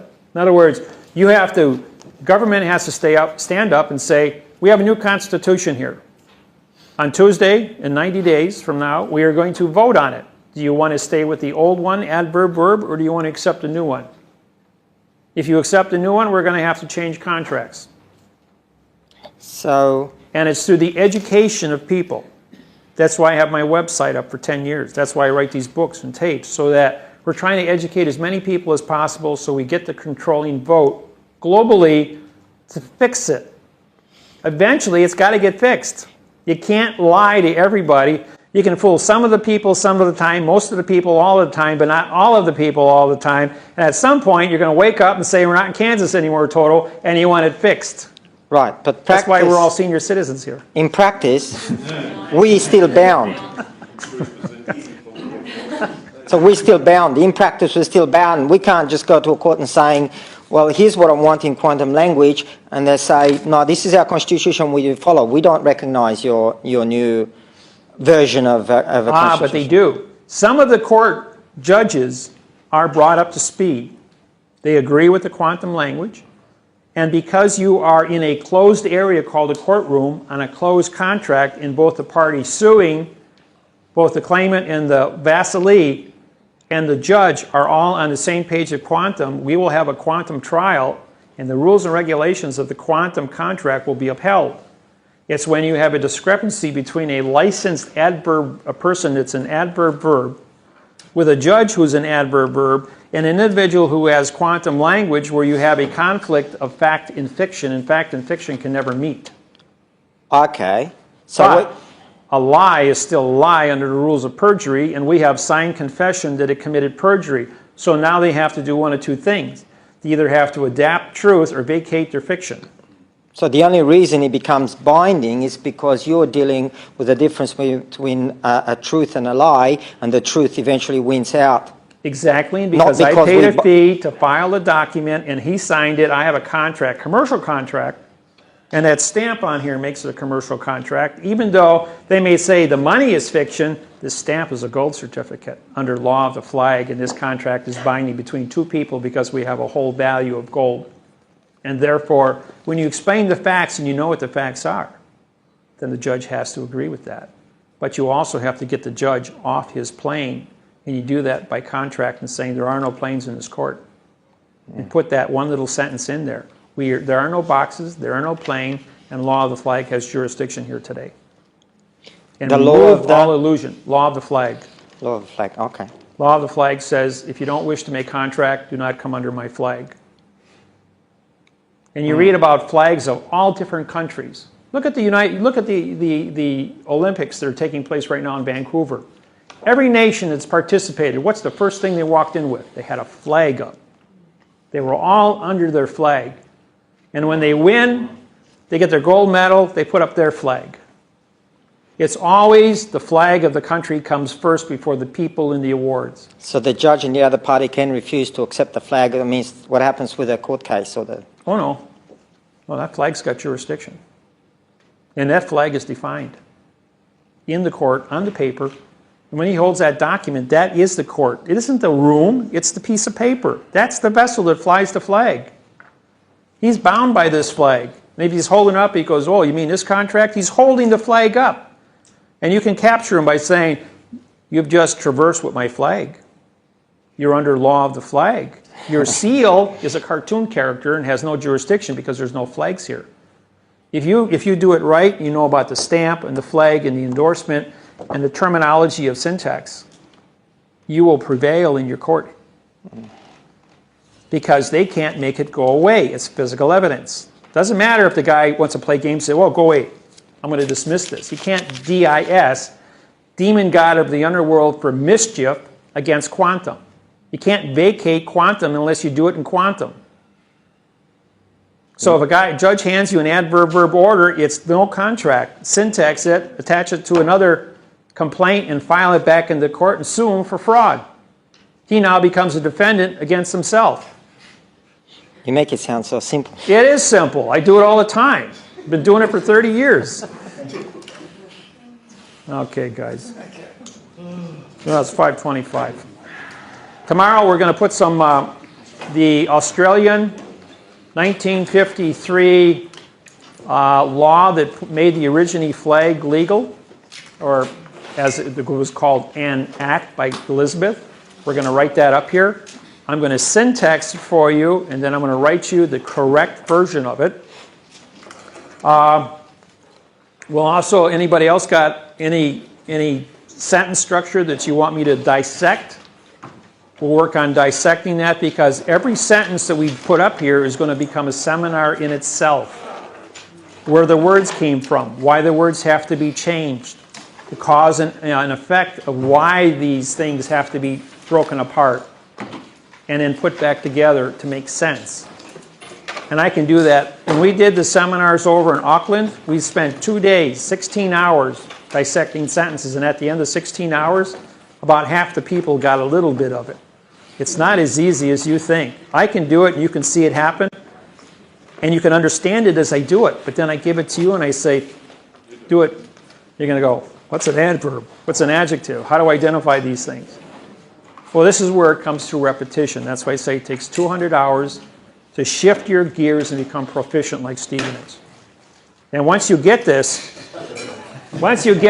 you can't be lied to by anybody. You are empowered. You can walk into court with your head held high and knock them all down.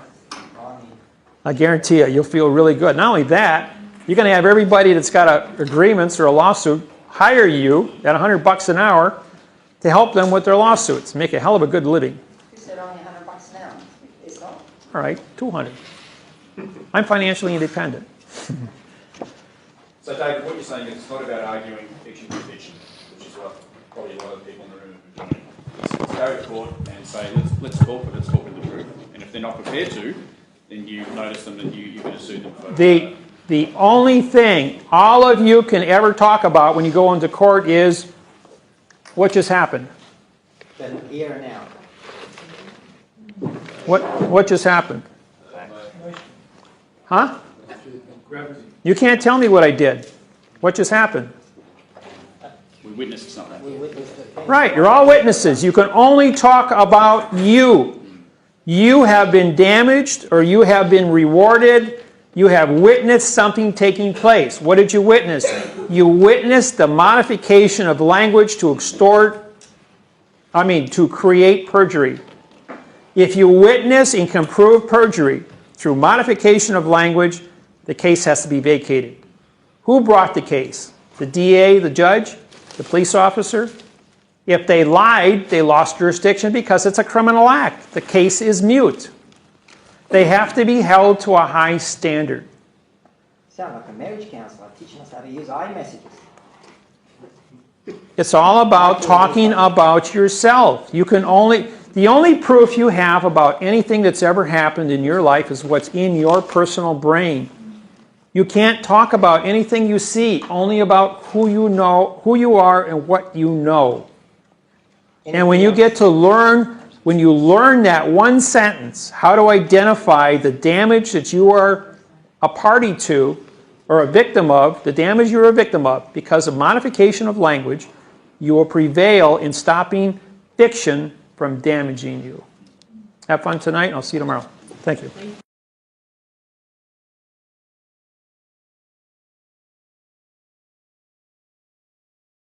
Thank you. As far as any questions go, that you remember later, send me an email and I'll answer them, write them up. I answer emails all the time. As this process goes on, you do more study, you have more awareness. You can contact me as long as you want to stay in the program, you can contact me. There's no cost at it. So, I wrote up here an act, 1953. This is when the origine flag was, Queen Elizabeth had recognized the origine flag. And this is what she wrote to go ahead and give it its approval. Now, as you know, and is an article for and act. AN always appears in front of a word stressed with a vowel. But because they left out with an act or for an act or by an act. They didn't use the prepositional phrase, so this now becomes an adverb, not an article, in front of a word that means no contract, because it's a vowel and two consonant. So then she goes ahead and says to declare. Now, DE means no and clare is speak. And it's also a future tense adverb, which now takes declare to be a future tense no speak. So she said nothing. A certain flag now becomes undefined as to what flag she's referring to, making it an adjective pronoun, calling the flag a no, no, no.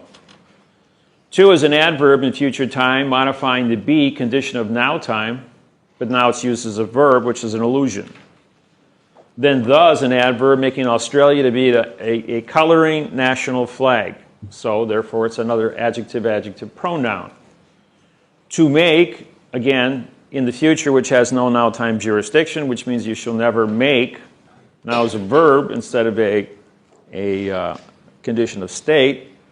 Other is a vowel and two consonants, a no contract word. Adverb, now to make provision, PRO means no, VIS is sight, and ION is contract. You cannot see the flag. And it's also used as the coloring of the pronoun flag.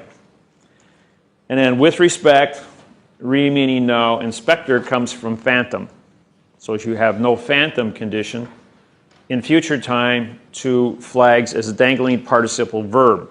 You can't end a sentence in a verb. She's ending it as a dangling participle verb and then signs it. Is there any nouns on the page, or any facts on the page? Well, the answer is no. There's no prepositional phrases. There's no condition of lodio ownership. And she's given no now time jurisdiction to anything. So every word has been a condition of future or negative. So there is absolutely no condition or certification for a now time origine flag. And yet, since 1953, for the past 50 years, they have pretended to treat the flag as being a national Australian flag. But this is the type of information. Does Queen Elizabeth have jurisdiction here? Well, she claims to be your postmaster. But has the postal treaty ever been written with the correct sentence structure, communication syntax? The answer is no. So therefore, Queen Elizabeth, as postmaster, has no treaty whatsoever, trust, or contract with the entire country of Australia. She also has no standing in this country because she's not an origine. So therefore, she's an illusion that has come here pretending to be something that isn't, because there's no contract. And furthermore, you've got, when you do the violation on language to fool the people, you've lied. As pretending to be a public figure and then telling lies to the people. This is perjury, which is a criminal act in every language. Excuse me? Isn't it also considered treason to knowingly lie to the people? No, treason is an act. It's called constructive treason, which means contract treason. Now, contract treason is when you sign a contract to perform a specific duty. A microphone. Contract treason is when you sign a specific contract to perform a specific duty. Actual treason takes place during time of war. You have to be under a declaration of war to commit treason, and that carries a death sentence in all countries worldwide. The constructive treason portion, if you join the military, but it's peacetime and you do something wrong, you'd probably wind up in jail for 20 years. Right. My understanding of declaration of war is setting yourself up as an authority and governing the people unknowingly doing and carrying out such acts as to purposely hurt the people by removing their rights, various rights that they have, like human rights. Okay. When you use the word declaration, you're saying no spoken contract. And throughout the history of mankind, war has always been an issue of trespass and mind control. If I don't control your mind, I put a bullet or an arrow in it. And that's basically the fundamental. Anything that is acquired through war is called alien, A-I-L-I-N-G, which means corruption from the beginning. Mm-hmm. A conquering country, like when, say, Germany invaded Poland. After the war was over, Russia invaded Poland. And after Russia left in 1989, all the land that was taken in both the World War II by the Germans and then seized under communist control from the Russians was all given back to the original title, lodial title owners of 1938. So it is not just about the land, it's also about mind control or controlling the free will of other people.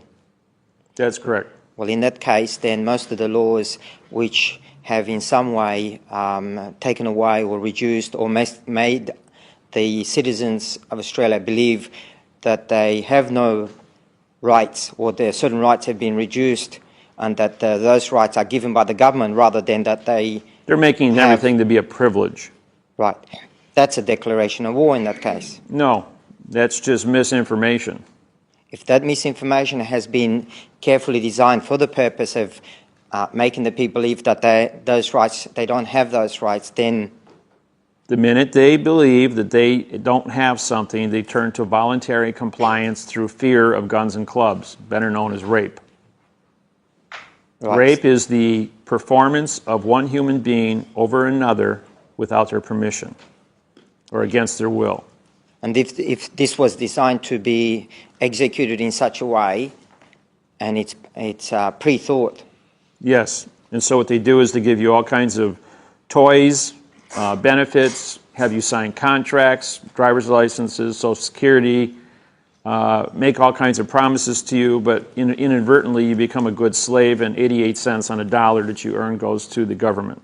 So forcefully enforcing a law that is not a law is not upon people, unsuspecting people, it's not a declaration of war. As we've proven here, there is no treaty, trust, or contract written with the correct sentence structure here or in any other country worldwide, and it hasn't been for 8,500 years. Right. But to rewrite mankind's history, you have to, that's why I established a constitution in quantum language. We take the same volition of what was intended or how the people believe it should be. We took away the future tense, we took away the past tense, we took away the negative words, we replaced everything with now time, prepositional phrases to articulate an order of operations that puts every single fact in its correct position of having an individual having knowledge, declaring that knowledge through the verb of thinking, making a claim for that knowledge, contracting with that knowledge in the correct sentence structure, communication syntax, and then authorizing it through their authors, their authentic condition, their authentic volition, so that we have a performance that the person knows that what they're doing when they do it. It's not an accident. When you go into court, one of the things that the judges have to go through, can you read and write? How far did you go in school? Do you have a driver's license, which means you can operate an automobile? Do you know how to run a computer?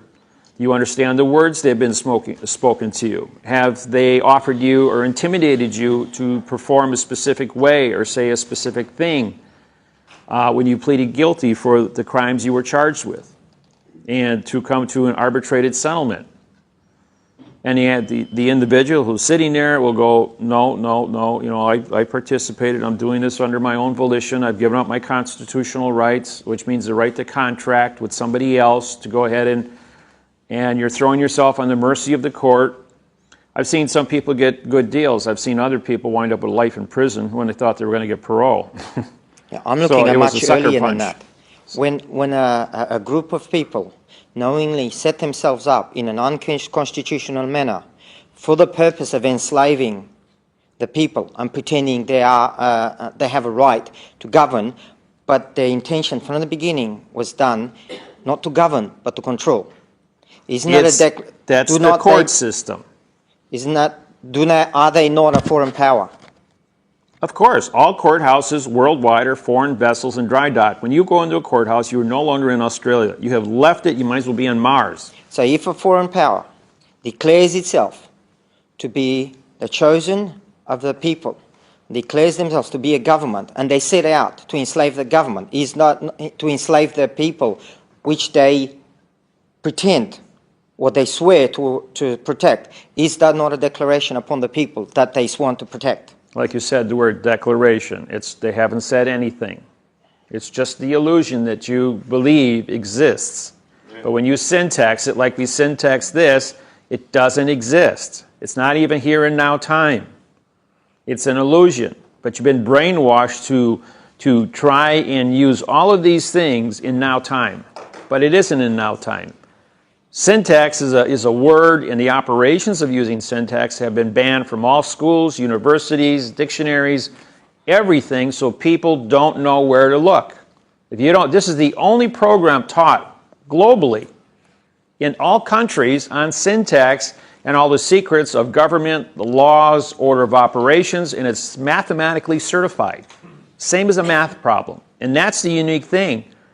People have tried to do what I've done, but they didn't have a math interface to prove it frontwards and backwards, to justify why do I need a prepositional phrase or a positional lodial fact. And this is where this technology was accepted by all governments and allowing me to teach it worldwide, because the government can't rule the people with a lie because everyone knows it's a lie now. So they know it's got to get fixed, and they don't have anybody qualified to teach it. So they're allowing me to make the videotapes, the books, and teach this globally and be the spokesperson for this technology because I own the copyrights on it. What is a declaration? Declaration means no spoken contract. D is no, Claire is speak, and ION is contract. Okay. So if a law or a proposed law is Propose, P-R-O means no. Pose, take some position. A position means to have a fact or location. You have no location law. What you need is a contract, a correct sentence structure, communication syntax contract. It's that simple. Grumble, grumble, grumble, mutiny, mutiny, mutiny. I think. The questions that he is asking are legitimate. I mean, he's done a good job of standing up here and challenging me. Now, when I did San Diego, we had a man stand up and do about 69 questions. The rest of the people in the audience got irritated with it. And I told everyone in the audience, I says, this guy works for me. He's supposed to ask these questions. He's not dominating the thing. What he was the clerk of the court for a federal judge for 8 years. And what he did is he was paid by the courts to go around to all the different people that would put seminars on against the Internal Revenue Service, against government, and embarrass them and disqualify their program every time, no matter where they showed up in Los Angeles or San Diego. And you've got a population of 38 million people in Southern California. So he had a full-time job every weekend of going out there and just taking these guys apart. Well, when he ran into me, I took him apart. And even though he asked really good questions, he didn't know anything about quantum language. So he was working from a fiction point of view, and I took his perspective and completely changed it, and he went after his own judge that hired him to go after me. And he came to 13 seminars consecutively. And he would get up and he would say, he would challenge me the same way a judge would challenge you in court. So what he is doing, the questions he's asking, are doing you a service, because if you didn't know or didn't prepare yourself for the level of these questions to be answered, and you want to go up in front and sue a federal judge or a state judge or a magistrate, I said, you're going to put yourself in harm's way. Don't do something half-baked, because you will have a nice stay in orange pajamas and 3 hots and a cot, and you don't want to go there. So anybody thinks they're ready to go to court, call me up. Try and run your scenarios past me. And if you can get past me, because I'm the guy that prosecutes judges, and I know all those secrets, if you can get past me, then I'll say you're ready to go to court. I'll even fly down there and back you up on the thing, if you're that good. So it's not a free cakewalk out here. That's why nobody goes into court and does this thing. And you guys got adrenaline. I don't have adrenaline. My adrenal glands were removed when I was 25 years old. I don't have a fear factor. So the flight, fright to flight, I don't have that. My hobby is mountain climbing, hanging off a 1,000-foot cliff. You know, that's just so much fun. Any questions about this?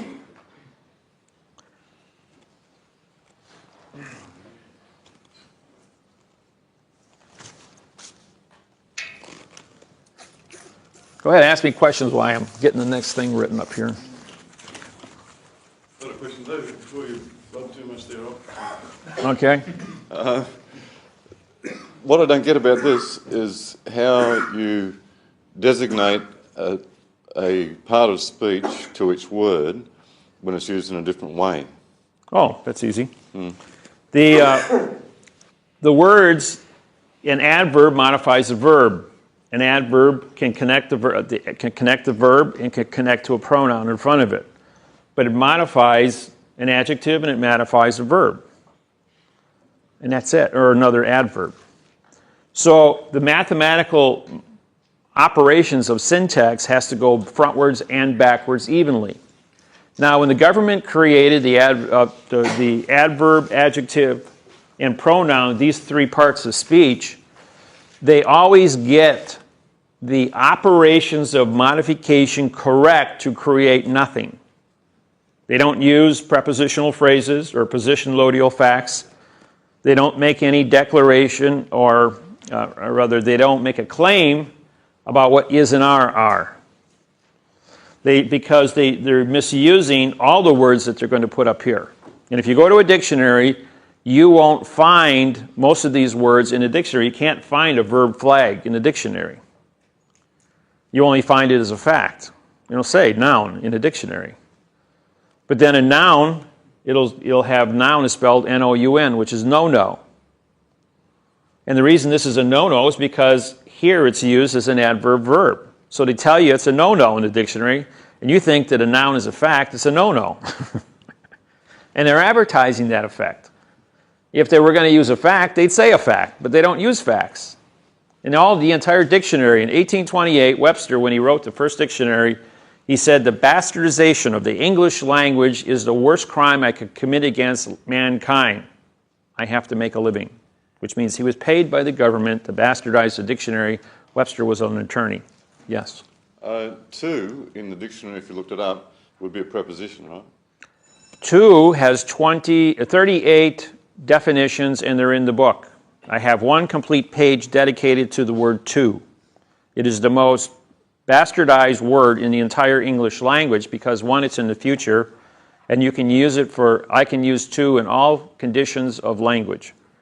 It's only used once as a noun. It's only used, if you use it as a preposition, I'm going to the farm. To is a preposition, but now it's in future time, which means you don't have now time jurisdiction. For the knowledge of the person is with the traveling, at the location of the farm. See, that way. Oh. You've got to change your words around. It's a longer sentence. I'll get it soon. And you say you're going to the store from the house. To is in future, from is in past, and you got two ideas in one sentence. Weren't you always taught that a sentence is one idea? Well, see, it seems really easy for you to fall into that trap because the reason for thinking is to abolish thinking. Why would you write a 13-word sentence or a resignation letter with 60 words when the only thing is I quit? That's the end of it, right? I is a pronoun, or rather I is an adverb making quit a verb. But quit is a condition of a state, not a verb. If you're saying I quit, but you want to explain it quantum, it would take 60 words to get through it. So the reason for thinking is to abolish the 60 words and jump over and take a shortcut. But as you've been told your whole life, the shortcut is always going to get you in trouble. You got to do things the long way. You can't take just like when you all did long division in high school. We wanted to go ahead and take shortcuts and not show our work. And most of the time we got the wrong answer when we took a shortcut. Or the teacher says, if you don't show your work, you haven't proven that you understand long division and how to go through all the monotonous steps of getting to the correct answer. That's why it was mandatory that you learn these little lessons, because the shortcut is not the easiest way in life. You have to do things the long way so you're thorough. Question. The use of the Origine flag, where does that stand in regards to that being a fiction, if you were using the Origine flag as your flag? Well, this was written in future time. The Queen wrote this. Mm-hmm. And this was her act that she passed on to your country here to acknowledge. But did you see any acknowledgement here? How do you spell acknowledge? A-C-K, no contract, which means you have no knowledge. Is this a knowledgeable statement? So if I say, well, I'm going to acknowledge this statement, I just said I have no knowledge of the statement because the statement doesn't say anything. So you believe that acknowledge means to pay attention and have a response, where in fact I just said to you, I don't know what this says because it doesn't say anything. And I just proved it doesn't say anything, and I used the word that says it doesn't say anything. But if you don't know the rules about a vowel to consonant, you'll go through your entire life and use negative conditions of state and always get there. Just like the World Court, it's called the International Court, right? In means no, T-E-R is terra, nation is people, all is contract. So there's no earth, people, contract. And every lawsuit filed since 1945 at the World Court was written in adverb verb except the 3 quantum ones that I sent in. There was a 7-year wait to have your case heard at the World Court. I get mine done in about 48 hours. Because fact has jurisdiction over all the illusions. And the other thing is that the World Court, when we introduced all this technology, gave all the judges claims of the live life, had them sign oaths, made them postmasters, bankers, and judges in quantum. Russell and I did this. When I went to Amsterdam back in, I believe it was 2004, I got off the bus, and the guards were standing at the guard shack that's probably about 300 feet away. And as I walked up, they said, "Judge Miller!" I walked up to him and he says, "How did you know?" He says, "Oh, we've been studying your material for 2 years. We knew you when you got off the bus. We know your body language and what you look like." I said, "Don't you want to see my passport?" And he goes, "Not required." He says, "We know who you are. We know what you sound like." He says, "All the guys at the court here study your material. All the judges do too, and all the clerks." He says, "You're welcome. You can run anywhere you want here. No restrictions." And I went there with a banker friend. And they said, "This guy can't come in." He said, and he was here to check on a lawsuit. He says, "Well, he's with me." "Well, if you're going to vouch for him, then he can come in with you." Otherwise, this guy would have flown over to Amsterdam, spent $3,000 for a round-trip airfare and hotel accommodations, and would have been standing outside the gate and not allowed to go in. And the same thing is at the Supreme Court of the United States. I go in there, and the first time I went in, I said, "I'd like to see William Rehnquist, Supreme Court Justice of the United States." The guard says, "Do you have an appointment?" I says, "No, I'm charging him with treason." I says, "And I have his signed confession." And they're going, "Sit down, you're under arrest." So I got 6 guards, they completely surround me. And Rehnquist comes down, he meets me face to face. I tell him I'm a real person. Fully understood what it said, and he fully understood how the people in Hawaii, the judges, couldn't read and write, and were just trying to run a bullshit scam against the Supreme Court. And the Hawaiian judges didn't know that they were prepared, waiting for them to walk into a trap. And they got thrown out of the Supreme Court with a real bad embarrassment. And this was all published in the newspapers. That was back 26th of February 2009. So then, to use any flag, if you establish it yourself in quantum language, it has standing. Right. We have a lot of people that have, here in Australia, have copyrighted the flag of Australia already. They actually went down and they sat down, and I checked their declaration, their claim for the flag, its dimensions, and in every single detail. That the sentence structure was correct, and they filed a claim for it. Because of the understanding, if the flag isn't sort of recognised, it's a pirate flag. Well, you have different shapes. You have a 3x4 flag, you have a 5x7 flag, you have a 1x2 flag. The 3x4 flag is your boat flag. The 3x5 flag is your military base flags. A 1x2 flag is a constitutional flag. And then you have different colors. You can change the color of the blue field. You can change the different shades of red. And you won't even know you're in a different flag. There's another thing, so as I get this off here, I'll show you some stuff about flags. Before you wipe the bottom line, you have the word flags as a dangling participle verb. Correct. What is the infinitive of the verb flag or flags? I don't understand your question. Well, if that's a verb, then what is it in its pure state as an infinitive? It should be using a prepositional phrase, by the flags. Well, if it's by the flags, then that would be a noun, wouldn't it? It would be a fact, correct. Well, you said it's a dangling participle verb. What would make it a verb? To is an adverb. An adverb Always goes modifies. Modification is a change. A change is a motion. A motion is an action. An action is a verb. So you're saying just because it has the word to in front of it, that automatically makes the next word after it a verb, even Correct. though it's, and if that's not normally a verb, it's a dangling participle verb. Because you're ending a sentence in a verb. You can't end sentences in verbs. Right. So what and you'll meaning have, does that have in a sentence now? What? What meaning does that have? What's the real Nothing. meaning? That's just it. The Queen is saying, we don't recognize the flags of Australia. We don't recognize anything. We never had a contract to recognize. We don't have lodial title to Australia. We killed the Aborigines and we stole their land. We built our buildings and our roads on top of it, and we haven't paid docking fees to put the road in Australia. They owe the Aborigines 173 years of back rent to dock their vessels on the land. That's about a $40 trillion paycheck for the Aborigines. Do you think this was knowingly done? Yes, it was. I can prove it. We did the same thing in Hawaii and the same thing in New Zealand.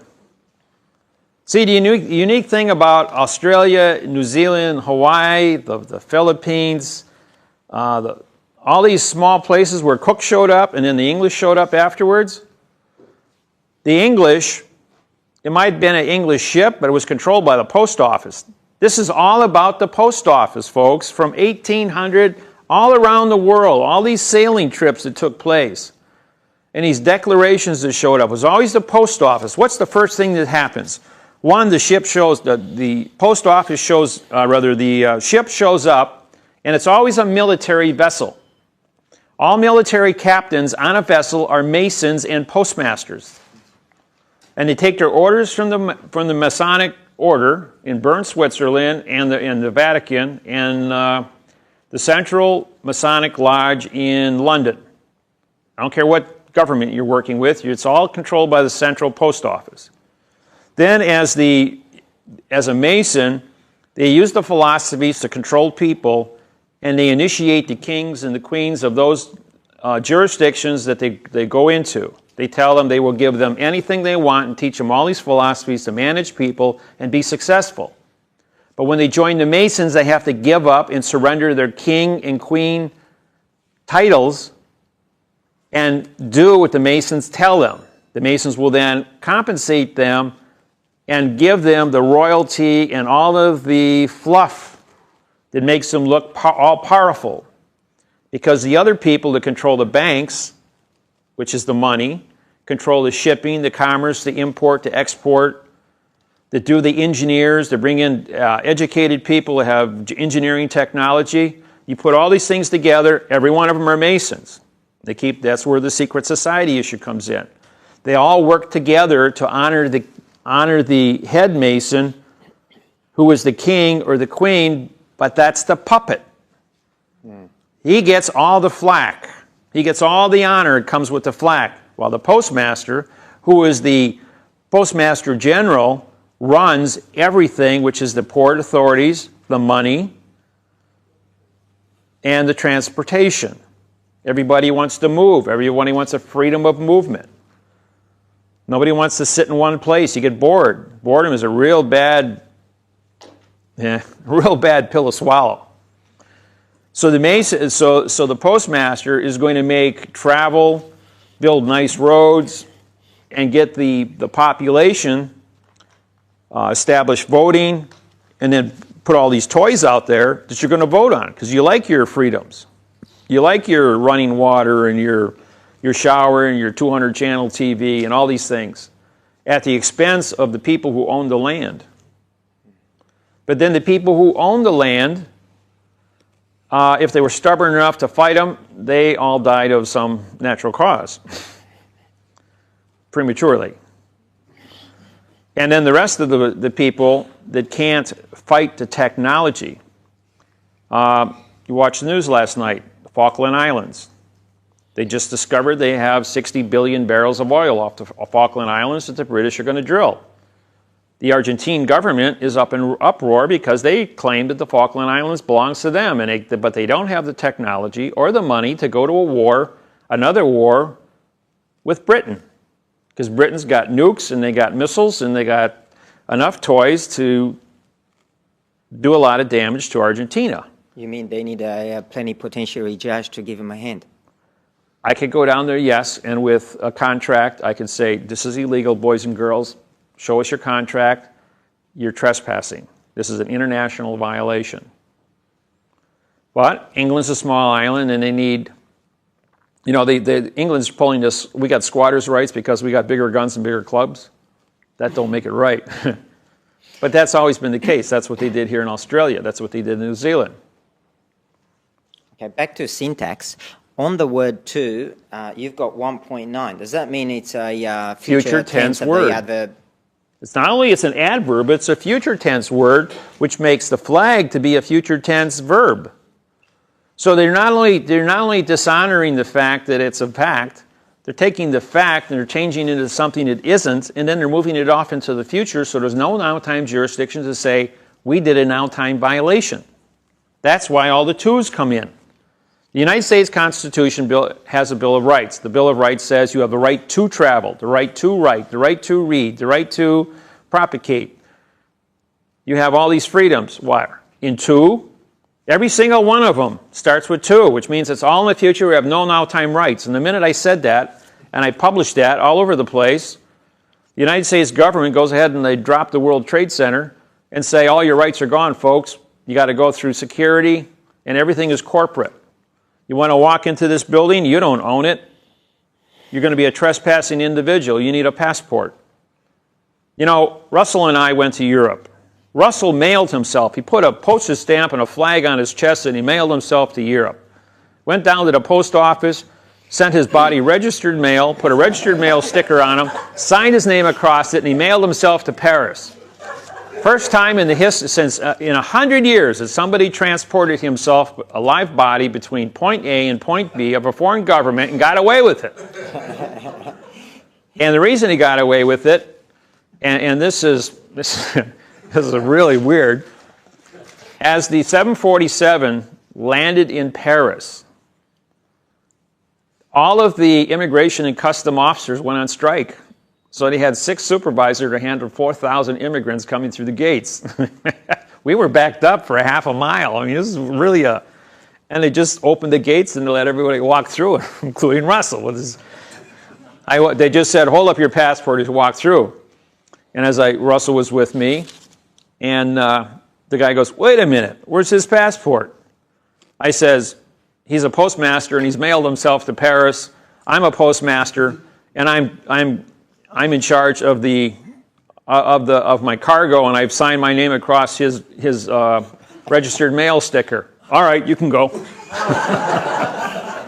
How did he get? And that got back to the United States Postal Service and the State Department that Russell had mailed himself. Every judge in America was notified about this. It was quite the rout. How did he get through from America to get on the plane? Oh, then when we came back, we went down to the Vatican. We established our keymaster's position with the Vatican. Well, the head of the Charles de Gaulle Airport in Paris is the great-great-grandson of Joan of Arc, who was a keymaster with the Vatican. What are the odds of that? So we're there, and we got around a DC-10, 300 passenger, and we're all getting ready to take off.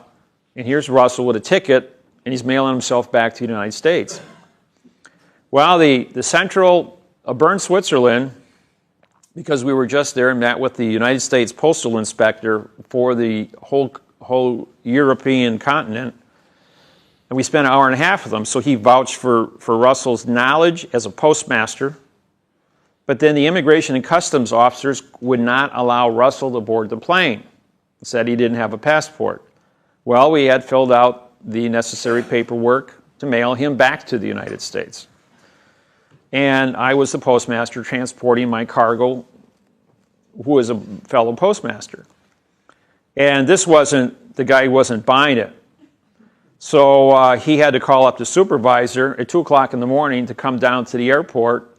And when he found out that we were both keymasters with the Vatican and he was a keymaster, we had a really nice conversation, and he walked us through as diplomats with diplomatic immunity and didn't require passports because of our status. They called Rome. The Vatican vouched, Cardinal Sedana vouched for us. So did the State Department in Washington, which was Postal Inspector Seuss, and Potter was the postmaster to vouch for us. So we had enough muscle from 4 different governments vouch for Russell and I that we got on the plane and flew back to Philadelphia. So this is one of those, don't try this at home, boys. These are, right, these are, these are,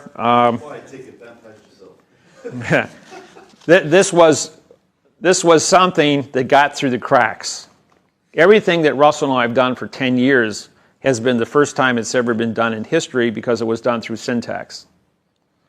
And so they slammed the door on anybody else ever trying to do anything that we were doing, from getting a postmaster general position to being muster master at the Pentagon to keymaster with the Vatican to postmaster of the Interpol, Bern, Switzerland, the Universal Postal Union, and Quantum, where they were in fiction.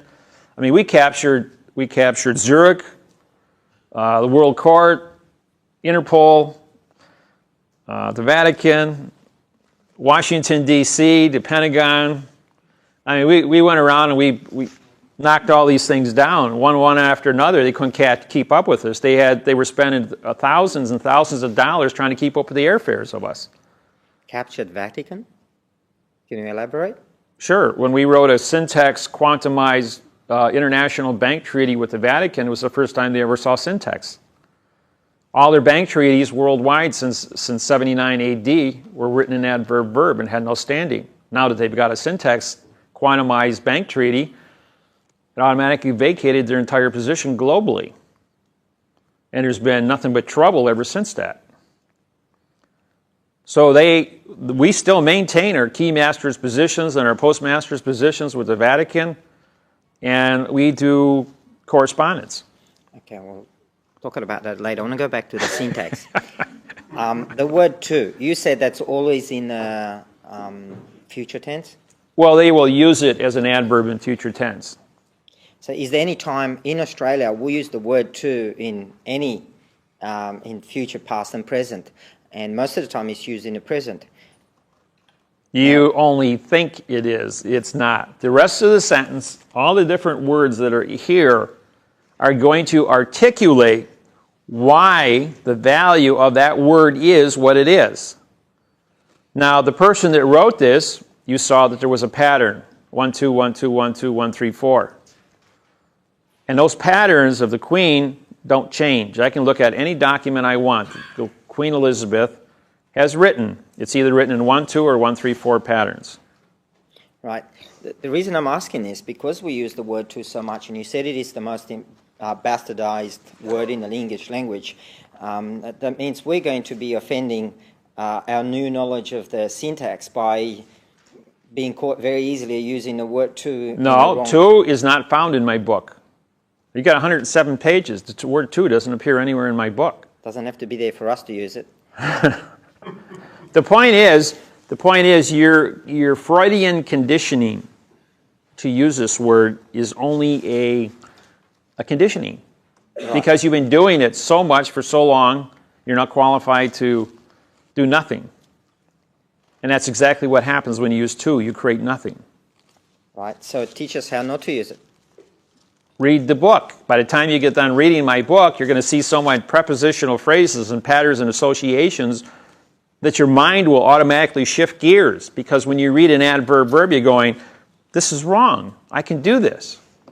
Every time you pick up a newspaper, the only thing you're going to be doing is syntaxing. If you taught me how to do it, I'd be able to read your book. If you read, okay, people always read to yourself, right? You don't speak out loud. When you read to yourself, only your eye and your brain are registering. You have 5 senses. When you read out loud, you're speaking. So the mechanical part of your brain has to generate your speaking capacity. You have to be able to see. You hear what you're saying. You're holding something in your hand, the mechanics of your eye moving back and forth. You've got all 5 of your senses working with you when you read out loud to yourself, because you hear what it says. 90% of all the things you learn in life are from hearing, what you hear on TV, on the radio, somebody else talking to you and teaching you things. That is your major connection to your brain, to your memory cells, is what you hear. So if you read my book out loud to yourself, all of a sudden, like, it's going to start registering it. You get into a court scenario, you're talking to a judge. You're in an oral conversation, he's talking to you in an oral conversation. But if you're reading and only the cells of reading are registering, your hearing part of your brain is uneducated to hear or to speak, to reproduce those sounds of what syntax sounds like. And so you're handicapping your own self. And besides, when you get in front of a judge, you're going to be nervous because you don't want to go to jail. That's always the threat and the intimidation scenario.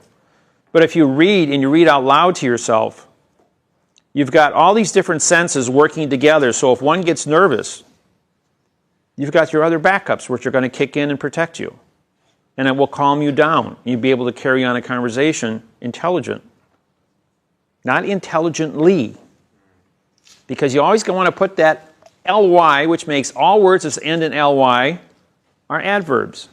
Even the word family, only.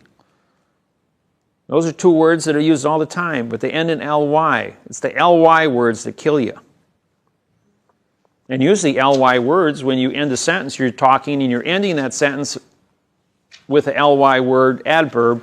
And so therefore, you've got a dangling participle. It should be a verb, but you've got a dangling participle adverb. Can you start a sentence with a pronoun? No. Only with a preposition. A pronoun says nothing. Just like, what is your name? But we start. That's a pronoun. I'm calling you. Sentences. We pronouns and adjectives. You're trying to grab that fuzzy little world of adverb-verb fiction. You're brainwashed. That's why you're trying to make an argument against syntax because you're trying to use nothings. An adverb is a modifier. An adjective is a coloring modifier. A pronoun is a nothing. It means no, no, no. You don't have a contract for a pronoun. How can you make communications if you don't have a contract? So what happens if you start the sentence with a pronoun like you and I and us and we? They're not always pronouns. I saw. I can be, in this case, I saw, it's adverb verb. Or I am. I is an adverb making am a verb.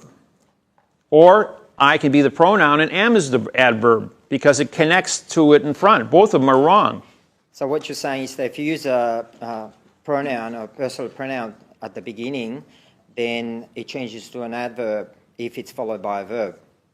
No.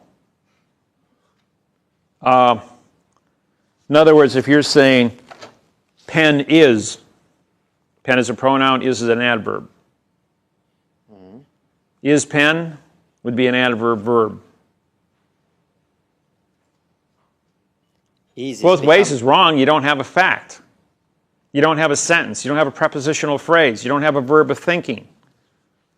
If you got a verb thinking, where's the fact that you're going to be thinking about? You got to have 13 words to make a legal sentence. That's the smallest sentence you can possibly write, is 13 words. Anything less than that, you're just blowing smoke. So can you give us a running description of how a pronoun becomes an adverb? Like I said yesterday, if you ask me for a pen, I'll hold up a pen. If you ask me for a penny in Maori, I'm going to hold up a coin. But in Maori language, it means pen. Did you hear what I said, what I said, what I meant, what I said, what I meant, what I said? We got to have a communication. There's 5,000 languages out there. You're only thinking in one language, English. And English, E-N-G, is actually a D. In 1750, the English changed the D to a G because it was endless, end of contracts.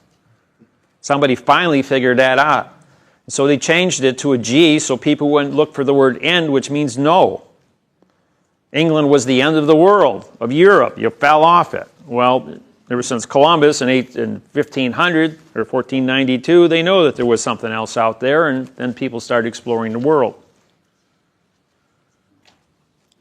All of the rules that you're talking about with syntax now and how words change and adjectives, are they all in the book, like from someone that's a beginner? Like Styles, Cat in the Hat? it's in the styles manuals of all 250 countries. But where do we learn that if someone's just beginning to try and grasp an understanding of that, is your book? My book explains it all, yes. My book explains it over and over and over again, to the point it becomes doublespeak. You can get on my internet site and look at it too. Yeah, I had a look at the internet site, couldn't read. That's only because you haven't come to the seminar and been exposed to all the things, the conversation. Fair enough. So.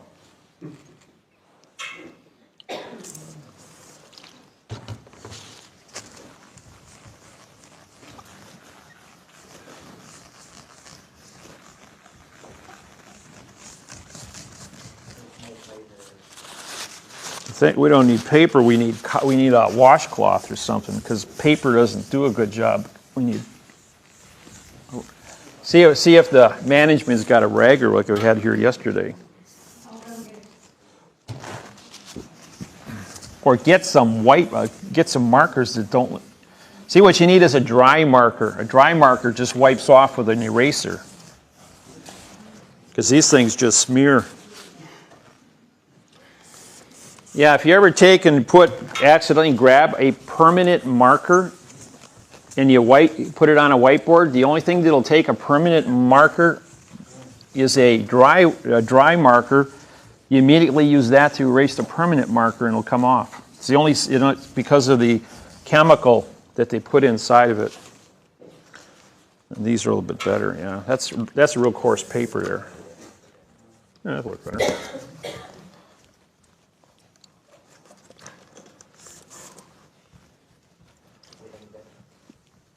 Yeah, this stuff here works better because they're softer. That's a real coarse paper. There.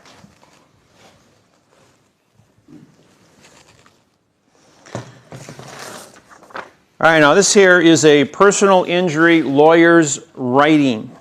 Let me get my glasses.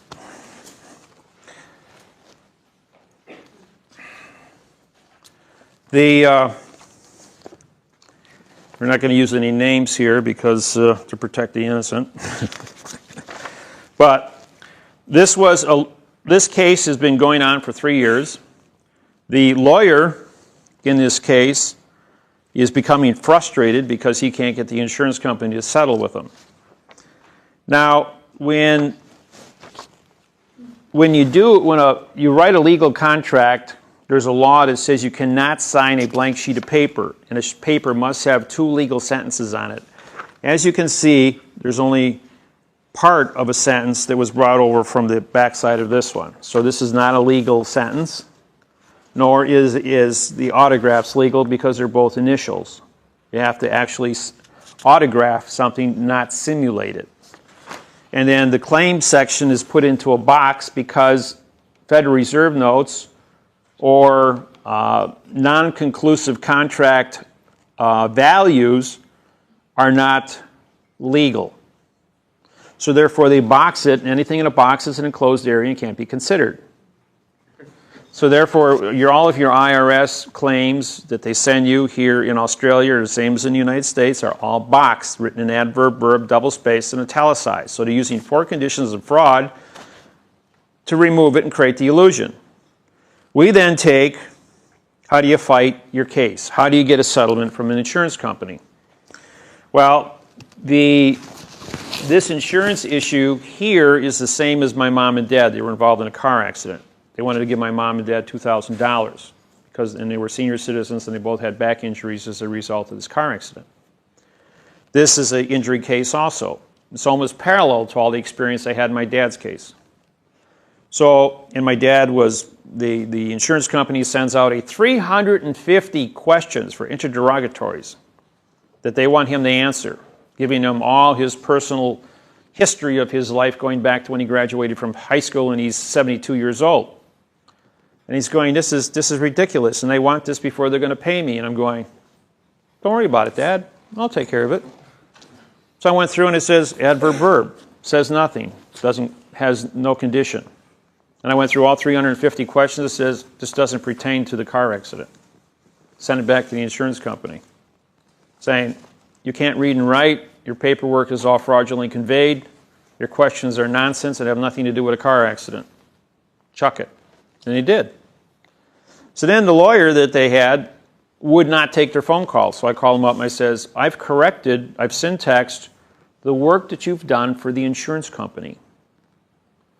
And by syntaxing the language on the page, you have, my parents paid you money and hired you because you have risk management insurance to guarantee that if there's any physical damage in the contracting of your conduct, that the insurance company will pay the damages, better known as malpractice.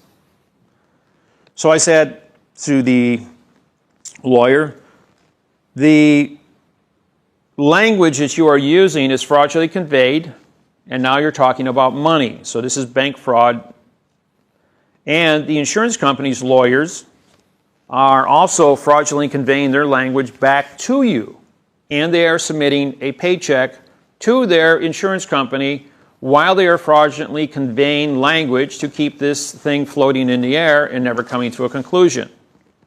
While at the same time that they are fraudulently conveying language and sending in a paycheck, the paycheck is reducing the assets of the corporation, which is the insurance company, which is traded on the New York Stock Exchange, which means they've extorted money from a corporation which is now stealing money from its shareholders, and the Securities and Exchange Commission now has to come in and say, why are you paying employees to commit a criminal act under Title 18, Section 1001, and a Title 15, Chapter 2B, Section 78FF, $25 million fine penalty and 30 years in prison while extorting money from a shareholder on his Securities and Exchange Commission?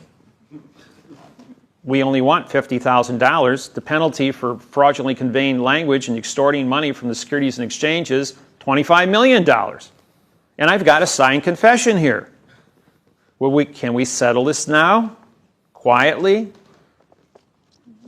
And 48 hours later, we get a check in the mail for $2,500. And I'm going, yeah, right, okay. We need it. I says, Dad, Mom, I says, we need $385,000 for the aggravation and all the BS that these people have caused you. So we submitted a complaint of $385,000 to the insurance company. They immediately, all insurance companies worldwide must take and put 10% of the initial claim in an escrow account which they cannot touch. So that's $38,500. Plus they have to take care of all the car expenses to rebuild the car and all the hospital medical expenses, which came to about another $30-some thousand. But the compensation for personal injury was $38,500. I says, that is all you're going to get unless you want to spend 3 to 5 years in a court, get to a jury, and it'll be a crapshoot. You might win, but there's a good chance you might not. There's an 80-20 chance on that. I says, by filing this claim and then showing them that the Securities and Exchange Commission is going to do an investigation on the lawyers from the insurance company as well as the individual who filed the claim with their lawyers, where they acted together in a joint conspiracy to deny both the client and pay the insurance claim. And now we have a conspiracy, which is a 10-year prison sentence, to extort money, which is bank fraud and Securities and Exchange fraud. So now we got a whole stack, and everything on the back of my business card also applies. So all of these things are now set on the table, and we go and we meet with their, I call my mom and dad's lawyer up, and I says, all these things are going to happen, and I hang up the phone. My dad says, now what? I says, just wait. I says, it'll probably take maybe 10, 15 minutes. I says, the phone's going to ring. Sure enough, 8 minutes goes by and the phone rings. Can you be in my office in 5 minutes? So we go in there, go over to the lawyer's office, about 6 blocks from my mom and dad's house. By the way, they lived in Tampa, Florida at the time. And we walk in there and shake hands with the man. Nice, warm handshake. And then I introduce myself as plenipotentiary judge, David Wynn Miller, and that I have your signed confession here for all these criminal acts. I had a whole list of them. I think there was about 22 of them that I read off to him. And how he had acted to create this language and work with the insurance company who created the language to violate the Securities and Exchange Commission's rules and regulations and constitute mail fraud. Then we got up and said we want $385,000. And I went to shake his hand, and he couldn't move his fingers. There was no blood left in his arm. His hand was as cold as if he had just soaked it in ice water for the last 10 minutes, and he couldn't move his fingers to shake hands goodbye. He couldn't talk. He couldn't hold a pen in his hand either to even take notes. He was that scared. And again, the next morning we got a check for $2,500. My dad says, "What do I do?" I said, "Tear it up. Tomorrow there'll be a check for $3,500. Wednesday there'll be a check for $4,500. Thursday there'll be a check for $5,500, and so on until we hit $38,500. And so every day for the next 30 days, there was $1,000 more a day. And when he hit $38,500, I said, "Dad, take the check down to the bank and cash it. You're all done. You got paid. They're going to take care of your car, your hospital bills, and you got $38,500 in your pocket, and it's tax-free because it's personal injury." And that was it. We never heard from the insurance company again. If you know how to get through the gauntlet, any one of you got a personal injury case, and I got the technology to take this as forensic evidence, get paid in 30 days. And I can guarantee that, I don't care where you stand in the country. Because we told, we're going to contact the insurance company. I syntaxed AIG. It was $100 a share, it dropped to $1.50. I syntaxed this insurance company's paperwork, and they're going to be out of business. And they already know what I did to AIG. So the minute I file a claim with these guys and tell them that I'm on board watching, they'll probably get this settled in the next 30 days without ever setting foot in a courtroom. And they'll get exactly what they want. When you get proficient at this information, and I talk to you on the phone, I'll say 265672. You know that if you go to page 26 in my book, you're going to get the definitions, the tricks and the traps. You go to 52, you're going to get an 18-page Title 42, and if you go to 72, you're going to know how to prosecute an attorney in cross-examination. Now, if I only got 2 or 3 seconds to give you information, or you're in court and you're at the witness stand and I'm not allowed to talk to you, and the judge has ordered me to sit there and keep my mouth shut, I can do this and do this. I just said 23. I says use page 23 for the tricks and the traps. You've already got it memorized, and you can go ahead and download on the judge because you just was something you got nervous and forgot about. That's how do you think basketball and baseball players talk in football?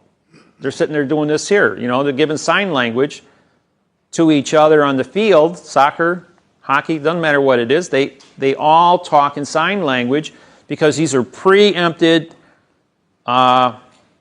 documents, and all you have to do is be told what number to use, and it downloads 10,000 words of information. That's the unique thing about this technology. You can help each other once you read the book and you know where the page is. Pay attention to the pages, because if you work out a code with somebody else and you need a partner in court, he can talk to you through sign language. You know, he just sit there and do this. You know, because when a judge talks to the DA in court, and you won't even see this happening, and Stephen showed you a little bit of this yesterday, when we're cross-examining, the judge is doing this here, meaning talking to the DA, saying, you open your mouth, you ain't never going to have another case in here. Or the DA is asking for prison time in a case, And the judge is sitting there doing this here, which means I want 4 years in prison. The DA is sitting there going, no, I want 5 years in prison or 10 years in prison. And the judge says, no, I'm only going to give him 3. And the other guy, the other prosecuting attorney, he's there and he's going, well, how about just 2? You know, so they're having a conversation like this, using their fingers on their face. And they got this all rehearsed in the back room as they're going to negotiate in court. And they'll be talking one thing, but they're actually using fingers to articulate how many months or how many years this person is going to go to jail. So pay attention to the sign languages that are taking place in court, because if you know how it's being done, and I was in the gallery and these guys were all doing the sign language, and I says, excuse me, court reporter, these guys are talking in sign language and you're not getting the whole story here. And she got up and walked out of the courtroom. The case was called because they didn't have a court reporter. And they got caught.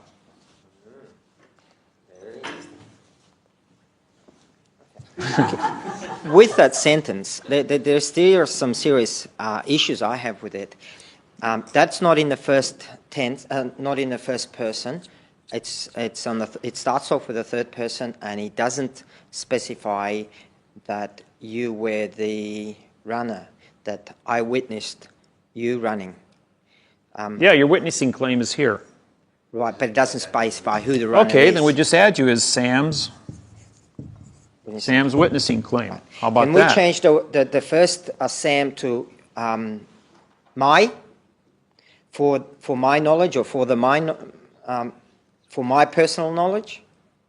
Yeah, because you're not. See, you're the person that's watching a runner. See, the runner is irrelevant. He doesn't require the knowledge. He isn't part of the sentence. It's your knowledge.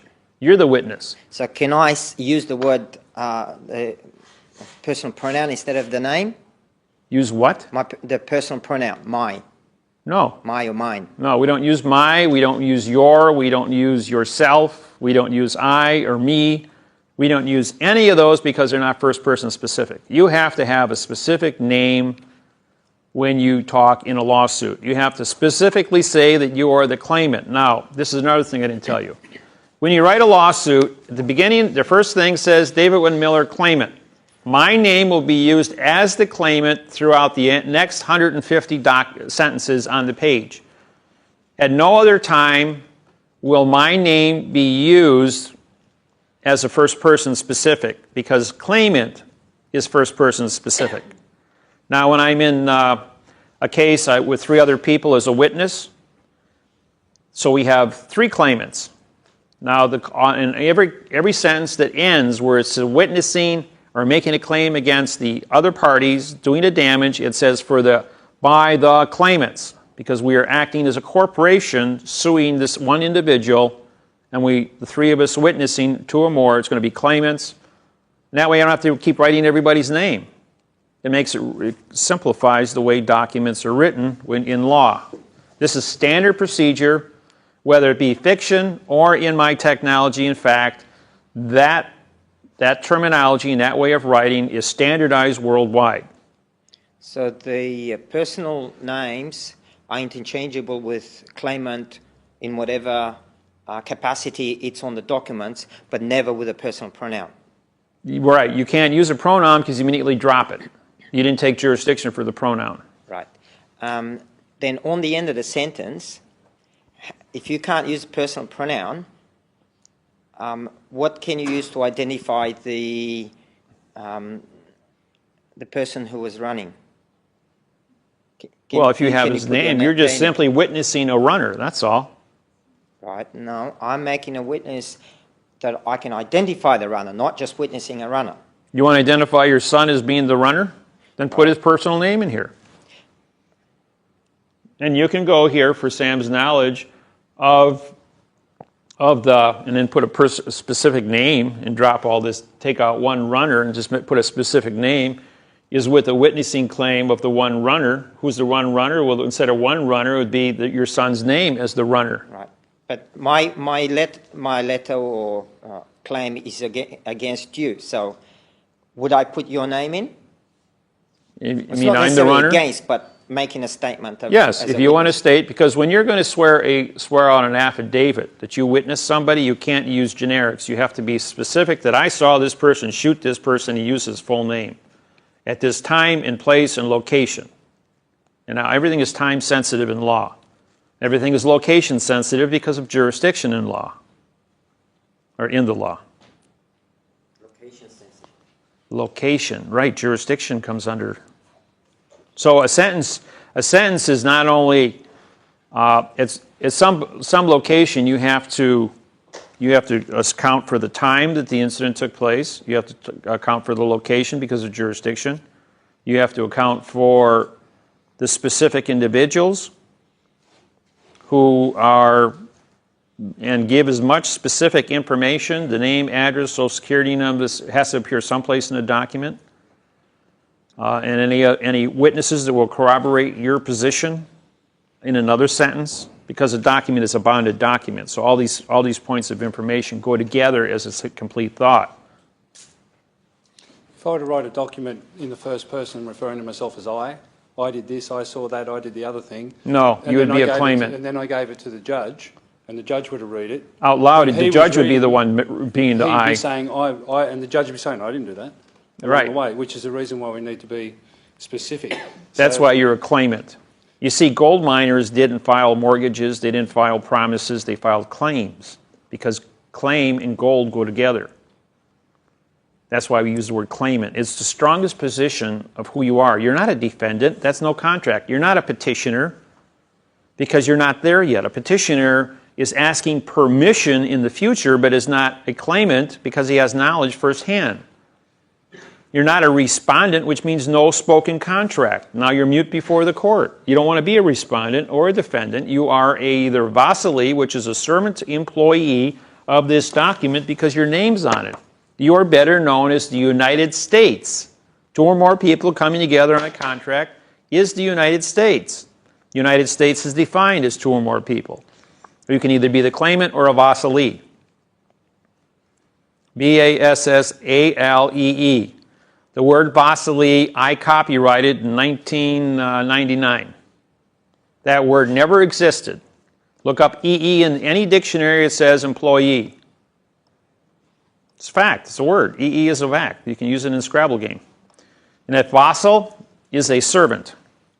A vessel is V-E-S-S-A-E-L, and vassal is V-A-S-S-A-L. And vassal is a servant employee of the paper. So if your name's on here, it's been stamped, you're under postal contract for commerce, they can't get out of it. Yes? Thank you, David. You mentioned page 23. Is this the book? Yes. 23 is not in here. Am I missing something, or? Oh, it isn't? Well, just misnumbered, that's all. I write the numbers in by hand. Okay. It goes from 22 to 24.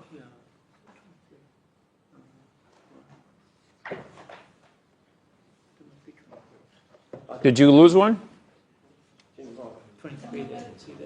Oh, I get it. Thank you. When I did those, because we made changes in them constantly, where I would take something out of content and say, well, this document isn't big enough, and I'll add 2 pages. I'll have 23A, 23B, because I didn't have time to rewrite all the numbers on all the pages from the master book that I have. Otherwise, it's an issue. The master program, in other words, in my computer, was destroyed when my computer was burned up in the fire. And so the documents that I have that were completed have not been hand retyped all back into the computer. So when we were going to change only one page between printings of one book and another book, I didn't have time to go out and hand type the entire 107 pages. That's 9-point print. That's about 3 months of work for me. I'm not a speed typer. I'm still one finger here. Yeah. Oh, time? They want to take your 10:30, 11 o'clock break? I noticed your book was all in uppercase. Shout. Any Shout, particular right. reason for A that? shout is a command. You must be obeyed. You see, the government said, this all came about in the Moser case with the Secretary of State of the state of Wisconsin. No, excuse me, the Attorney General of Wisconsin. I sued the Attorney General of Wisconsin for fraud in a lawsuit back in 1996. And this was in front of Judge Moser, the 96-year-old judge.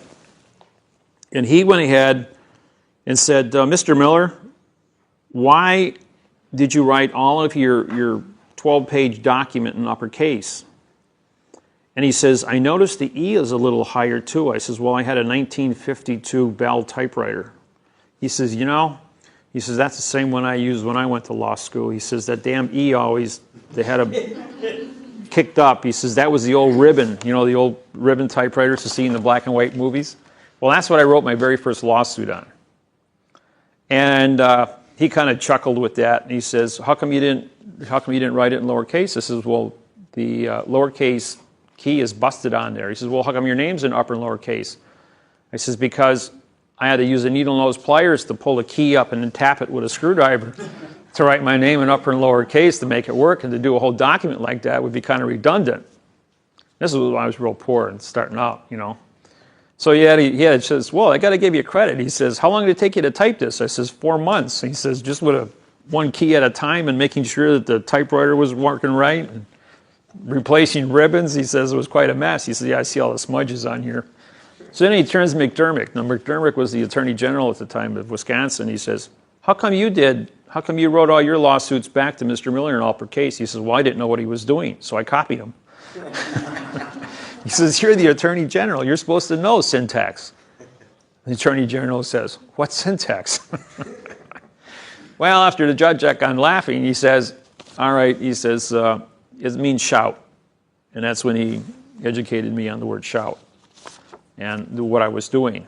He says, it's a command that must be obeyed. He says, because you wrote in syntax, a syntax command has jurisdiction over an adverb verb, which doesn't say anything in shout.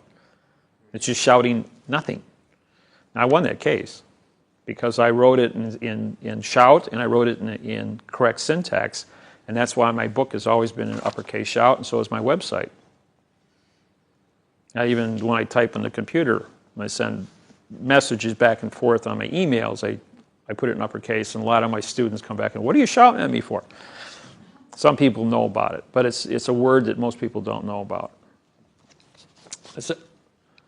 You guys satisfied with this? And I'll put another sentence up. Take your break, and while you're taking your break, I'll do the writing.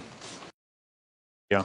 David, can you please talk about, you mentioned about your near-death or death experience. No, I wasn't near death. I was legally dead by all medical reasons for 35 minutes. Can you talk about that? And can you also talk about around your purpose, around what you're here to sort of, the big picture around what you're to communicate and what the end game is? And also, some people make comments about walk-in energies and conduiting and channeling information, data, where that's coming from for you. Well, okay. How many of you remember the old TV series? I don't know if they broadcast this down here. I Dream of Jeannie by Barbara Eden. Some of you saw that, okay? Well, I was 18 years old one day, and I was watching that on TV, and Jeannie's father came in. He was the big Zen and took away Jeannie's powers and gave them back to her at the end of the show. And after the show was over, I said to myself, of course, the fantasy of genies and having all the power in the world, what is power? The word power is meek, M-E-E-K. The Bibles all around the world tell you that the meek shall inherit the earth. A meek person has absolute power over life and death. And he uses it to teach people. He's a teacher. He does not use his power to hurt anybody. That's what the word doctor means, isn't it, teacher? Doctor? The word doctor, I think it means teacher. I don't know. I haven't looked that one up or researched it. So I looked up the word meek. I found out what the definition of it was. And then I was 18 years old, and I stood in front of the mirror, and I looked at myself in the mirror, and I says, if you were given absolute power, the knowledge over all things, what would you do with it? And I says, well, I wouldn't hurt anybody with it because it's not part of my personality. And I like to teach people, so I says I'd become a teacher. And I said to myself out loud, would you make a promise to yourself that if you were given absolute power that you would become responsible as a teacher? And you would never hurt anybody with it. And I says, yeah, I would do that. So I'm having a two-way conversation with me and the guy in the mirror. Don't laugh. I was a marriage counselor for 12 years. I know how to talk, how to communicate with people, and how people communicate with other people. So I'm going to share this with you. So I said, yeah, I can do that. I made a promise to myself that I was ever given the absolute power that I would become the teacher. And I would be a friend and expand upon that and dedicate my life to it. Well, a few years later, a couple days after that, I got beat up in the 1968 riots in Milwaukee, and I was held down by 4 boys while the 5th one proceeded to kick my right kidney like you tee a football. And it killed my right kidney, and they damaged my left one. So I got kicked 4 times in the left side and 7 times in the right side. So I had a dead kidney in me for 7 years. It was excruciating pain on a day-to-day basis because I had a sack as big as my fist of dead black material in my side. And even at that, I had to work every day doing physical labor with the pain, and I got used to it. So my body created a super immune system because of the level of poison I had to deal with. Then when I was on December 3rd, 1975, I went into surgery to do an exploratory. The doctor, Pollard, who was the #1 kidney specialist, I don't think he's alive today, was supposed to do the surgery. He was out on the golf course. All the doctors came into the operating room with masks on. And I had a South Korean doctor who was only there as an apprentice, who had never cut anybody in their life, started to slice into me. Took out 3 ribs, took out my dead kidney, took my adrenal gland off the right side as well. Then he thought he was supposed to take both kidneys out. So because he didn't want to cut the other side open because I was already laid in half from my navel to my spine, he went ahead and he went through my chest cavity, pulling everything apart, and cut my left. He couldn't get at the left kidney completely, so he cut the left kidney in half, and he removed the left kidney top half. There's 5 chambers. He took the 2 out with the adrenal gland. As soon as he removed my adrenal gland, I went into anesthesia shock, and I was flatlined because anesthesia is a poison. I was legally dead, and he knew they screwed up. And of course, they told my parents and my brothers and sisters that I had died, and I was in the morgue for 35 minutes, cut in half, laying on a gurney. And the head nurse was down there, and she's the one that told me the story after the fact. She says, your heart started beating. And the coroner just said, oh, just let it, it's just gas from the body decomposing. And she went and she pulled my eye open with a flashlight, and she says, no, his eye's responding. His brain's alive. We got to sew him back up. So they called the Code Blue, rushed me back upstairs, took them 11 and a half hours to put me back together. After, they couldn't figure out why I was alive without adrenaline. And when they did the blood work, my endorphin level was 60 times higher than a normal person, which is an amino acid with no adrenaline in my system. I had been completely altered for some reason. Now, the adrenaline that I have, the endorphin that I have is an amino acid, which is the food for the brain. After I found out over the years of researching why I was still alive, and the hospital continued to maintain my blood type every month, take blood samples to see why I was still walking around, because you can't live without adrenaline. And having half of 1 kidney, I didn't require any dialysis either. And I was in perfect health. And I also had a 25 heartbeat. Anything below 40, you'd be in a coma. And I'm walking around with 25. And I did this for 35 years with 25, till I electrocuted myself in my garage and it went up to 60. Kid you not. I forgot to unplug the extension cord when I put the end of it together, and I grabbed it with one hand, the socket and the screwdriver in the other, and I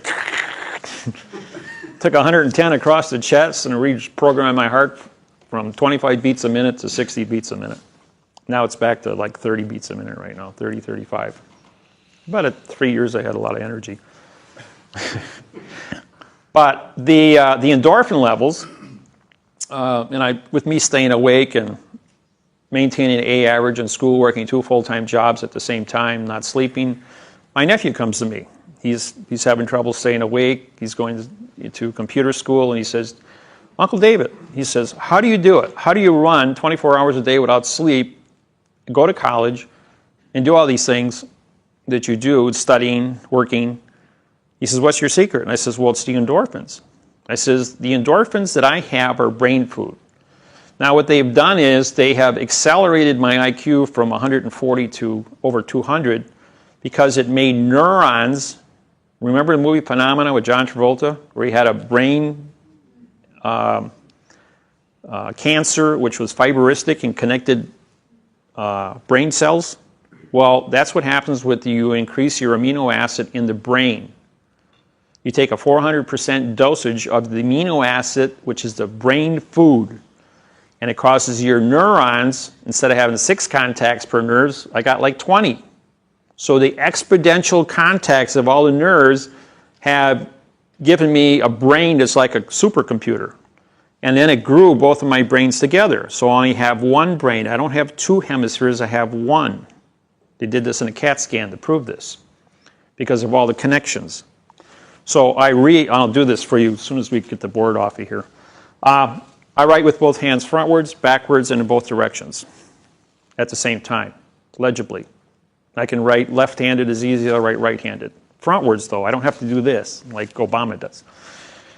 So I can, my left side can see my right side, and my right side can see my left side. And while I read left to right in subject matter, I read backwards at 400 words a second in math codes.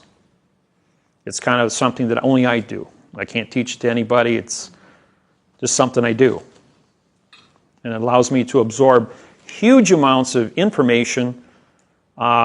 People bring me lawsuits. I did one last night for an hour. I had 100, I think it was about 100 pages, 120 pages to read in an hour, and then come up with all the solutions of how to solve the problem with all the laws, rules, and regulations. And to me, it's just a cakewalk to absorb that much information and process it. Same thing it is to break down sentences and show you what the secret codes mean. And what we're going to do here, well, I'm not done with this. The amino acid, everyone in here has amino acids that feed your brain. Now you have, I believe it's 14 or 18 different blood types and groups, and there's 8 amino acids in your body. So your chances are 1 in 64 that you're going to hit the right one. If you can isolate the amino acid based on your blood type to feed your brain, you can go to one of these nutrient stores like GNC. That's what we have up in the United States called GNC. It's a nutrient store. And you can isolate your amino acid for your brain and take a 400% dosage every day.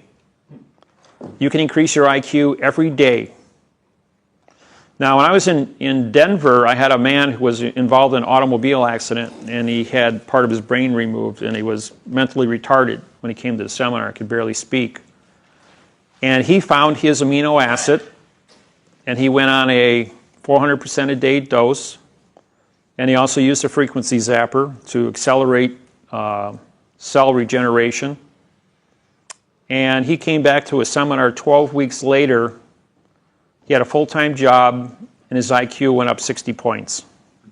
He went from mentally retarded to being a normal person, carrying on a normal conversation with anybody, and having a full-time job, and he got his life back. And he'd sit up and did a testimony for all the people in the audience as to where the people met him the week when I was there the first time, and they came back 3 months later, and the same people came to the seminar. And now they got to see this man who had recovered from being mentally retarded to being a normal person again, because he was taking the amino acids to rebuild his brain. So anybody can do it. You just got to figure out what it is. Now, you would have to go to a doctor, have your blood analyzed, isolate the amino acids that are in your blood, and then find the one that's specifically generated for your brain, and you've got to get a doctor to cooperate with you. And usually anesthesiologists are the ones that specialize in the blood chemistry, because they have to use anesthesia with the blood, and they got to cook this formula up together. So they would be the people to go to. Your country might not allow this. And you know what the most dangerous person in the world is? An educated person. Look at what I'm doing with education and the way I've flipped planet Earth over, having syntax. So I was given the gift of, if you ask a judge what does syntax mean, he says it is the most powerful thing on planet Earth. He who controls syntax controls the world. Because this technology disqualifies everything that's ever been written, and the most expensive, the highest paying job around is brain surgery, followed by contract writers. If you can write contracts in syntax, like I'm writing constitutions, I can sit down and it took me 3 months to write the United Nations Constitution, Australia's, New Zealand, and Hawaii's constitutions. And what I do is I take the existing constitutions, I remove all the things that are future, all the things that are past, all the things that are negative. Get a book of synonyms, look up every single word, find the now time definition, organize the words in the correct sentence structure, communication syntax, and then put the missing words in to complete the sentence. And it's all done algebraically. Once the algebra is certified frontwards and backwards, and the sentence can't be obstructed, it's then put into the Constitution, and there's 69 sentences in the Constitution. It is a foundation by which you can study from to improve. And I think as a group of 50, you were to read the Constitution as a group and try to add more things to it, you could make it better. But in New Zealand, as well as the Aborigines here in Australia, the question was, well, somebody's got to do something. Somebody's got to do something.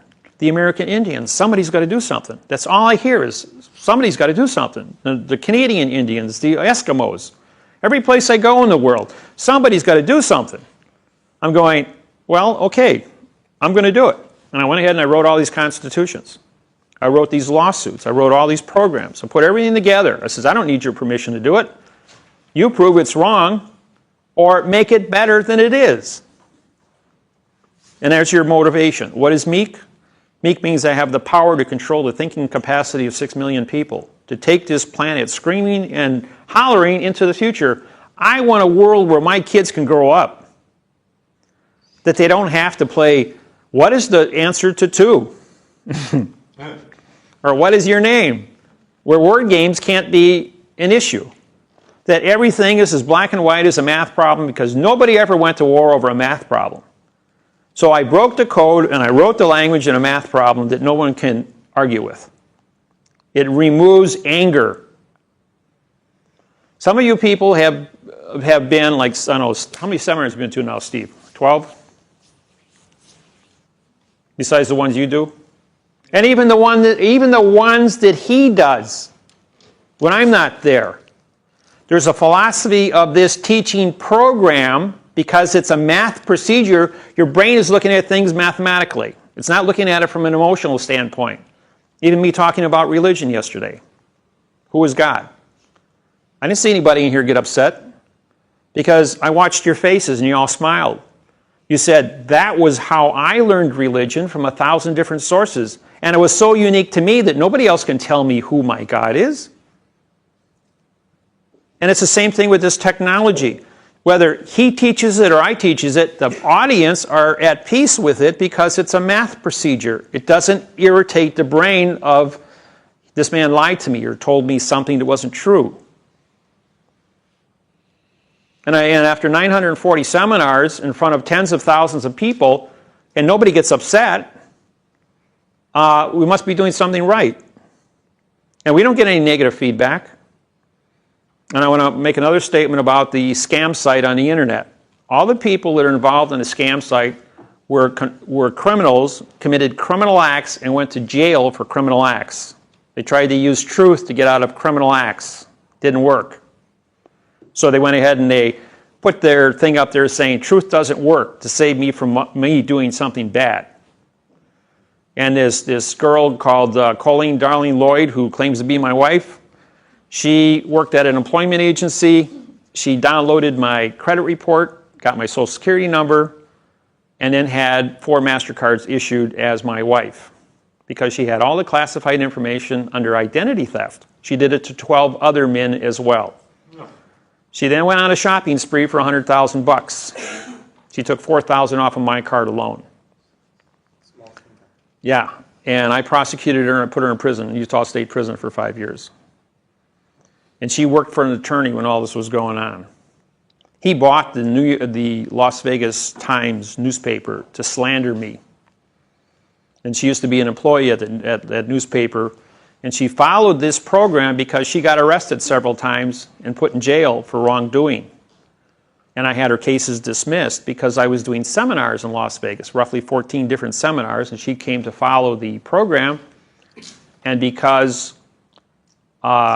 she felt that she was writing all these good articles, she was had a, what's the word I want on here? She looked at me as being her savior because I could always make her lawsuits go away. And she wrote good articles in the newspaper because all the lawsuits I won in court in Las Vegas as well. And then when lawyers were being embarrassed and judges were being embarrassed, the Lawyers Association bought the newspaper and then slandered the truthful language. And she had to work there and either slander or get fired. Well, she got fired because she wouldn't slander. Then she wanted compensation, got herself hooked up with 4 other scam artists, where they're better known as grifting, and then went ahead and downloaded and thought they could steal and not get caught. And they got caught and they went to prison. And if you read the article, it's all up and down. Emotionally, it's a disturbed individual who did some bad things. And then wrote this article and put it up there on the internet. I have a disclaimer up there as to all the different scam issues. I've never hurt anybody or taken anything from anybody. People that go into court half-baked get half-baked when they come out. If you don't have knowledge, like I said, you go from that wall to that wall. How many mistakes you get to make? If you don't study, this is not a 10-hour program. This is not a 50-hour program or a 100-hour program. This takes an average person 200 hours to become proficient, just to understand what this sentence means and how to break it down. Most of my students that are good have 2,000 to 10,000 hours of study. I've got 74,000 hours of study, and I've been at this for 30 years. But this is my calling in life. This is my job. This is my contract with my God, that I will be a teacher and teach quantum correct mathematical facts. And that's my spirit. I want to make sure there's a world for my kids and a world for my grandkids. And everybody that has seen this program, it changes you. Now, another thing is the mirror. Just like I had made a contract with myself when I was 18 years old. A husband and a wife, or a boyfriend and a girlfriend, you have problems. When I talk to you, I can't see my facial expressions. I can't see my eye contact. I can't see who I am and what I look like as how I present myself to you. Nor can you see what you look like talking to me or looking at me. I can see from your facial expressions, your body language, your smiles, if I'm making sense to you because you smile back at me, because you're learning something, because the mind is always happy when they're active. So if you have a problem with yourself, stand in front of a mirror and talk to yourself if that's the only person you trust. If you have a partner, or if you have children and you want to have a discussion with your kids, don't talk to them face to face. Stand in front of a mirror. Now you got 4 people there. You have to look yourself in the mirror, you have to look yourself in the eye, and you've got to talk to yourself as well as the person standing next to you. You have to see and listen to yourself. Right now you just listen to yourself, but you don't see yourself. And when you see your own body language, 80% of communications is body language. So now you get to see who you are and how you perceive yourself to the world when you talk to yourself.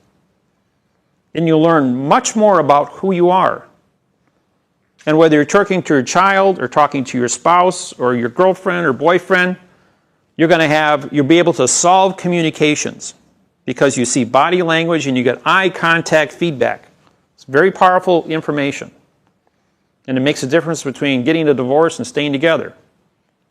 Another thing is you are what you eat. I can take any one of you in this audience, put you on meat and potatoes for 90 days, and I will create a personality and a body chemistry type that will perform a specific way. I can then take you off meat and potatoes and put you on vegetables. And in 90 days, I will completely change you, and you will be a different personality and a different person. I can then take you off of vegetables and give you nothing but fruit. And in 90 days, I will change you again, and then I will put you on junk food. Crackers, potato chips, whatever, you know. And I will change you again. Take a husband and a wife. They live together, they eat together, they work together, and then along comes the 7-year cycle. 80% of all human beings, both men and women, go through a chemical change every 7 years. It takes 14 months for this chemical change to take place. The chemical change will start very slow, and about the 4th month you get into it, you want to change your diet, change your clothes, change your job.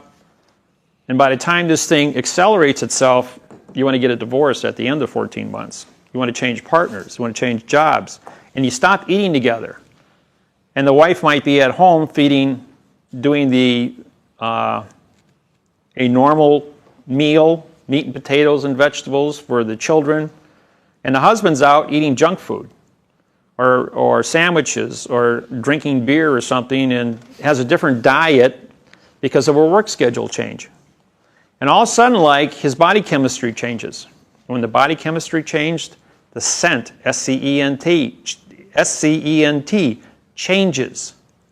And all of a sudden, like, the attractiveness that kept you together when you got married because you were attracted to each other's scent and condition of thinking because your chemistries were the same, have now grown apart. You don't smell the same, you don't think the same, your personalities are different, and all of a sudden, like, you're living with a stranger. And after a while, it becomes so intolerable you can't stay together anymore. So if you're aware of chemistry changes, scent changes, food changes, sleeping patterns, and you sit down and you discuss it, you can get back to where you were. You can normalize your individual. See, in the old days, in the covered wagon days before we had all the instant transportation, a husband and wife would go out on a farm, they'd eat the same food, live together from cradle to grave. They didn't ever think about divorce because they were partners. Chemically, they were partners. Today, we are separated. We sit on computers. We don't talk to each other. We develop all these differences. And the world breaks down. We all become individuals.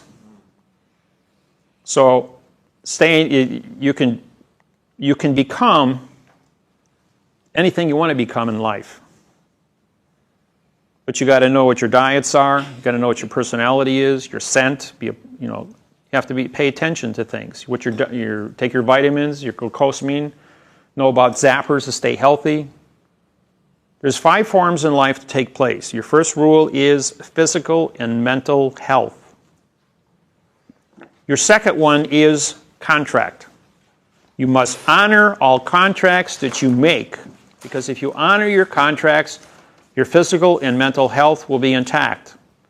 The third thing is you must take care of the things you create. In other words, children, if you have children. Because you created an entity that's going to grow up, because if you take care of your children, they are a reflection of who you are, which affects your contracts and your honor, which affects your physical and mental health. The fourth thing is your job. You have to work. You have to have a job to support the children. Oh, wait, I got that wrong. Your job comes third, and then the children come fourth. Because you got to have the job to support your health, to support your contract. Because if you don't have money, you can't make a contract. And then your physical and mental health. And you get these things out of track, the whole thing falls apart. And then the fifth thing on the list is your spouse. They are an independent individual. Whether it be men or women, that comes 5 on the line because they have the same rules and regulations. They have to maintain their physical and mental health. They have to maintain their contracts that they honor. They have to maintain their jobs and ability to feed themselves, earn money, earn respect, earn whatever it takes in the world, and you both work together to take care of the children. And if you keep these 5 rules intact in your life, you will find that you will be successful throughout, and you will get through all the hardships you have in life. Anybody questions on some of these philosophies and issues? There's a lot of, I specialize in like 115 different fields because of the amount of reading I do. I've been a day trader in the stock market for 41 years. So I research companies that are developing medical technologies, sciences, engineering that are futuristic. And then I cross-reference this thing. Sometimes a company will develop something in 1980, for instance, 30 years ago, and it failed. It doesn't work in society. Well, next generation comes along, and then now it's 2000. The same company wants to go ahead and do the same thing. I'm going, that company is going to fail. It looks really good at first, I'll short that company because the project doesn't work. And it'll go high because it's an idea which nobody remembers 20 years earlier, and it'll slide off into oblivion and be worth nothing. So I'll make money on it. So by doing all this reading, when you put money on the table, $50,000, your learning curve changes when you want to study an object that you're going to buy and invest that much money in it. So you learn in depth. You learn about how the company is run. You learn about mechanics, corporate structure. That's why when I come into a country, I can go ahead and set up like the Origines. I can sit down, I can show them how to set up corporation, how to write contracts, how to have a corporate trust. That's what we did in Hawaii. Got the Hawaiians organized, had a corporate trust, educated them how to read and write in quantum, how to run a business as a corporation, have a board of directors, have elections, elect judges, have license plates, driver's license, insurance, so they have the right to travel and communicate with each other. We're not just a bunch of unorganized yahoos. And because the United States government has recognized the Hawaiian Kingdom and their ability to organize on a responsible level under Robert's Rules of Order, they are functioning and growing as an independent entity, and Hawaii is getting back their identity to become a sovereign island again. But Hawaii is owned by the United States Postal Service, it's owned by the Japanese Postal Service, and it's owned by the Chinese Postal Service, as well as the Hawaii Postal Service. There's 4 entities on that island. So that's, it isn't what everybody thinks it is. Japan regards Hawaii as one of their states, so does China. And with 35% of the population is Chinese, and 35% is Japanese, and 20% is white, and the rest are Filipino and Hawaiian. So it's a melting pot in the Pacific. And they're cousins to you guys down here, so. Think of any questions before I start on this? Yes. I think I heard on one of your discs that you're looking at the banks worldwide, and I think you're talking about a currency that you're setting. Yeah, we're currently, since 1990, we went to the United Nations. We served 82 countries with bank treaties. This is a 115-page document. Has all the notarized, the CPAS, the Sea Treaty, the Drogue Law. Russell Gould and I created this here. We have all the postal treaties involved with that, as well as the bank constitutions, the bank transfer of money, all done in syntax language. There is no money in the syntax world. We deal strictly in gold, silver, and minerals. We currently have, I believe it's close to 400 million tons of 999 silica, which is used for all computers and TV screens, in a single deposit in Wyoming. That's our mineral deposit for our bank. But we haven't touched it. It's just, it's in the ground. These are crystals that are 60 feet long and 8 feet diameter. And it was discovered in 1953 while elk hunting, back when there were elk in the Rocky Mountains. And then we wrote a quantumized land patents on the mineral deposit, and we filed that with the Department of Interior.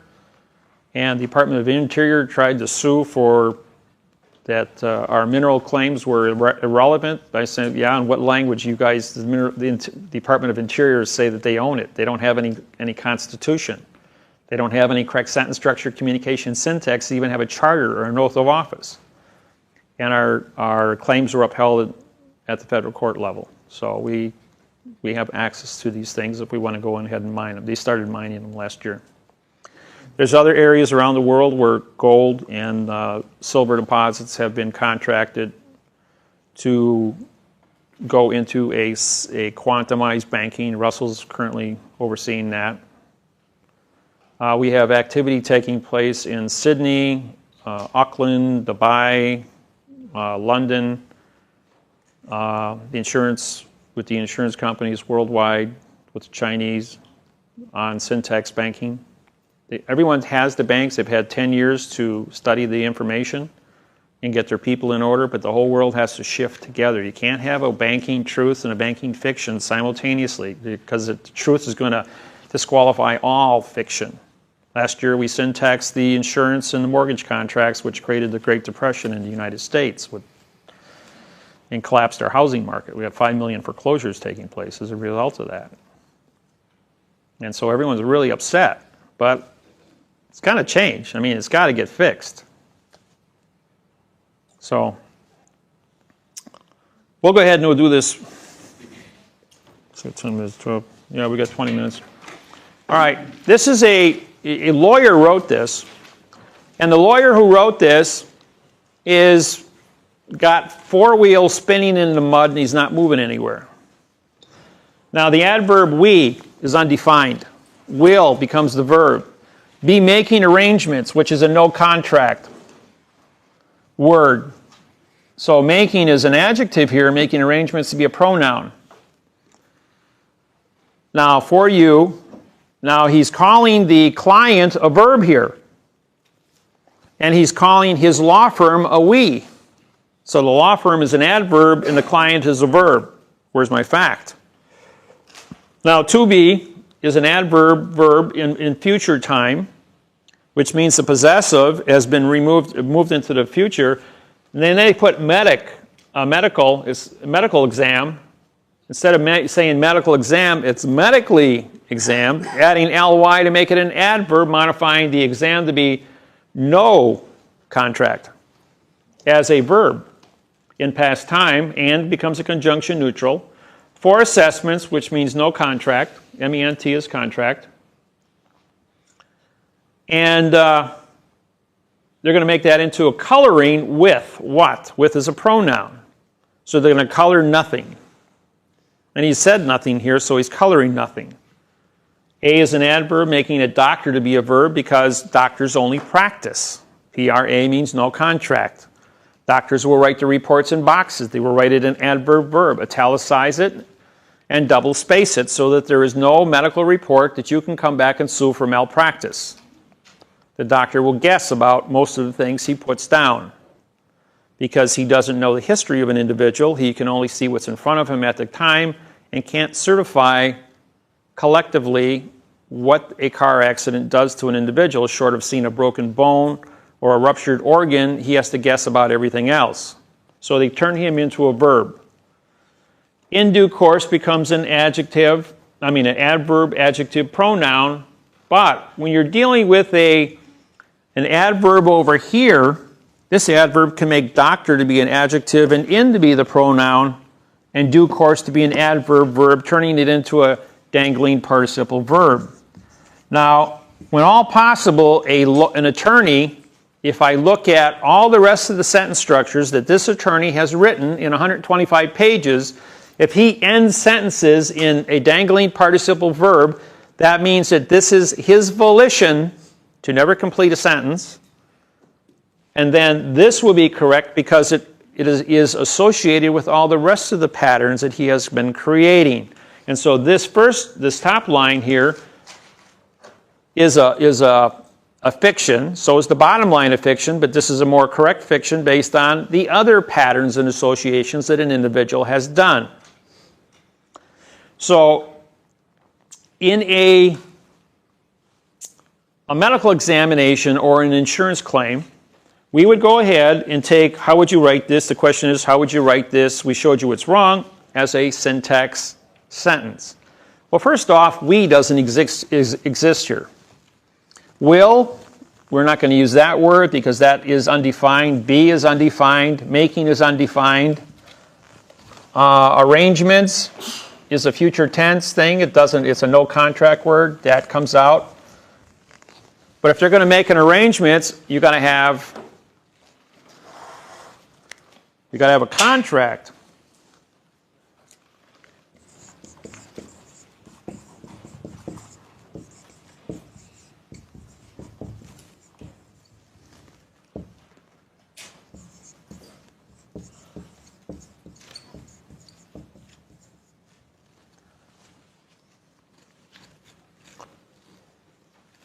So the law firm is going to go ahead and have knowledge.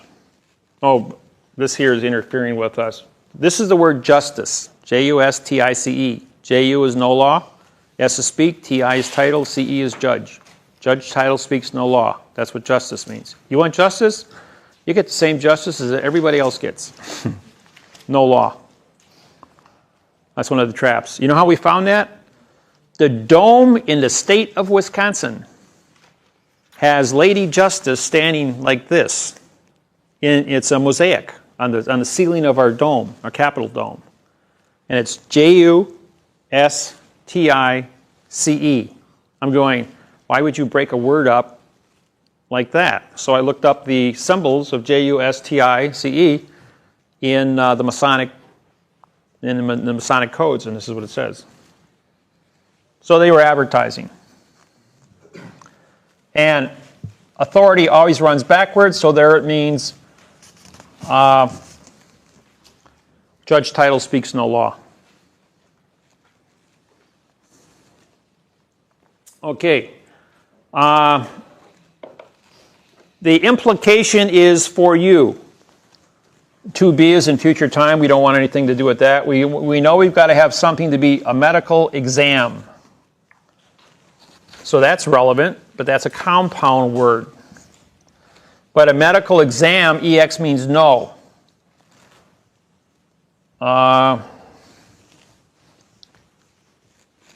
So for the law firm's knowledge of the client's damage is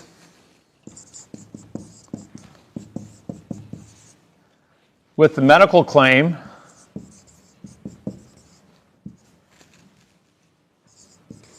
of, now assessment means no contract. We don't want to be assessed.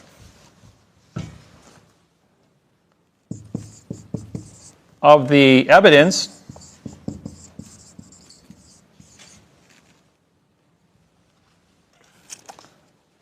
doctor's irrelevant, due course is irrelevant. Of the evidence with the damages, body damages, possessive bodies damages,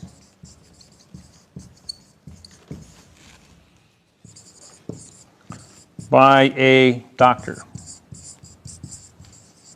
There, now that's the correct sentence. That one will hold up in court. That one will get you paid. So we don't want a doctor to do an exam. We want a doctor to certify the fact that there is a damage. In other words, show me a x-ray of a broken bone. That's physical. That's not an opinion. Proves that somebody has a headache. Anybody can say they have a headache. Prove it. Well, if you take a picture of an aneurysm or something that's a disorder within the brain, yes, we'll have physical proof of it. They can do a blood test and say your blood pressure is too high. You have too much creatinine in your blood. That'll cause a headache. Do you know what headaches are caused by? Two things. High blood pressure or low blood pressure, or you got to go to the bathroom. Because if you don't go to the bathroom, whether it be urine or feces, you got too much poison in your bloodstream. And there's another cause. If you have, if your flatworm creates too much feces in the cartilage, it'll create pressure in the spinal cord, better known as nitrogen. And if you take and you crack your neck and break the bubble, Usually it takes about 3 seconds from the time that the nitrogen bubble removes itself from the spinal cord, your headache goes away. So sometimes it's just as simple as cracking your neck, going to the bathroom, or checking your blood pressure. If your blood pressure is either up or down, it means you have a chemical imbalance in your system due to probably your diet. Say again? You might need water, you might need coffee with little caffeine in it to jack you up a little bit, or some ginseng. You might need to calm yourself down. If you got hypertension, take some baking soda. Pull your pH down in your blood. Baking soda is great. You got jumpy legs, leg cramps, sore feet, any of those kind of things when you lay down. As soon as you lay down, your blood pressure in your legs changes. Goes from 180 down to 100. There's not enough circulation to remove the amino acids out of your bloodstream. You get leg cramps. Take baking soda. It's the safest, cheapest cure-all that you can imagine. 15 seconds later after you drink it, it'll totally check your whole bloodstream. What sort of dilution? What's that? What sort of dilution? I use a half a teaspoon in 4 ounces of water and drink it. That's enough to knock it out of you. Based on, I weigh 180 pounds, so that always takes care of me. If you're a 240-pound guy, you might want to take a whole teaspoon. Or a 300-pound person might need a whole teaspoon. 100-pound person, maybe a quarter of a teaspoon. Take whatever you need. If that's not enough and you still feel a little bit tight, take a little bit more. If you take too much, it'll make you feel like really weird for about 20 minutes, but your body will neutralize it. Yes, question. If you're corresponding with a company or corporation or a bank or whatever, like with the first letter, it was understanding, we will be making arrangements for you to be medically examined for the assessment with the doctor in due course. I get that completely. I know what's coming up. If I receive something in the mail that said, for the law firm's knowledge of the client's damage I wouldn't understand that. So is there a place, what I'm saying is if you're writing in syntax to a corporation and you want to write it in truth English, and they don't understand what you're saying because they don't do syntax, well, where is the breakdown in the communication?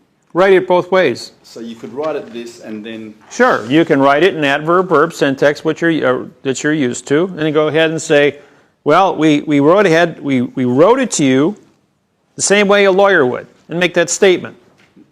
This is how a lawyer writes to you, this is how your lawyers read it. So you can understand it. And then syntax it and say, this is how many syntax mistakes you made, and this is what it looks like corrected. And give it to them both ways. Now, when we do lawsuits, the federal government requires us that we have cover pages on our lawsuits. When you file federal, you have the same rules down here as we do up in Wisconsin, or should I say the states. And they say, we won't file the papers unless you use our form. Same thing with process of service for notifying the clients, the individuals. Now, don't forget, you guys are schooled in syntax. The people you're talking to are not. And you know from your own experience that it takes a long time to learn this, so the guy you're serving is not going to be a spontaneous combustion of, bang, I understand this right away. So don't worry about it. Give him his papers in adverb verb, use the government's form, slap the quantum on the back. Give it to him both ways. That way you're protected under quantum, and they have the volition, if they show up, all service is good service. That's the rule. That's because the person shows up in court and says, I didn't get service, Your Honor. It says, well, if you didn't get service, what are you doing here? In other words, how did you find out to be here today? By his own confession that he is there shows that he got good service. Simple as that. Your volition, your performance is what makes the contract. When we graduate from judge school, you get a hat that says, if nobody's talking, everybody's walking. Which means we need people to confess to anything that they do and everything that they do. We need them to get into an argument of traverse. It's just like I say to you, what is your name? Your instinct is to tell me your name. The correct answer is yours an adverb modifying the verb name. My name is not what? Is that a question or a statement? So you got 3 different questions I could ask there. And if you maintain a level of questioning, it's called a demur, to get to a conclusion, which is a contract of communications, and the judge knows you have the capacity to communicate with him, he's going to know not to get into this discussion with you because you're going to educate everyone else in the courtroom. This is a case that happened in Tampa, Florida. Man comes out of a bar, 1:30 in the morning, drunk, takes a leak in the bush, pees on a vice cop who's standing there, pees on his foot. So the vice cop steps out and arrests him for lewd and lascivious and going to the bathroom in public. Now this is his 3rd offense, so it's a mandatory 5 years in prison and a $2,500 fine in the state of Florida. And you'd think the guy to have a little bit more sense, after being convicted twice of this same thing. So he's in court, and his friend who had came to my seminar calls me up and he says, "Hey Dave, you want to go to court with me today?" And my buddy's going to court and he's facing 5 years in prison. And you can see what you can do to help him. So there's roughly 100 people waiting to be heard in front of this court for traffic offenses, misdemeanors, little jaywalking offenses, And the judge tells the bailiff to pass out these. You can plead guilty,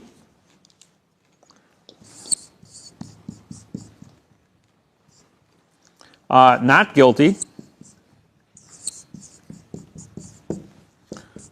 no contest. Okay, adverb, verb, and guilty means responsibility, which means no speak. So you can plead no speak, not guilty, which is adverb, verb, and a negative condition of making this a verb, or no contest, which means that my contest is a verb, and it's a no verb, or rather a no contest, which means a no contract. So which part of no don't we understand? So I went ahead and I take the form, and I corrected the 88 mistakes on the form.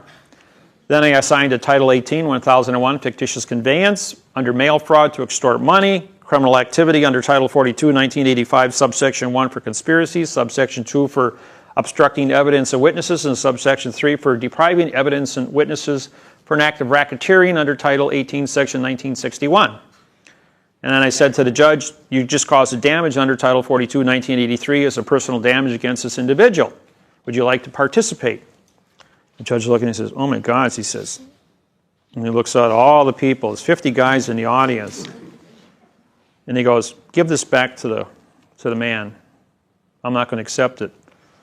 And as soon as the bailiff got it, because he's the one passing it out, he crumples it up. My client goes, "That's my evidence. I want my evidence." Judge says, "That's your evidence?" He says, "Yeah." He says, "You guys made 88 mistakes. You tried to extort money from me." Judge says, "Give me that back." He looks at it and he says, "All right." He signs the bottom of it. He says, "How much money you got in your pocket?" He says, "I got $20. He says, $20 court cost. He looks at all the people in the audience and he goes, "Oh, we're going to do something different, bailiff. Lock that door." He says, "Every one of you in here," he says, "if you pay $20 court costs," he says, "all your cases are dismissed. We got speeding, drunk driving, lewd and lascivious, burglary. There's a couple of fights, disorderly conducts in bars." I mean, everybody in the room was facing hundreds of dollars and years in prison, and they all lined up and signed, paid $20 and got out there and had all their cases vacated.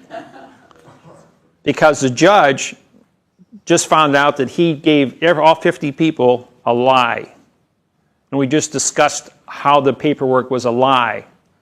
As soon as he had the courtroom cleared, the next 50 guys came in and he harvested all of them because they didn't know they didn't know. He told me to get out of the courtroom.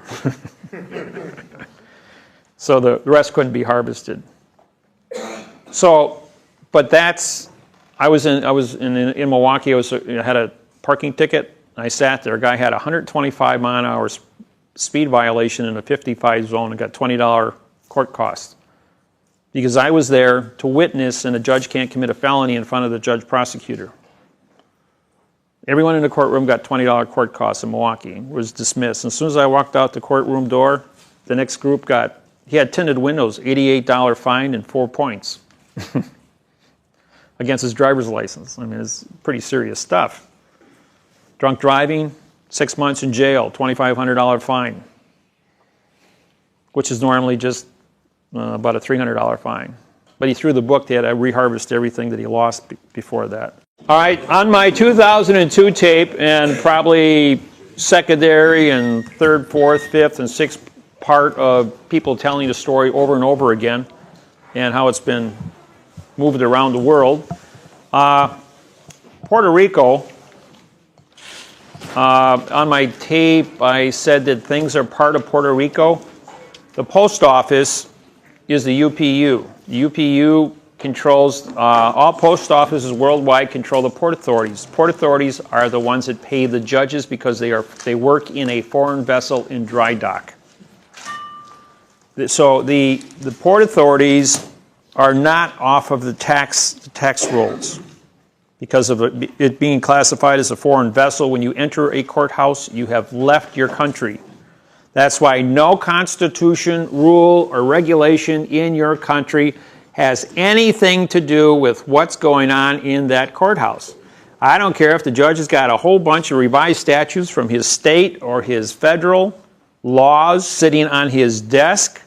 They are not part of the piece of paper that is your lawsuit with a stamp and a flag on it. That is the Constitution. That is the only reason why you're in court, is because you or the other party filed points of information on this document. If it's written in adverb verb, the judge is going to say both sides can't read and write. You're both derelict vessels on my foreign vessel in dry dock, and he will conduct himself accordingly based on subjective interpretation and what is fair and equitable for the volition of the thinking of the two parties before him.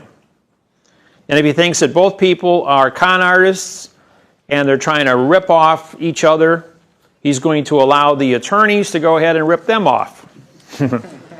That, comes from divorce. And if an individual is in there and he has a legitimate claim, physical evidence, quantumized arguments that are absolutely mathematical, the judge has no choice but to allow that individual to win his argument, because if he does anything like use the word dismiss, which is a negative condition of state within a quantumized document, which does not allow any negative condition of state to exist, he hasn't done anything. You can vacate, because vacate comes from value, but you can't dismiss it. Puerto Rico's got nothing to do with anything. If you want to do the IRS thing and say it belongs in Puerto Rico, I know I made that in my 2002 tapes, and that was through misinformation. Since then, I've corrected it. On my website, it's the post office globally and the port authorities, which you're dealing with. Now, taxation in all countries worldwide, as society has evolved, you go to the polls and you elect public officials, or you will elect specific laws, rules, and regulations to be put on the ballots. Just like it used to be legal to smoke in an enclosed area anywhere in Australia. Today it's against the law because it violates public safety as far as all different kinds of illnesses that come from smoking. Same thing isn't true in the United States. We have the same laws. Some states haven't enacted all of them yet, but like 60% of all people that live in Florida are over the age of 60. Their immune systems are weaker than a 20-year-old. And therefore, the laws in Florida say there is no smoking in any enclosed area anywhere in the state. Not in bars, bowling alleys, restaurants. But in the northern regions of the country where you have a young population, smoking laws are still there because young people like to smoke, and they haven't passed those laws yet in our states. But it's coming where it's becoming nationalized. You don't get federal aid if you have smoking in your state, so the state goes ahead and they pass the laws accordingly. In other words, you're blackmailed into it.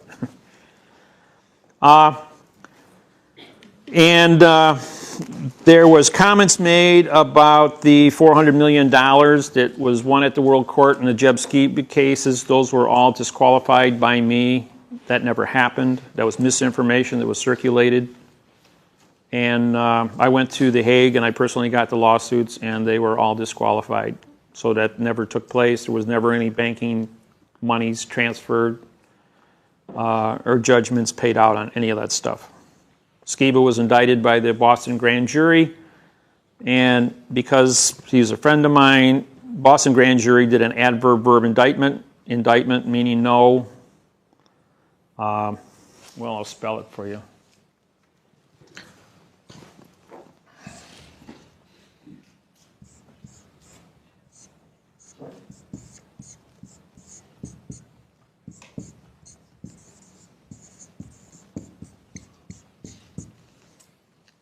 That's the way they spelled indictment from the grand juries.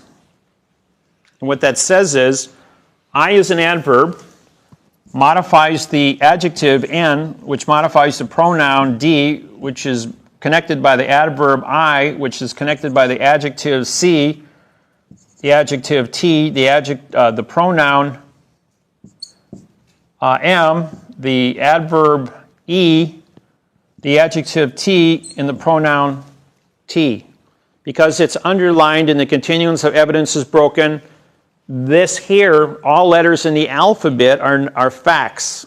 Your vowels become, the I's are vowels, and but they're used as adverbs in this argument. And I and E are interchangeable. So what they've done here is they've done a 134, a 1334, a 134. It's not a word. It's an acronym of misinformation. And when I corrected it, this happened in Frank Marantino's case for $1.3 million and 17 years in prison for failure to pay taxes between the ages of 18 and 34. I was then called in and I took the witness stand. It's a very unique story. The judge was fired for 2 years because of it. I took the witness stand and I said, ladies and gentlemen of the jury, I have a question for you. DA jumps up and says, Mr. Miller, you cannot ask questions of the jury. I says to the DA, I says, well, if I can't ask the jury questions, I can't qualify if they're smart enough to understand my answers. The judge says, Mr. Miller, you can't ask the question of the jury. I says, well, then I'll ask you the question, Your Honor. I says, and you ask the jury. It's your court. You've got ruling on that. He says, yeah, it's my court. He says, I'll tell you what, Mr. Miller. He says, this question, if I don't like to question, will you spend 6 months in jail? Yeah, no problem. He says, it's really that important that this question be asked of the jury. I says, absolutely. I says, if you don't ask the jury this question, how are they supposed to know what I'm saying to them? And the judge goes, well, it must be a pretty important question if you're willing to spend 6 months in prison over it. And the district attorney stands up and says, I object, Your Honor. Mr. Miller's not allowed to talk to the jury. He says, overruled. He says, Mr. Miller, you will whisper in my ear the question, and I will then ask the jury. So I whispered in the judge's ear, and the judge goes, you know, that's a really good question. He goes, I would really love to see the answer. He says, if I don't like your answer after you ask the jury the question. No, he says, if you don't have an answer for me after I ask the jury a question, I am going to sentence you to 6 months in prison if I don't like your answer. And I says, so be it. He says, okay, we have a contract. Ladies and gentlemen of the jury, I'd like to see a show of hands. Does 2 + 2 = 4? And all 12 hands went up. I blurted out, does TO plus TOO equal FOR? Does TWO and TO equal FORE? The DA jumps up and says, Your Honor, I told Mr. Miller in contempt for making fun of the jury. I says, what do you mean I made fun of the jury? You spelled indictment with underlining each letter. You misrepresented the value of this word, and these people thought that there was an indictment against Frank Marantino. I says, by your own trickery of syntax, and you wrote the documents in adverb-verb, and the IRS supplied you with information in adverb-verb, you both acted in a conspiracy to obstruct this jury. And this jury didn't know any better, because you read off what you were here for today. So you committed a fraud in syntax, you committed a fraud in communication skills, you committed a fraud in 2 + 2 = 4. I says, this jury would know an apple from an orange. I says, based on syntax. And then the jury jumps up, not the jury, the IRS jumps up and says, we have no claim against Frank Martinfino. And then the DA jumps up and says, well, my claimant has now withdrawn all charges. I have no claims against Mr. Frank Martinfino. The judge stands up and says, Frank, there's no charges against you. You're free to go. You don't owe them any taxes. You're not going to jail. You're a free man. Mr. Miller, get out of my court. You got 15 seconds, and I'm going to have you arrested for trespassing as a derelict vessel in dry dock. So I proceeded to walk out of the courtroom, and then he said, Frank, do you know what was just said? Frank goes, no. He says, what do you mean? You don't have any knowledge of what just happened here today? He goes, no. He says, Mr. Miller has the knowledge. He says, and I copied him. Oh, you cheated. You copied. You don't have knowledge. Federal Rules of Civil Procedure 12B1s. I hold you in contempt of court for perjury, as you came to this court under false pretenses and you don't know what you're doing. 18 months in jail. And he went to jail for perjury. The judge. The judge sentenced him to 18 months. But as soon as he vacated the case, he recused himself from the trial and then started under judge's motion a new trial to hold Frank Martinfino in contempt for copying and not having knowledge.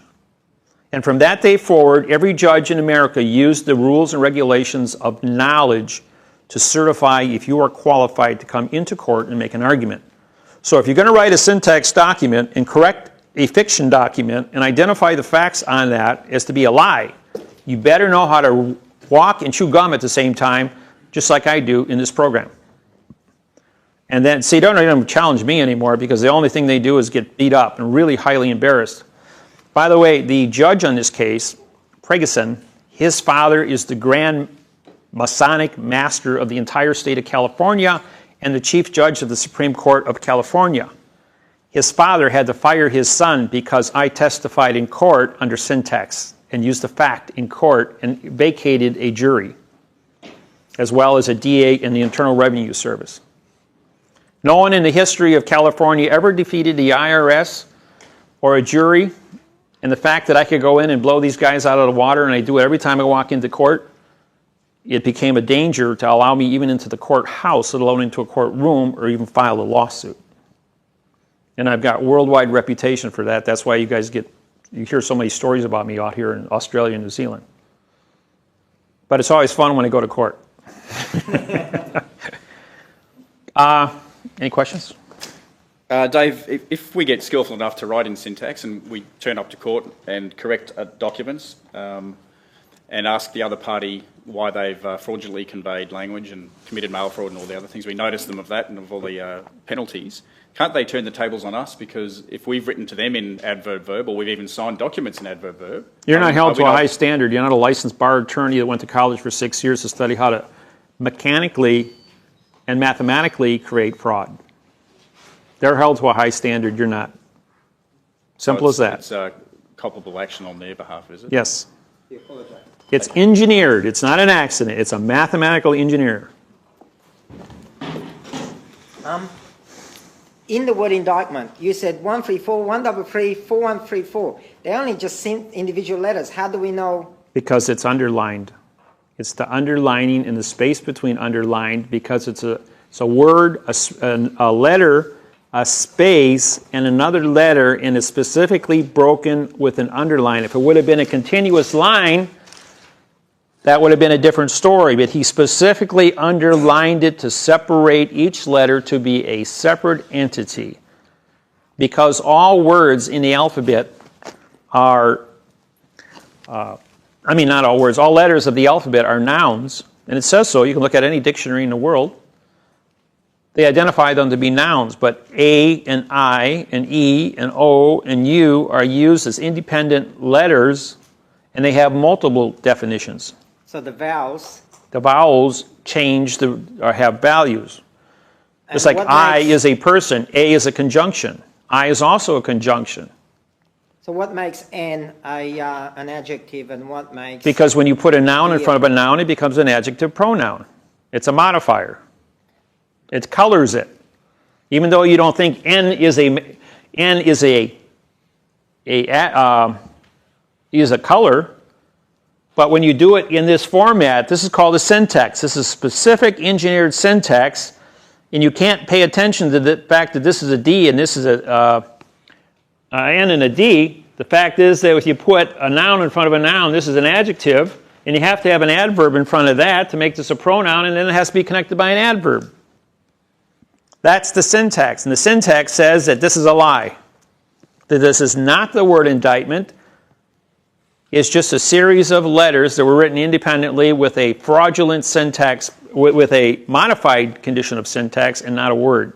And the fact that they were underlined indicates that a person who did it understands syntax. Exactly. It was an engineered lie to a jury. He lied to a jury and I caught him. That's perjury. And when you obstruct a jury, you're looking at 10 years in prison. The judge got fired over this for 2 years. And Douglas, his clerk of the court, was fired right along with him because he's the puppet master. And 2 years later, Ferguson and his clerk of the court was back in the Daney case, and guess who walked into the courtroom? Me. He wasn't even on the bench a week. I come walk in and I sit down. Oh, no. And then Douglas goes, "Judge, Miller's here again." And the Daney case went on for 6 weeks, and we won the case. I mean, they did everything in their power to get these people to talk to them. And the only thing the Daneys had to say, there were 6 of them involved, to the prosecuting attorney was, can I see the correct sentence structure, communication, syntax? To the judge, to the prosecuting attorney, and to the jury for 6 consecutive weeks, never broke and said anything but, can I see the correct sentence structure?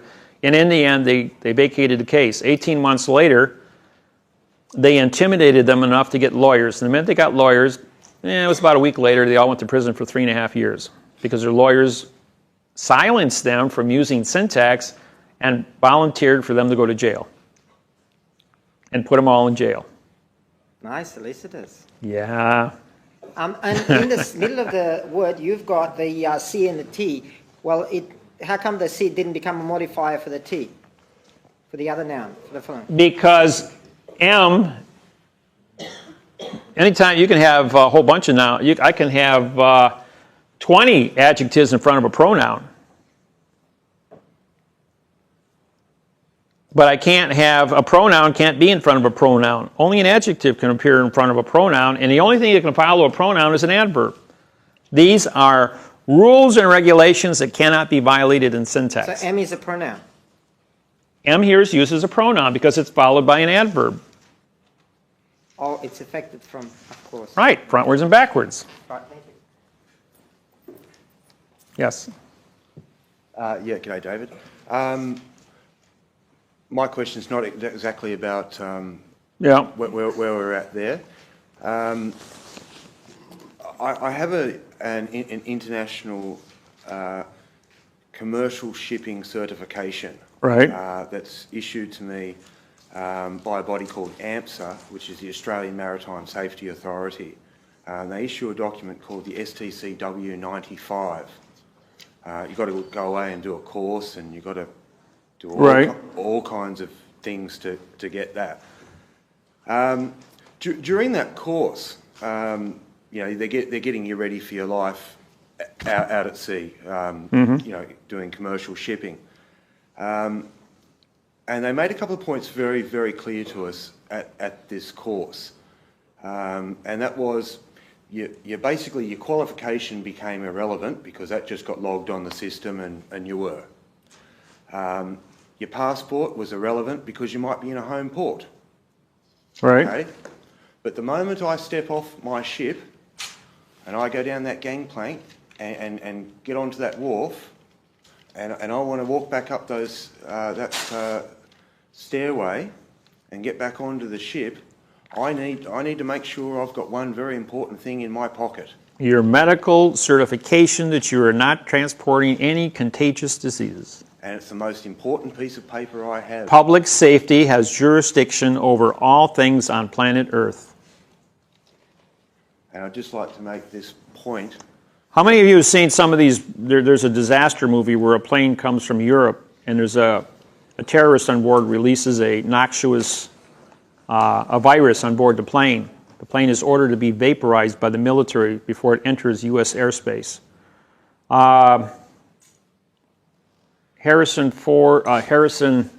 Rex Harrison and Sophia Lorenz made a European movie, The Cassandra Crossing, where a train had a disease on board. It stopped, they sealed that train up, and they were going to destroy it at the Cassandra Crossing. But because they had a medical team on board the train, they realized that they could cure the disease with oxygen at 20% rather than 14.6, which is atmospheric, and saved everybody's lives, and were able to stop the train and prove that they didn't have to be disintegrated and killed. Everyone killed on board, and everybody's life was saved at the end of the movie. The point is that the Black Plague, because it wiped out half the population of the world, or if you have what they call the devil virus, gets free, viruses don't know any boundary. There's been enough movies made about how a deadly virus can get free and destroy the population of mankind. The Omega Man is another one, the new one they just come out with. Let's see, what's another one the Omega Man was done with Charlton Heston, right? And then the new one is with Wilson. So I guess my question is, David, when I board a foreign vessel in dry dock, the court is the same way. You walk into a foreign vessel in dry dock, I tell everybody, if you're going to do a syntax, because they arrested several of our people saying you have a mental disease and we're going to put you in a mental institution because you're a quantum in a world of fiction. You didn't know where you were. So what we did is we made sure all of our students went into the courthouse with a quantumized document and also had their medical papers saying they have no contagious diseases and are mentally sound. And so when the judge stood up there and made the comment, because he's the captain of his vessel, we held our medical papers up and says, we're board certified to be healthy. We know exactly who we are and what we're doing. Thank you. And that stopped that. And no one's been locked up anywhere in the planet for the last 10 years. So that was the only defense they had back then. But then we came back with, show me, Judge, your board certification that you're a doctor or you're a psychiatrist or you have any kind of mental training. And it disqualified them. So, another question. David, when you mention the titles, like you mentioned 41A, etc., where do we find those? Are they American or Australian? Okay, all the titles, whether it be in your country, my country, China, Russia, doesn't matter where it's from. The piece of paper that we call the courthouse, you have to define your title. If I want to say Title 18, 241 is conspiracy, and I assign it a definition, it's just a reference within this document, and that's what it means, because I defined it with a quantum definition. I could say Title 18 USC 3 is conspiracy. I could say ABC equals conspiracy, as long as someplace where I take that abbreviation and I assign a definition to it on this vessel when this vessel goes into court. Now what I've done is I've taken their definitions, and their definitions when they are written, Title 42, that's the way the government writes it. Well, I went ahead and I said, well, that's not the right way. First off, it has to have a colon to make this as for the Title 42, and this is a hyphen, wrong way. Yeah, this is a hyphen tilde. The hyphen separates the word because tilde is a location. 42 is not a value. The government called it a value. It's a location where you find a definition. So I was grammatically correct and copyrighted the correct use of punctuation around the words, and when I copyrighted, a judge will look at that, he knows what his fiction side is, and I've already syntaxed it so he knows what the definition is corrected, and then it's assigned to my documents. That way I can communicate both in the fiction and fact world simultaneously. Now my copyrights in the United States, or rather my copyrights for these this technology is worldwide. I don't care what government you go to, all courthouses are foreign vessels in dry dock, and you are not in Australia. You are not under Australia revised statutes or state of New South Wales statutes. You are whatever it says on that piece of paper. So if you go in there with a half-baked definition and a half-baked attitude and you don't know what you're doing, he will declare you to be a derelict vessel who doesn't know up, down, left or right, in or out, and he will harvest you for trespassing on his vessel. So don't make nonsense. If you file nonsense, it will be treated as nonsense. Yes? So would you suggest that you notice the court in advance, 10 days in advance of the court document that you plan to... No, because when you file it, that tells the judge by contract that he's got 45 days to schedule it for a hearing based on the forensic evidence that's in that document. If he cannot vacate your ability to communicate at a level of mathematical accuracy, then he has to give you a court date.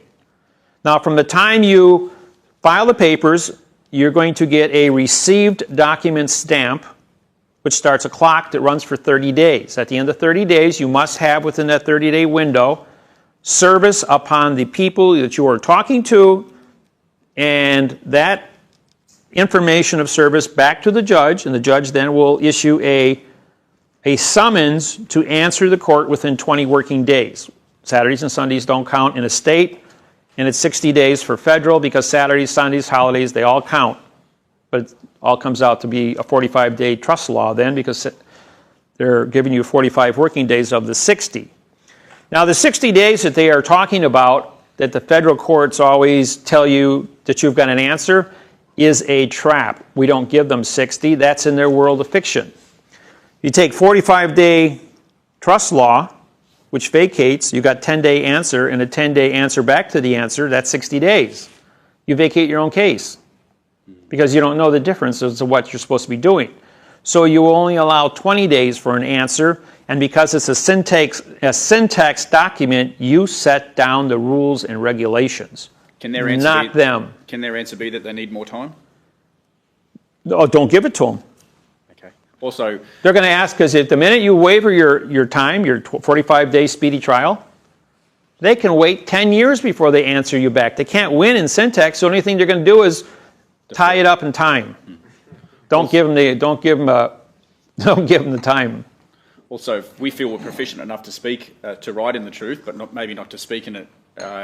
2 plus 2 doesn't equal 4. Speaking is irrelevant. Only what's written counts. So you notice the court that you're happy to traverse in adverb verb? The court's going to make a summary decision based on the forensic evidence that you present to them on paper. Yep. The only reason they're going to bring you into the court is trying to entrap you to disqualify your own paperwork. And so you would speak in syntax to notice them that as it's written, so shall it be. 9 out of 10 cases are done under summary judgment based on the forensic evidence of the lawsuit presented to the judge. It's only if they want to put up a show for everybody, they'll go ahead and have a court hearing for it. Or if they know that there's a condition of perjury on the table, they'll get the man to confess to perjury. I can get anybody in this room to confess to perjury, and you won't even know it's happening.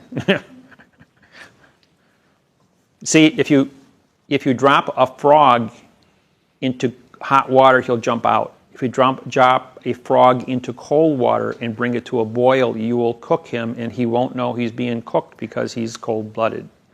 It's the same thing with the courtroom. If you make everybody feel warm and fuzzy, they're going to cooperate. If you shock them, they're going to get all scared and run away. So you want to be able to, you get more bees with honey than you do with vinegar, or flies. The story you were relating before about the guy that had with the IRS, Yeah. and you won the case for him. After that, on his way out, the judge pulled him up because he wasn't familiar with what was going on. The judge was able to... Right, I had put him about in 6 jail. hours. I had 6 hours to give him a briefing as to what I was going to do. How far can the judge go with that? For instance, if someone went to court, had you representing them in court, but didn't understand to the extent that you do, and the judge was questioning that person. And Okay, if that person makes a mistake and he say, well, you don't know what you're doing, David might, but you don't. Right, So, Baden's case happened over in New Zealand that way. And Baden admitted he couldn't walk and talk like I did, and the judge had him for breakfast. In the Krummemeyer case, which is up on the internet under scams, Krummemeyer went to prison for 3 years under he was in an IRS case. We defeated the IRS case because the language was a lie. But 10 minutes before he was sentenced, I found out that he had cashed $800,000 in insurance checks, which were never made public to me, but the DA's office kept it secret until he made his final delivery, saying, you didn't pay taxes on the insurance checks. You laundered money. You lied to the court and to the jury that you didn't have any checks. I've got $800,000 in checks you signed. I'm going, well, that's perjury. So he got sentenced to 3 years, 4 counts of perjury, which was 30 years in prison, and they only give 10%. So he got 3 years of hard time in a federal penitentiary. But this is the third time he's gone to prison over perjury for IRS claims on checks. You think he'd learned the first time? In that case, I can understand. But if you were to represent someone else, like for instance the cases that you've done here in Sydney with the children and everything, couldn't the judge do the same in all those cases, saying, well, the person that you're defending doesn't know what you're doing, or doesn't understand? All the people that I have gone to court with have been briefed by me and have spent probably 10 hours of headbanging with me to know what I am doing, so they understand what is going on. But not to your extent. It doesn't matter if the judge. They still can't walk the walk and talk the talk as to my extent. No. But the fact that I disqualified the court and everything that they're doing in the court can't move forward. Doesn't matter whether you can read or write. The court doesn't have any jurisdiction in the first place once they were disqualified. I'll be in court March 2nd, as a matter of fact, down in Sydney, in Dr. Massoud's case. For anybody here from Sydney and you want to go to court and watch me. Yes, Sam? You said you can do You're making me feel self-conscious now. You said you can disqualify and get people to admit for perjury by using the process of, was it the... Cross-examination. Cross-examining and right. Catching them with honey by making them feel good about themselves and getting them to answer the questions, and then when you ask the last one, they caught themselves and you catch them in the act. But and you also mentioned about the fact that the judge will only make a finding on the facts. I mean, it is my understanding that the judge can actually accept evidence, verbal evidence, according to their system. Can the judge admit verbal evidence and ignore? Can the judge admit verbal evidence from the bar and ignore the written contract? That can be used to disqualify the syntax. What you're saying is, yes, the individual can kill his own case by saying, I don't know what's happening because somebody else wrote this for me. That statement will disqualify. Sorry? That evidence will disqualify. And I'll tell everyone in this room right now, I don't need your permission to prosecute the judge for anything he does to you. I have knowledge, and they know I have knowledge, and I can go into court over your objections to my interfering with your case and prosecute the judge and the DA for violating your civil rights because you can't read and write. And I have that authority. I can do that in any country worldwide. So the judge can't use his intelligence against you, like I've seen. What's the woman on TV all the time at 2:30? Judge Judy? I've seen her violate several basic human rights. No, she didn't. The first thing that starts out in that, all those TV judges are saying is, these people signed a contract to vacate their civil rights, vacate their contract rights, and allow the judge to make a determination over to their oral arguments in court of common sense. And those are just common sense trials. Sometimes they have very good arguments. You might pick up a few points to pay attention to. Other days, There ain't a court in the world allow a circus to take place like that.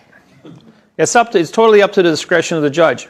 And we got a judge up in Wisconsin. He got disbarred, as a matter of fact, and it was found guilty of sexual crimes. But he'd walk around with the old ping pong paddles, with a little ball with a rubber band on it. In a murder trial, he'd walk around and he'd play with this thing because both sides were talking in adverb-verb. The contracts were in adverb-verb. The jury couldn't read and write. And he knew about syntax, and he knew that all these people were illiterate in front of him, so he just played with this rubber ball paddle. He was bored. And everybody thought he was nuts. And then when he was challenged by the chief judges, he said, well, these guys can't read and write. It's a syntax argument. I'm not going to tell them anything. I'm just going to do what I'm going to do at the end of the trial. I don't care what the jury says. He says they're in a box. It's an enclosed area. They can't hear evidence or see witnesses. I'll make a determination after the fact. And if I don't want to put my foot in there, I'll let the jury do whatever they want to do. And if I don't like what they do, I'm going to override them. And I'm going to make my own decision anyways. I had a case where the jury came back and said, this man is not guilty. The judge says, listen, ladies and gentlemen, you don't seem to understand. I told you to go back in there and find this person guilty. That's not a request, that's an order. You will find them guilty as charged, or you're going to sit in there for as many months as it takes. And they kept the jury in there for a week. 24 hours a day. Wouldn't let them out of the jury room until they came back with a guilty. And no matter how many times they had to keep fighting and fighting and fighting, and finally they all gave in and they said, okay, we find you guilty, so they could go home to their families. So then the judge got sued by the Greater Jury Association for fraud. The jury, when it got to the higher court, the judge went in and said, everybody lied. It was an adverb-verb case. Syntax was on the table, and they all lied. They're all guilty. He may not have been guilty of the crime that they said he was, but he was guilty of lying on multiple counts of perjury, which added up to more time for perjury than he did for the guilty for what he was actually in court for. A bit like Al Pacino. So he wanted to use a distraction. He didn't want syntax being put on trial. He didn't care what was put on trial. He was just going to put this guy in jail because he lied to the court, and the judge knew it. See? But he didn't want to give out any secrets, so he changed the rules. Okay? All right. I'll get back on point here. This here is a graph. Your mind, now this is the same, these are the title sites are in the back of the business card. These are the words. Now, the numbers can be anything you want throughout any country you happen to go through, but the causes of action of these conditions of words follow in a specific order. Now, you have to be able to prove each one of these words through the title site and the definitions which are expanded upon on both the website and my book if you wish to study those. So the question is, these are the players. You got your judge who works with the DA barrister, who works with the sheriff bailiff, who works with the clerk of the courts, who files papers, and then the police department who goes out and investigates on the street or is your professional witness. Now, let's say this pen is a knife. Okay, now a knife, the word knife is a fact, or the word gun is a fact. And it's laying here, and the police officer picks it up and he says, the gun. Doesn't say for the gun, by the gun, of the gun, for the person's gun. He just says the gun. Does an adverb making gun a verb. The noun, or the fact, killed the person, but the verb was what was presented to the jury. That's misrepresentation. Wow. So therefore, this person here misrepresented his court, his files. All clerks must have a 4-year college degree in order to be a clerk of the court. To be port authority officers, to receive the vessel to be docketed at the port of the court. Now, when it's docketed, the clerk will usually look at it to see what department it goes to or reads it, but allows the modification of language from the police to come into the court, and then it goes to the Sheriff's Department, Detective Bureau to do a further investigation, maybe check up on things at a secondary level before it's given to the barrister or DA, District Attorney, to go out and then find the laws, rules, and regulations that fit the definitions that were brought to establish the violations of civil rights. Okay? And then those points of information would be given to the judge. If the modification of language from the police officer and the clerk and the sheriff are not stopped and corrected because they can't read and write and they cheated on their civil service exams, high school exams, and they're all part of the conspiracy, and the DA doesn't stop and correct it before he gets it to the judge, these guys all work together. None of them can read and write. It's just a big act. So, are they guilty? Do they have knowledge?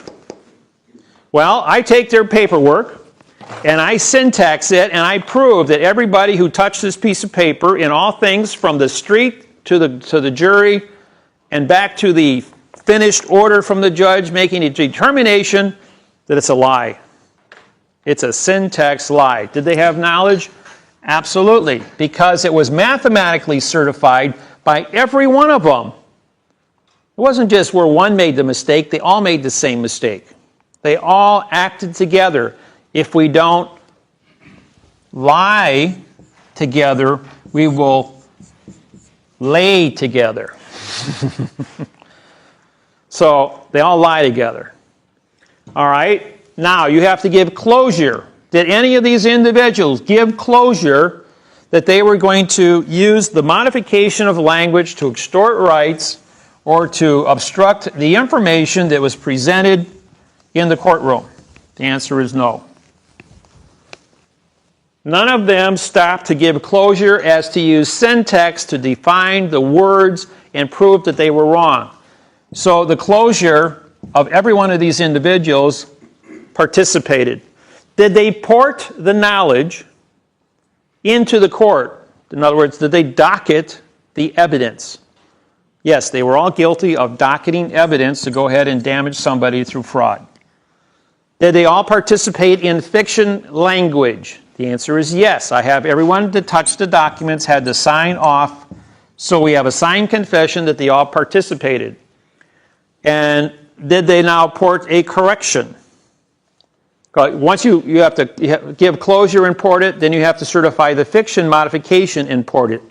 Yes, they all put it in. They all signed on to it. Did anybody stop and correct it? Nope, I do. Now, did they act together in a conspiracy? Anytime two or more people participate on a wrongdoing, you have a conspiracy. Now, that comes under Title 18, Section USC 3. That's an association after the fact that a fraud has been perpetrated and all individuals participated together to make that fraud go forward without obstructing. Title 18, USC 3. So the conspiracy first is brought as a civil. After the civil is argumented, then it's responsibility of the DA's office to go back and criminally prosecute everyone under conspiracy criminal, which carries a 15-year prison sentence and $15,000 fine. But when they modify language to extort money and privileges, it now goes up to $25 million and 30 years in prison. My program, however, carries 1,225 years of prison time and I think it's up to $60 million in fines. Yeah, I only got to prove one to get all of it, which is easy to do. Okay, now, did they obstruct? Absolutely. They obstructed evidence, they obstructed witnesses, they obstructed paperwork, because they modified everything from the original facts. Now, did they deprive the individual from having a correct trial, correct information, correct evidence, correct due process? The answer is yes. And so all these get checked off. Did they all act together to reduce this individual beyond the point of recovery, to put him in a box in orange pajamas? The answer is yes. That's a 30-year prison sentence, Rico. Was the guy damaged? Well, I only got to prove one for damage, and I've got 1, 2, 3, 4, 5, 6, 7, 8, 9, 10 times 5. I got 50 damages. Is the guy damaged? Yeah, I think a jury would pretty well sight through that. Because you've got a chart on a whiteboard in front of a jury to make and take all the evidence, syntax it, define it, and educate a jury of 12. And it doesn't take a rocket scientist to figure out that somebody lied, that somebody damaged, that the court was just an illusion. Now, if the guy committed murder, rape, major drug dealer, did some other kind of hideous crime, bank robbery, beat somebody to death, you know, there are certain crimes in society. It doesn't matter what the language is, doesn't matter what the jurisdiction is, these people will be removed from society. They can't get out of it. There's no tricks or traps in truth or fiction that are going to get you, that are going to allow you to stay in society if you violate public safety. You know, there's a Star Trek episode where this individual, who was a lady, has knowledge of a deadly virus that's going to be released on a planet to genocide the planet because two planets are at war. And Picard and the doctor are sitting there and they're discussing, why won't you tell us about this? He says, well, because I have to maintain confidence with my clients. And there's a war going on. And you have no jurisdiction to detain me. And the doctor says, well, you know what? A person would have to be crazy to go out and kill a whole planet. Therefore, as a doctor, I have to medically certify that you're crazy because you're going to kill somebody. And therefore, we have to lock you up in a box, in a straitjacket for the rest of your natural life. Or you can cooperate with us and tell us what we know. And the doctor has jurisdiction over the captain and over any other planet under public safety. And that was brought out. I think that was in Evolutions, they brought that out. Because the Borg were going to go back to violate the time-space continuum to remove a certain issue. You see, so the public safety issue is still number one on the board, whether it be a Navy a man entering a ship at sea or coming onto land. And throughout the airport, they have cameras everywhere watching people. Those cameras are now equipped with heat sensors. If you're walking through and you're glowing, I guarantee you the ATF are going to walk up to you and say, you have a fever, you have an infection. We don't know what you are, but you're going in quarantine. You're not going to get on this plane. You're not going to leave the country. You're not going to come into the country. So, you know, everybody's watching. There's always somebody watching. Technology today is to a level where they can stop diseases from being transported because you can, they've established the fact that a terrorist doesn't necessarily have to carry anything. He just has to inject himself to be deadly and then move between point A and point B. And then when he gets there, he is the weapon. So they have all this new sophisticated equipment up there to monitor individuals between what is normal and what is not normal and then remove these people before they have a chance. There's another thing for all those who, if you don't have the technology established here now, it is coming in the next few weeks. I was in LA airport and the siren goes off. You got signs up everywhere. When the buzzer rings, you will freeze. You will become a statue. If you move, you will be shot. And a lady's phone rang and she went to grab for it and she got tackled by 2 ATF agents. Because she moved and everyone, I mean, you got 10 lines of people going through inspection and the siren goes off because somebody moved or did something or they saw a device that was suspicious and before anybody could even move their finger to push a button, which would activate a detonator, anybody moves, they get shot and everybody's got their guns out. So if you walk into an airport and you see these signs, when the buzzer goes off, you better become a statue. And if you move, you could get shot. Because you're no longer in Australia. You're in a UN territory under a threat of terrorism. And everyone is a suspect. And so if you're going to, because I travel as much as I do and I move in this world, I learn how to survive. And you're all guilty until proven innocent. I used to be a private investigator and they taught us that we have to write the reports in such a way that whoever reads it, their attitude should be, bring the guilty bastard in, we'll give him a fair trial. Okay, you You mentioned that all these things can be proven from one breaking of the law. So I want to confirm, does that mean that one document in adverb verb that's presented to the judge, that the judge uses to make a finding on, is enough to tick all these boxes you have here? That's it right there.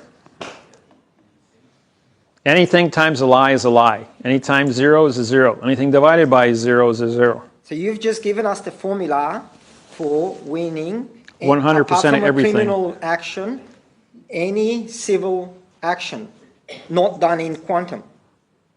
Absolutely. Why do you think they're so upset? Am I allowed to swear? Thank you. There was... Oh, I do have one other question. Oh, and then the question is for the district attorney while I'm on the witness stand. So, Mr. Miller, you mean to say that we are going to let murderers, bank robbers, and rapists go free because we didn't use the correct syntax? My answer back was, why didn't you use the correct syntax in the first place so I don't have to come here and defend such a thing? You're the guy that went to college for 10 years. You're the guy that created the laws who were obstructed. Why didn't you fix it? I fixed it. I gave it to you. Why don't you fix it? You've got the answers. Fix it. And the judge says, there'll be no further questions, Judge Miller. He's making an ass out of the DA. Yes. I have a question somebody's asked me to ask you. Yesterday you put it in a box in some sort of pyramid style. It's a triangle, folks. It's got 3 sides. A pyramid has 5 sides. There's 4 sides to the pyramid, and it has a base. That was a triangle. That was a triangle. Okay. I could have used a circle and just wrote the numbers around a circle and put it in the middle. The point is you have 3 elements. You will always be correct. You will honor your correctness. And there you will find your, you will make a contract, and you'll write a correct contract, and you'll honor the correct contract. Okay. What's the first one? The first one you have contract, honor, and duty. Okay. You know what duty means? It's responsibility? Huh? Responsibility? No, responsibility means no spoken. But responsibility and duty is quantum, responsibility is adverb verb. It's a lie. Duty is something you must do. A duty is a contract that you are sworn to uphold because you have an oath and a contract definition to perform that oath. That's why military personnel have duties. Civilians have responsibilities. Civilians are on a different plane than military. And military are under contract, and you have duties. And in a civilian world, you have orders, which means no contract. And in the duty of a military, you have commands, C-O-M, contract commands. If you don't follow your command, you get a bullet in the brain. In civilian, they put you in a box. Okay. So how does that affect what type of God you believe in? What kind of a God do I believe in? The God that I have researched to 1,000 definitions that are unique to my understanding, which none of you are privy to because you weren't there when I studied my 1,000 definitions, which I syntaxed. You guys all studied your 1,000 definitions that were all separate from each other, so all of you have an independent definition of what God is, the same as the other 6 billion people out there who have their 6 billion gods. So the point is, everyone is unique. God is created in man's image. The synonyms of image is imagination, art, and creation.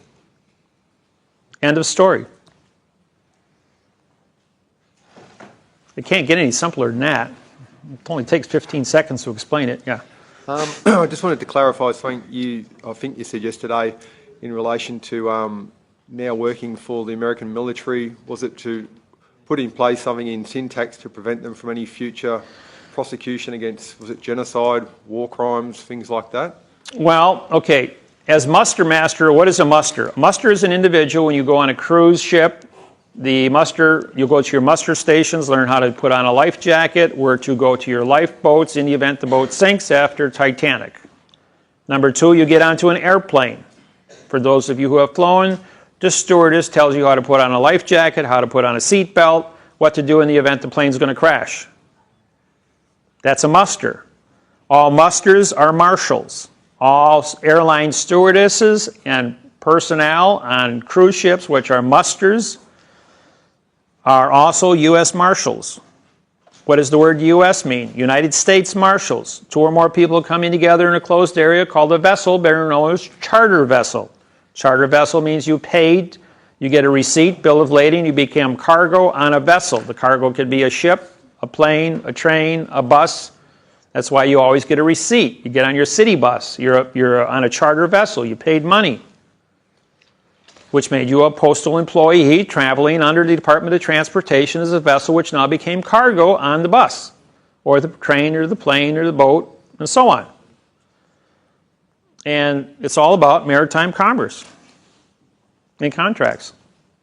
I'm a bit lost. How do you mean, though, in relation to, because if I understood it correctly yesterday, I may have misunderstood it, it sounded like in your working with them, it prevented them from any prosecution against No, what I said was, in the event a foreign government hires their lawyer to write an adverb claim, which I can syntax and say it doesn't say anything, against anybody, and it doesn't matter if it's the United States military. I have 8 treaties with 82 countries for this effect. Okay. In the event any country sues another country and they don't use the correct syntax, they're disqualified. Right, so if any military from any part of the world do commit some that sort I of have a war treaty crime, with, I will uphold my responsibilities and I will syntax it and I will prove beyond all reasonable doubt that it's either correct or incorrect. Good, okay, thank you. You know, the World Trade Center, when it went down, took out 3,800 people. There were 3,800 lawsuits filed for wrongful death. All 3,800 people who filed those claims put their name in uppercase spelling, called a nom de guerre dead person. I took one case on, called with the Mariana was the lady's name. Her husband died at the World Trade Center. And it was done as a syntaxed Title 42 lawsuit. That one lawsuit disqualified all 3,800 lawsuits. The government did not have to pay out $1 trillion. Because how do dead people say they've been damaged? Very simple. And they wrote it in adverb verb, which disqualified under syntax their arguments. Again, the United States government didn't have to pay out $1 trillion in damages. So, and the judge on that case, when I filed my case, it took only a couple of days, and the whole thing went mute. There was no public announcements made about it. The whole World Trade Center and all the lawsuits just kind of disappeared because they can't advertise syntax and give it credibility on a global basis, because it would set up a chain reaction globally and disqualify insurances, money, banking, mortgages, contracts, trade agreements. In other words, it's Pandora's box being opened. That's why everything went mute. Same way as Bill Clinton's sex trial got sealed. They can't let it out. They can't let Pandora's box out of the bag at this point yet, until the whole world is brought up to speed simultaneously. So everything is being done covert, quiet, and allowing me to do these seminars. Yes. Yeah, David, just still gaining clarity on the title, Title 41, 42. So are they actually in your book? Yes, everything's in there. There's a whole section on titles, whole section on dictionaries. I can't find them in. Every single law, there's 2 lawsuits in there, civil, the divorce, in the back of each one of those. As you read through it, you'll see them specifically listed. They'll say Title 42, knowledge. Every single time I use a title cite, I also assign the definition to it, a short definition. And these titles... And then there's expanded definitions in there on each one of the titles and what they mean. So when we refer to a title, I know you said like we would do the tilde and with the number. Right. And these are written in quantum. Yes. Where's the original ones? Are they part of? The original ones in the United States codes or in your Australian codes are all written in adverb verb. If you use them, it's nonsense. In what sort of law? What? In any law, anything written in adverb verb is nonsense. I know, I mean the title. Trying to still understand where titles come from. This is a closed area. The way you define your words in here, you're telling a specific, using the correct sentence structure, communication syntax, to identify what the words mean on your lawsuit. Not only do you have a definition assigned to a Title 42, 1986 for knowledge of the law and the right to stop and correct it, but you also have every word. What does the word knowledge mean? What does the word correct mean? What does the word and mean? Or mean? Is, are. All these words have to be defined independently as well as in a complete sentence to be associated with that number, Title 42, 1986. Title 42, 1986 says, in order for evil to flourish, good men must do nothing. If you witness a crime and you don't stop and correct it, then you're a party to the crime. If we were to... Your country has the same laws as we do. All countries in the world have that same law. And where would I find that law in Australia? You'd have to go and look it up. In your revised statutes. Australian revised statutes. Statutes. Yeah, okay. Yeah, common law, criminal code would be one place. Civilian code. Usually all you have to do is type in the word knowledge under Wikipedia, and it'll take you to a definition of knowledge. It might even give you a title site. Now, if you go into Black's Law Dictionary and you look up the word knowledge or criminal or conspiracy, you will have specific lawsuits with the case law. But the case law is written in adverb verb. It will also give you the title sites for those. And then that is cross-referenced through a central library on Lexis and Nexis, which is a worldwide internet for judges and attorneys and barristers in all languages. And you've got to be a member of Lexis and Nexis or an attorney with a code to get into that. Okay? It's not open to the public. They don't want the public being able to do their job for them. Question? You said public safety was the number one law or rule or whatever. So how come with what happened in 9/11, it was a controlled thing? How come that was a massive public safety breach, obviously? They declared it to be an act of war so that they could avoid all the public safety issues, wrongful death, poisoning half of New York City with asbestos. And you know, the asbestos argument has never been made public to anybody, even though we got 50,000 people dying of cancer right now in New York City from asbestos exposure from the World Trade Center coming down, and all the smoke that you saw was all asbestos being blasted all over the whole city. Talk about population reduction. So how come everyone didn't notice the Arabs planting bombs in the buildings weeks before? Yeah, it didn't have technology like that. That wasn't an issue of a bomb. That was an issue of taking and creating an electromagnetic pulse. That kind of technology goes into people who own a C4. You see, the Department of the Pentagon that was destroyed is where all the black ops is practiced. All the guys that deal in C4. What's the first rule of the assassin? Kill the assassin. So you get everybody together that was involved with that in the Pentagon and then kill everyone, 186 guys, in the same location. Anybody else that slipped through the cracks, they're going to be so afraid they'll never talk. Conspiracy theories. Whatever. Big one. You know, it's like I was at the Pentagon the day after a 737, 173-foot wingspan created an 8-foot hole, considering the fuselage is 20 feet across. You figure that one out with no airplane parts around it. How did people, why are people gullible like that? I just can't understand it. Or Flight 93. The only plane in history to crash in the ground, making a hole 50 feet deep and 100 feet wide with no airplane parts around except one 50-pound piece of aluminum, which I think somebody brought and threw it on the ground. Even the titanium motors, which have melting, which are specifically built, the blades are specifically built by Rolls-Royce, and they can withstand temperatures of 3,200 degrees. They all vaporize too. And there was no airplane residue, not even fuel residue. Everything disappeared. Must have flew through a vortex. Yes. Just a couple of questions about stamps, David.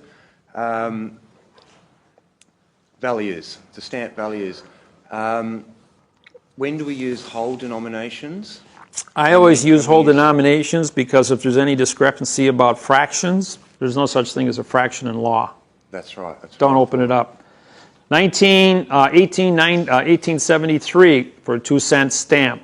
You could mail anything anywhere. That law has never changed. You can put a 2-cent stamp on any letter and send it anywhere in the world. It'll get there eventually. And they can't demand any more than 2 cents because that was the original postal treaty. But if you want to get it there and you don't want any hassles, put the right postage on it. Sure. It's just easier. Okay. Okay? Yep. I guess I'm still trying to get my head around the whole concept of, not to get off topic, but you doing what you do and being allowed to continue doing it, still with things like 9/11 taking place, them showing that whichever the powers that be who orchestrated that are prepared to go to such lengths to kill people. Why would they see a language coming into the system as a better way than what they've done for so long as it is, and that's just killing people, controlling them, manipulating them, keeping them in fear? Why would this... I know you said it'll make A more lot money. of people have not heard the program, don't even know it exists. Yep. And these are people that are still don't know, and are still out there doing what they do because that's the only thing they do know. Yep. Once they've been exposed to this program, whether they accidentally get on the internet, have seen a videotape, been to a seminar, they absolutely can't go back and look themselves in the mirror today and say, I'm going to make a living becoming a liar. Just doesn't work. You're going to get caught. Everybody gets caught that lies. So... it's just, with 400 million people already out there with this information, it's only going to be a couple more years, and I'm going to have 51% of the population, and they're going to vote in correctness. I can understand that, but I guess I'm thinking that they would be aware of that, so why would they allow you to continue that? Because there's nobody that can replace, there's nobody out there qualified to do what I'm doing at a level to which I do it at. I've answered all your questions, don't I? Who else is going to stand up here and answer your questions on all the different topics you guys come up with? Yep, and I've been doing that for 940 seminars. So it's, in itself, it's an impossible task that I've made possible. I says, sure, anybody wants to do what I'm doing, fine. Stephen does it. And he, if he doesn't know the answer, Stephen will say one thing. And this will go back to a story with Henry Ford, president of Ford Motor Company. I tell this at all the seminars. A young executive walks up to Henry Ford at one of the big shareholders meetings, and he's got all these big, important vice presidents around him, and says, Mr. Ford, may I ask you a question? Ford says, well, of course you can. And everybody goes silent. He says, what's the answer to this problem? He says, you advertise the fact that you know the answers to everything. He says, yeah, that's correct. So the man asks him a question. He says, phone. Punches it up, calls his brains, his think tank of 200 IQs, asks the questions, I need the answer in 15 seconds, gets the answer back, tells it to the man. Is that the correct answer? He says, yes, it is. He says, but you didn't know the answer. He says, but I know where to look. Oh, and by the way, you're fired. Okay, just one final question. I guess it's just to appease my own sense of, good and bad as best you can judge it as an individual. Does your syntax language in any way facilitate stopping any future criminal proceedings against people who have in the past done crimes against humanity? No, not at all. So fiction in, fiction out. Fact in, fact out. Okay. And if an individual committed a crime and he thinks he's going to use truth to legalize his crime, and he knew it was a crime, because he'll actually convict himself in his cross-examination of his argument. And if the government needs me, I don't care who you are, if you think you're smart enough to talk in syntax, I can get you to confess to anything in about, maybe 15, 20 seconds. Okay. I've got the knowledge to put the words together, and you'll feel all warm and fuzzy and participate. Thank you. I think it's a very small percentage of the population that understand the truth. How do you see the transition of the world waking up to this? Because when I first found out about the truth 18 months ago or so, I was pretty pissed off. So how do you see the masses, if there is a 10 people knowing 10 people and an explosion of information that they've been lied to for 8,500 years, how do you see that being managed? Or how do you see that transition? Because people will only move as fast as their ability to comprehend an issue. When the judges and I get together, like I said yesterday, people are lazy. As long as they have their TVs and their beer, they don't care where the tank parks. They will study for a while and they'll get tired. They'll go and experiment with a half-truth and say it doesn't work because they don't have the full amount of information.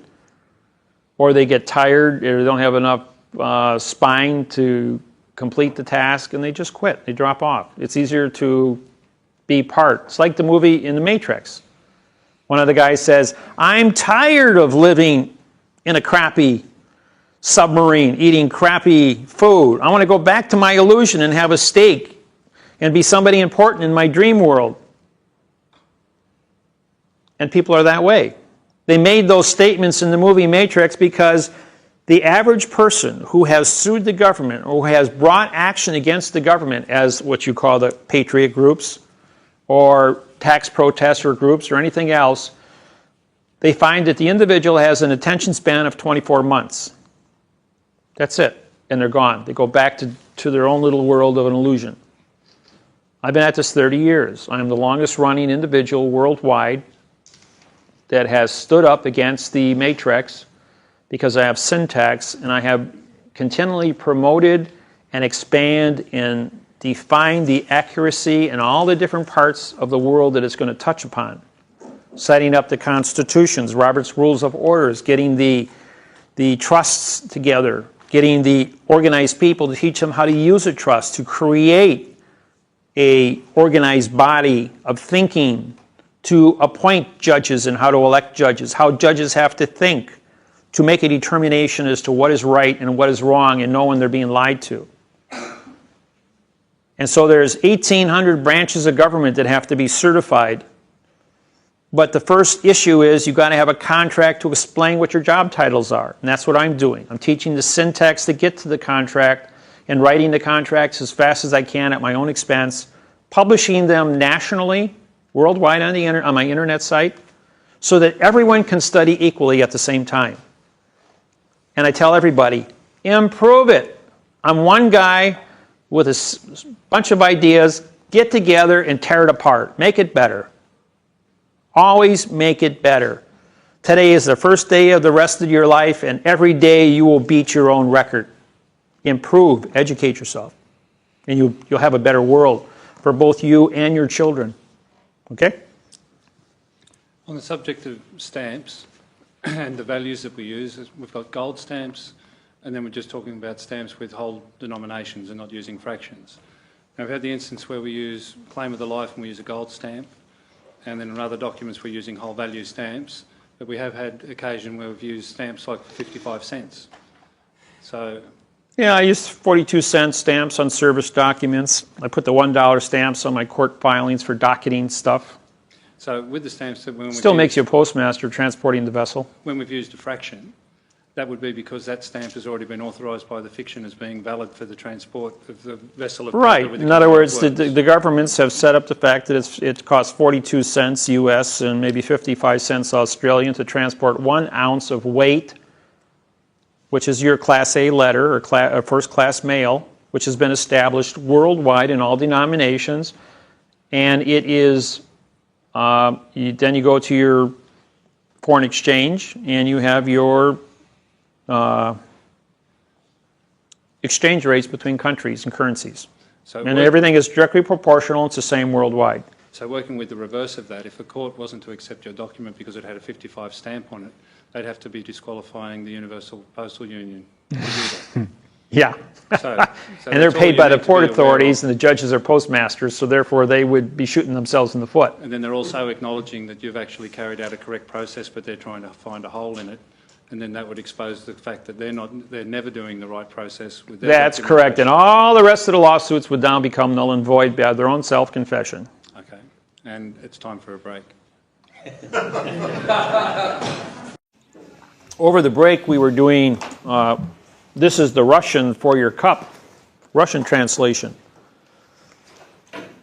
And if you look at any of your foreign languages, what they will do is the same thing. They will say, moja česka, which means adverb verb, or they do delja česka, adverb verb.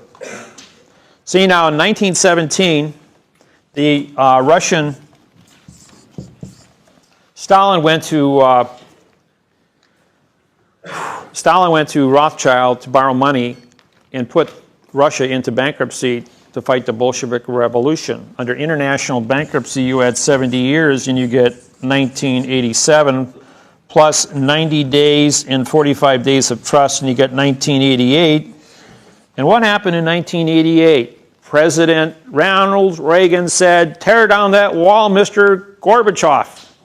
Well, guess what happened? At the stroke of midnight, about an hour after he said that, was the stroke of midnight, and the 70 years international bankruptcy plus 45 days of trust plus the 3-day Lemon Law and 90 days to become sovereign expired. Ronald Reagan knew that. So by him making the statement, everybody regarded Ronald Reagan to be this big hero that brought down the Iron Curtain. The Iron Curtain was no more than the expiration of the 70-year international bankruptcy trust. The Russian bankruptcy dollar went from $1 to 10 cents. And then Russia got their heat turned off for the next 10 years because they had no commerce to import. They cut down half of all the trees in Russia, the Black Forest. Then they discovered they had gold and uranium and coal and tons of oil, and they dug it all up, and now they export it, and the ruble is back up on the standard.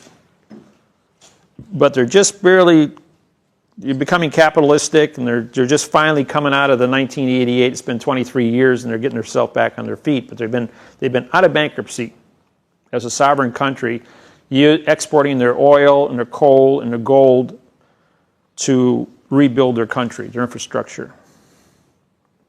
So, and Stalin built all the railroads, and by sending human beings to the Gulag to mine gold, to send to Moscow to build the railroad, and these people would work until they starved to death, and they genocided 200 million people to mine the gold and the resources to build a new infrastructure of Russia, because they had no resources or food to feed the people.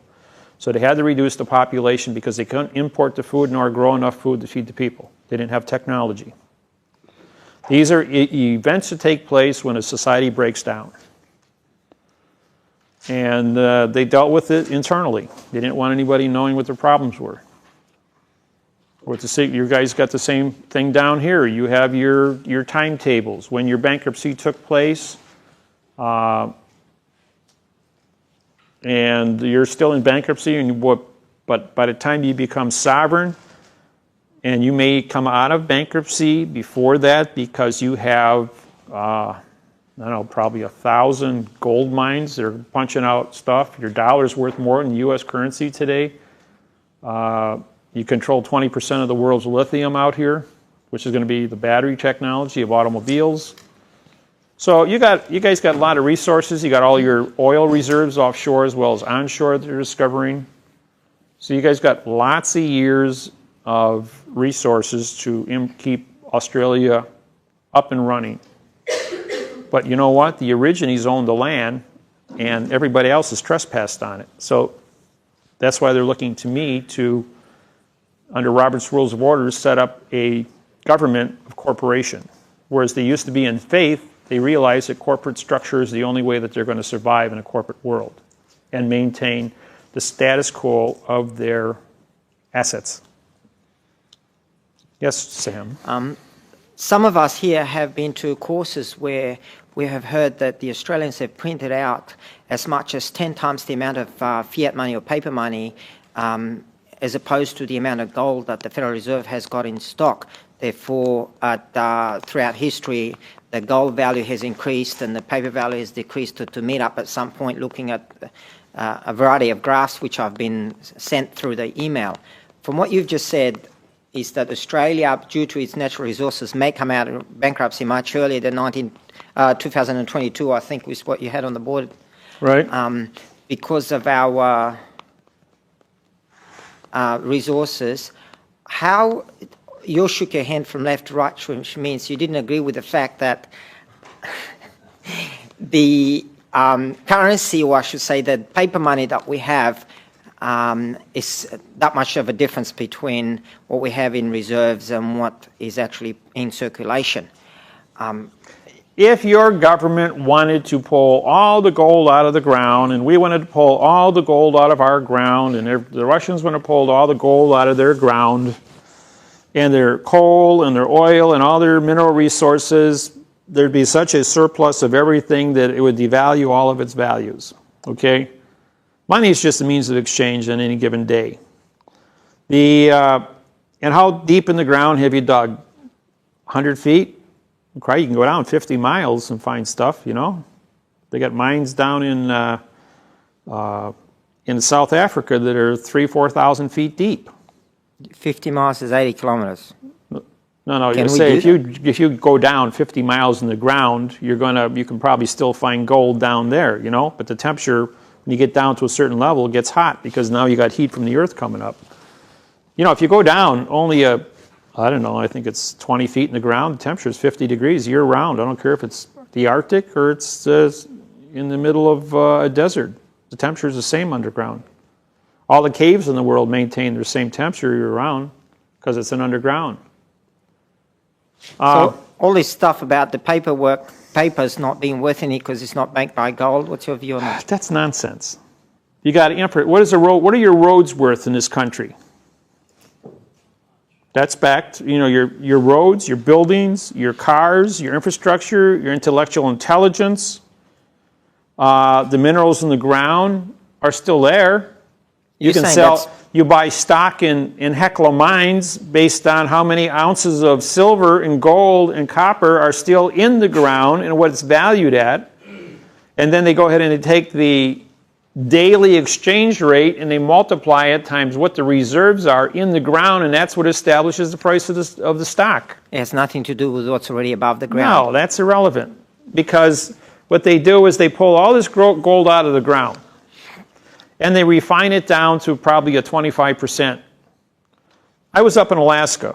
I went up to Fairbanks, Alaska. This lady picked me up at the airport because I did a seminar up there just back about 8 years ago. She says, "Hey, how'd you like to see my $3 million?" And I'm going, "Where do you keep it?" She says, "Come on, I'll drive you over there." And she drives me over, it's about 5 miles out of town. She says, "That big pile of dirt there, it's about 50 feet tall, just a big pyramid." I says, "This is a nice Cadillac, brand new 2002 Cadillac." She says, "Yeah, I took 2 5-gallon pails of dirt off of that pile to buy this Cadillac. That's how rich the gold is in that pile of dirt." She says, the machine came through here and they dug up my mine, they separated it all out and gave me this big pile of refined dirt.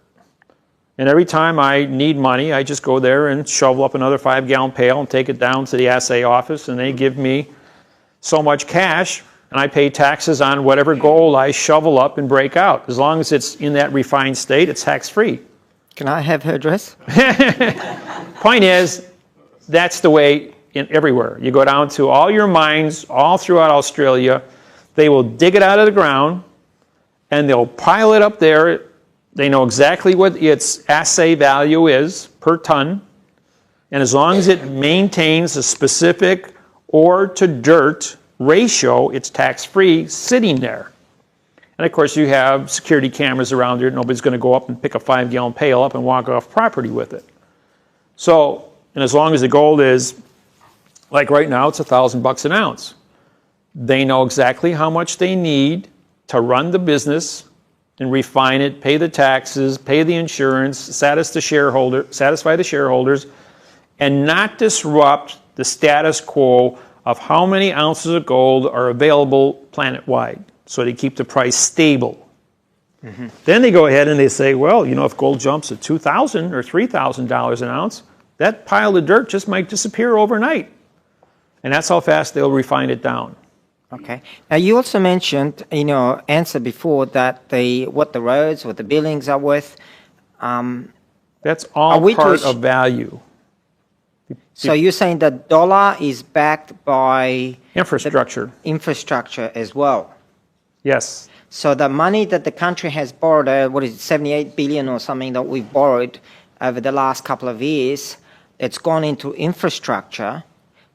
That's a solid investment into the dollar. Right, because inflation is going to just keep on what it costs to build today versus what it's going to cost 10 years from now is going to be totally different. So there might not be a complete waste of money putting all this money into the country. If you put in the road's going to go ahead and put up factories along the road and get the commerce to and from. It's going to generate taxes. It's going to generate jobs. It's going to create a chain reaction of events. You know, when I was 20 years old, I worked for $100 a week. I supported my wife and my child in an apartment, but I couldn't really live on $100 a week, so I had to go out and get a second job. I drove cab when I was 20 years old. And I figured I was never going to get rich using my back, so I had to go to school and get an education. And I started college when I was 21 years old, and I stayed in college until 1987, 17 years. And then this program, I started in 1980 when I went to school full-time. I still did my law studies. And I worked third shift nights. I worked third shift nights so I could go to school full-time days. I was a college professor for 3 years, 1977, 78, and 79. I taught welding technology, metallurgy, and blueprint reading through engineering. Blueprint. Blueprint, right. Blueprint. You have to have a blueprint to build a building. You have to know what the symbols mean. You have to know you have to know the coefficient of expansion of metals, gases, concrete, glass, and how they interface each other, how you mix them together, all those kind of things. Engineering courses, metallurgy courses. I took all that stuff. I was curious. He who controls metal controls the world. Everything's built out of metal. This building's got a superstructure of metal. There are many who believe that borrowing all this money from the world banks only helps to keep us enslaved to external powers. What external power? The world banks, everybody files bankruptcy. They just run the bill. Okay, they built this hotel complex in Austin, Texas for $700 million. That means they got to get like $2,500 a night per room. That's ridiculous. Nobody's going to pay that. So as soon as the guy gets done building the building, he files bankruptcy. And the building is sold for cash at auction for $50 million. Now the guy can afford to rent the rooms out at $100 a night and fills the whole place up. And who got stuck? All the contractors got stuck. But the contractors who participated in that had borrowed their resources from the iron company, right? And so the contractors then had to file bankruptcy because they couldn't pay back the iron, the guy who produced the iron that they built into the structure in the first place. So everybody took a little piece of this bankruptcy going all the way back to the resources when they dug the ore out of the ground. The end result is they got this beautiful building where they can afford to get $100 a night and they paid for it in cash at a bankruptcy auction. Doesn't make it right. No, it's stealing. It's legal stealing. It goes on all the time and it has been throughout history. 3 years ago, the house down the street from me sold for $139,000. Last year, I tried to buy it for $29,000, and while I was here in Australia in October, it was sold at auction for $4,900, cash. Damn. Yeah, that's right. and you buy a house for $4,900 and you get $900 a month rent for it.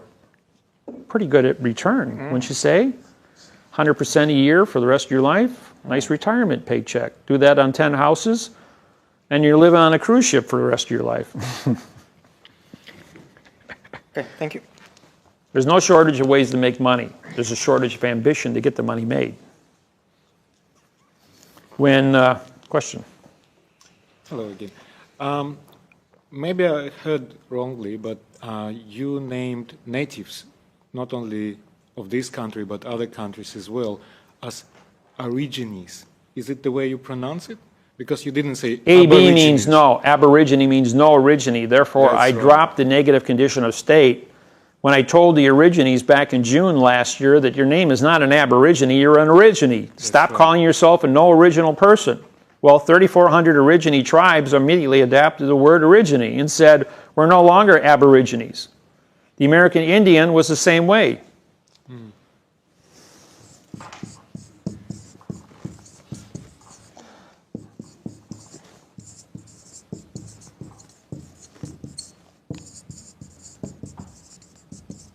That's what Indian means, no original contract.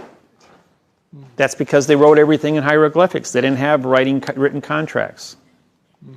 So they called them Indians. And they went out and they killed the Indians because they didn't have contracts and stole the land, which is alien, invaded their territory. And the Americans, back in 1880, they gave the Indians blankets that had smallpox on and chicken pox, and they genocided them through germ warfare. Yeah, the same thing happened. The whaler guys came in with chicken pox and measles and mumps and typhus and whooping cough and took out 98% of the Hawaiians, the Maoris, and the Aborigines here in Australia. That happened to the Philippine Islands and Fiji and every place else. The whole South Pacific was not immune to the germs of Europe. When it showed up here, destroyed everybody. Thank you. Maybe I heard things incorrectly, or maybe I'm making assumptions. A couple of things that you've said over the last 2 days don't sort of sit right with me. One of them is my understanding of Rothschilds and the tremendous wealth that he has, and the inequity in the world, the numbers of people who starve and die every day. 1.5 billion people starve. Are going hungry every day and are illiterate. And the other thing also was in terms of those people who were trying to sue the American government for wrongful death, I guess, in the 9/11.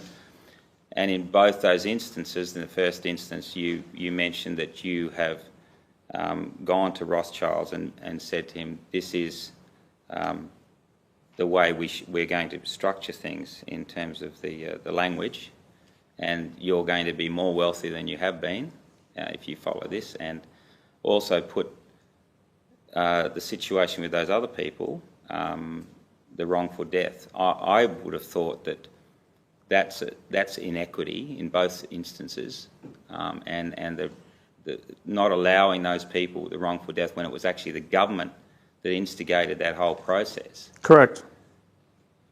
I have a problem with that. Okay. The syntax is going to disrupt a whole lot of industries. It is going to make a whole lot of changes. There is going to be a lot of unfairness as this thing works its way through the system. People who don't know will become harvested. People that do know will be doing the harvesting. And the information is made public to everyone equally. The intelligence of a person that has a 200 IQ will more than likely harvest the person that has a 100 IQ. And they can't defend themselves because they don't have the technology to defend themselves, both in the form of contract nor tools. And this is the strong always conquer the weak. That's the life of nature. It's how nature weeds out the weak, just like in the animal kingdom. And the humans are no different. The word human means monster. It means to feed upon its own kind. They're cannibals. And the technology in syntax is the only way you're going to get fairness. And where I am being fair to one person, the other 3,800 people who hired attorneys that lied to their clients, that knew that syntax was a lie, all got swept up in the same trap.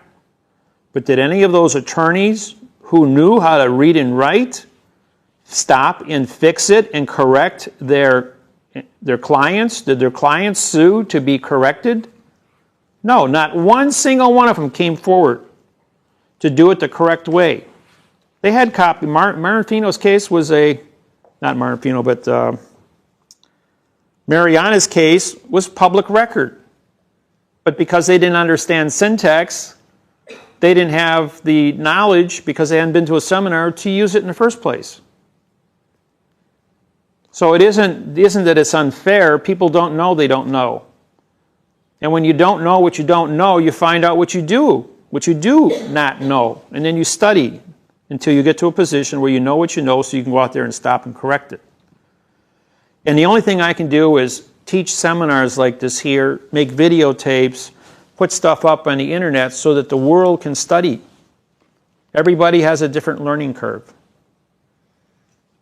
50 years ago, we didn't have television, which brings all this information. And even the information that we got from television was censored. Today, you got internet. That is totally uncensored. Look at the difference of thousands of millions of programs you can look at on the internet for getting information. And there's a lot of things you don't agree with on the internet, but that's your choice to turn it off. It's the other people's choice to turn it on and study it. And you know what? Your country censors what comes through on the internet, because I can't even get my own emails here. I can get some of my emails, but not all my emails, because they censor information that comes into your country. I go into a hotel, I got 10 sports channels and 1 news channel, and I know damn well that's not reality. How many of you have seen actual footage of the 9/11 buildings collapsing and what happened there? Anybody want to see them? I got them on my laptop. I'll turn it on. You guys can watch it. This is classified footage shot by military helicopters that circled the buildings as they were falling down, if you want. It's only a couple-minute presentation of pictures. Is that on those DVDs outside? No. I have several different versions shot by several different individuals. Because I am who I am, and I have a worldwide network, I get information sent to me continuously of classified footage from people who are there at the sites. I've been to the World Trade Center site myself. Went to New York, and I personally looked at it and seen, the buildings around there and everything that happened. I was at the Pentagon the day after it got hit. I had one of my students, when the Flight 93 was supposedly shot down or fell down out of the sky, they said an F-17 came down, shot the thing, and took off, went back up into the clouds. It was a military strike. And when they hit it and vaporized it, because they got the tools that will vaporize things, that will take aluminum and steel and carbon fiber and reduce it to a single atom of smoke through electromagnetic pulse. Just like the World Trade Center came down as a big giant pile of dust. So they got toys out there you don't even know about.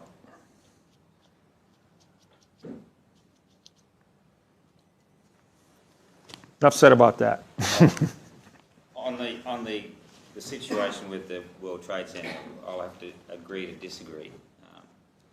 I still can't see any validity in not letting those people, they're suffering just because they didn't know. And I still haven't had any clarification on Rothschild. Oh, okay, Rothschild. When I met Rothschild, I said, "Are you really worth that much money?" He says, well, I'm responsible for management. He says, but I only got a couple of $1 million of my own money. I says, well, does all that money improve your life? He says, well, these are the clothes I wore today. I have a meal. I eat breakfast, lunch, and dinner. I sleep in a bed at night. He says, whether I've got $1 million in the bank or I've got $1 trillion in the bank, it doesn't change my day-to-day living. I can't touch the money because it's all committed through contracts. It's being used. It isn't where you have a big pile of money that would fill this room to the top. How fast can you spend things? People don't even realize what $1 billion is. You know how big a semi-trailer is? If you filled it for $100 bills, that would be $1 billion. What are you going to do? Carry around 40 tons of paper? It's not realistic. Look at Bill Gates, the Google brothers, or Warren Buffett. $40 to $60 billion each one of these guys are worth. And they give it away. Doesn't make them any better. They even eat at McDonald's. They don't care. It's just a bunch of numbers you put out here, and they still work every day, same as anybody else. They probably work harder than any of you do for your paycheck every day. Doesn't change a darn thing. I'm financially independent. I go out and I work every day, 20 hours a day.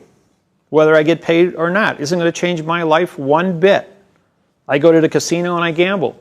Whether I make money or I lose money isn't going to change my day one bit. I'm still going to eat, sleep, and teach. So it's just a lot of numbers that sit out here in cyberspace. In the entire year, I bet you don't carry 1% of your actual cash in your pocket that you are in possession of in any given year. And all the rest of it is a bunch of numbers that float around between banks and credit unions and MasterCard and paying bills and buying food, and it's all done with a magnetic strip. It's just a bunch of numbers that floats around out there.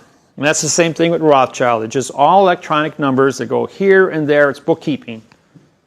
But he's not using it for good. How do you know? You don't know. That's just it. You're told one thing. Some of it is good, some of it is evil, some of it goes to scientific projects. You know, all your military governments worldwide have black ops, which they don't account, there's no accountability. Just like the movie Charlie Wilson's War. Some of you have seen the movie with Tom Hanks. Good movie. It's a true story too, by the way. Misappropriations, it's called. And they use, and that's how the Afghans defeated the Russians. And never once was there any implication that we were involved with it, because it all happens behind the scenes. There's a whole world of things that happen out here that we don't know about. No more than you know about what goes on inside your own body, or how your brain works, or how all your organisms in your body keep you alive every day. You don't sit there and worry about it at night. It just is.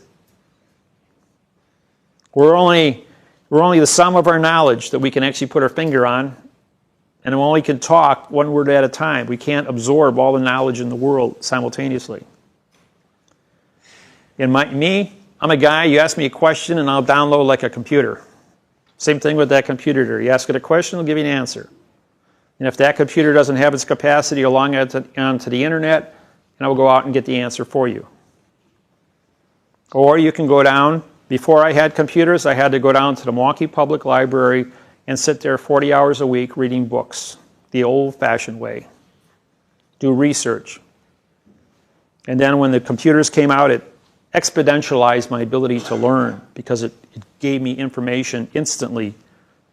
And it wasn't that I was reading black and white, and if I didn't have enough light, my eye couldn't read as fast as an illuminated screen that could scroll down. I didn't have to turn pages. It read at the speed I could comprehend things at. And you get faster and faster and faster, and the smarter you get, the faster you get. And then you learn about endorphins and how to make your mind not work at 10%, but 20% or 30%. And you become a computer yourself, of being able to absorb information at an exponential level. And you get smarter and smarter as you get older. But then we all live in the bell curve. We start with diapers, we end in diapers. Right? So we hit our peak at about 40. And then after that, some of us are good up to about 60, but then after that, we start losing a little bit every day. Like they say, the first thing to go is the brain. Question? My question's more of an invitation, really. I've got a few stamps here. Oh yeah, he's got the navigator stamps. He's got about 200-300 of them over here. If anybody wants navigator stamps. Anyone wants to see what they look like? 'Cause there's been a lot of talk about these stamps. He's got all kinds of dollar stamps with the gold seals on. He collects them. So if anybody wants to buy stamps from him, he's the guy to see. Oh.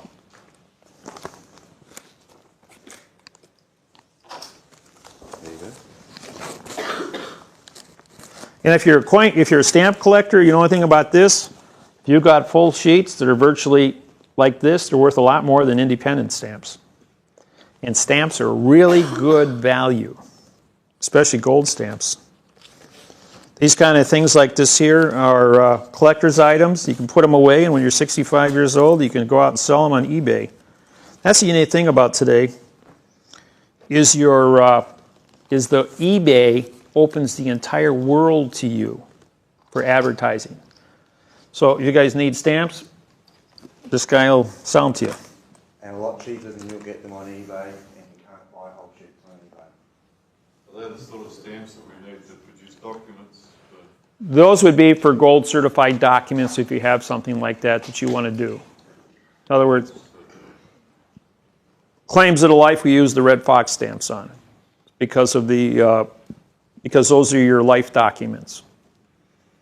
I use the Red Fox stamps for federal lawsuits that I file, and I only put one on the original that goes into the file. Everybody else gets the Rockefeller stamps, which is the Federal Reserve, and those are copies. But I still pay for the value of sending them out to the individuals. But the one that's held in the courthouse has the gold stamp. Now, to break the continuance of evidence of the value of this, what the governments are doing is photocopying them and then destroying the paper so that there's no paper record, and they just keep it on video. So if it ever comes down to show us the evidence, the tape got erased or the file got deleted, so they can cover up the lie, because this technology exposes all the lies they're doing. So you always make two originals, one for yourself and one for the court. Okay? With the gold stamp on top. Yeah. I always do backups. Yes? You say the courts and everything, they're trying to cover up all that sort of side of things, but one day there's going to be a shift when everyone's going to be using this language. How far into the future do you see that? I see it 2012, April 6, 2012. That's 2 years from now. And I see that it's going to be a 9-month transition shift, and on 12/21/2012 it'll be official globally. And based on the fact that in 10 years I've gone from a website where I was just getting a few hundred hits a day to 40 to 50,000 new people every day and 400 million people on my website right now. By 2012 I should have 51% of the world's population that have knowledge and have a voting capacity to vote in with knowledge, syntax, the correct syntax. And governments will have to change. And I've made this statement at all the seminars, and I think the government is hearing me because of the amount of activity that's taking place. And the amount of military personnel, all new military personnel. I'm constantly getting hits from military organizations, judicial sites, where the courthouses, universities. When I was over in Auckland, I did 2 presentations at the University of the Maori University for all the deans. And then one of the deans stood up and said, "But can we trust that you just told us the truth?" And 6 of the other deans had been studying my technology for over 2 years and said, "We've tried to defeat it. It is a truthful statement that he's just showed us today, and we will endorse and assist the rest of you deans in understanding this at the Maori University." So they want to bring in the syntax and teach it to all Maoris that go to the Maori University. Because That's the only way they're going to defeat a fiction which has invaded their country for 173 years. And they, April 25. oh, there's two dates. 4/6/2012 is the Mayans, and 12/21/2012 is the Egyptians. And they both claim that that's the end. And Pandora is destroyer of worlds. Destroyer is a pronoun, of is an adverb, modifies the verb world. I destroy the verb world. This technology destroys the verb world. Yeah. So we're getting sort of towards the end of the day, and people have gone through a lot this weekend with the technology and looking at what's what. And it'd be good to be able to have a conversation about what a change would maybe look like and what sort of structures may be in place as far as the community of people is concerned. Some of the things that I've been talking to people about, or ideas that I've had, and I tell you right now that none of my ideas are original. Everything that I have comes from other sources. And it occurs to me that the only way we're going to get anywhere is with a sense of community, is with people joining together, combining the knowledge and formulating our paperwork and our structures together, and part of that is by forming a society, using quantum documents with a quantum constitution, to where then we can stand as a separate entity to the fiction that is there, and that we can then approach the governments, that sort of thing, and if need be, we can go offshore if they decide that they're not going to listen. But we do need knowledge, and we need people with their documentation. In other words, correct. The argument you're making here is, how do we get this program forward? The people, a group of people cannot file a class action against your government to make a change. You can, however, go to the election board with an idea of what change is. Then go door to door and educate the general public and get signatures on a referendum to be placed on the ballot, which is, you have your spring elections and your fall elections. And twice a year, most communities have elections to pass specific laws and elect new people to govern, like aldermen, congressmen, senators, judges. And there's specific ideas whether to make smoking legal or not, to make marijuana legal or not, to control different controlled substances, to pass a law saying how high a building can be in a given community, if we're going to expand the airport, if we're going to put an expressway through and go ahead and buy up all these houses. There's going to be all kinds of different rules and regulations. Well, it's no different if you want to bring in a new law or change a constitution to a government. You have to go door to door. It's required that you have a specific number of signatures or autographs on a referendum supplied to the election board to have that placed on the ballot. On the ballot then, when all the people go to the polls, you can take out and pay for advertising on TV, just like when the president runs or anybody runs for public office, they have an advertising budget and they educate the people. So when you go to the polls, you know what you're talking about. And it's the same thing with getting this program through. If the people are willing to donate money, or you have fund drives to raise money so that you can advertise Syntax on open television or TV or on radio or the internet, to create awareness of the syntax in the condition of language, and then have it voted in. And once it's voted in, then the government will have to change, because it's the will of the people, where 51% are going to make changes. You just spontaneously can't change things. So you've got in Hawaii, you've got a society of people. And I think when I was speaking to you some time ago, it was around 4,000. I believe it's up to 6,000 people now. About 6,000 people now, yeah. And that's only taken 1 year to get there. So with what they're doing, they effectively have their own society. They've established themselves as being lawful and setting standards that are higher than standards that the government have as far as registration of motor vehicles, with safety. In other words, public safety is number one, and then everything else can be built below that, yes. So now, because they were sovereign to Hawaii, they've got the superior claim to the land through the DNA links to the land. That's the reason why they can do that. It's the same reason here why you guys can do it, and the same reason the Maoris can do it in New Zealand. Now, in that situation, is that only the Aborigine people that can do it, or is it anybody that was born here? You were born here. Everybody who was born here is now party to that organized position. Now, through that structure of that society and through an agreement on values and how you're going to conduct yourself, that would be one way to create a presence in the community and then to spread and to have an organised structure where people can see that it's not something similar to anarchy. Right. You don't want anarchy. You have a organized contract, organized structure of fairness to everyone. So what we would be doing is more than just complaining about what is wrong.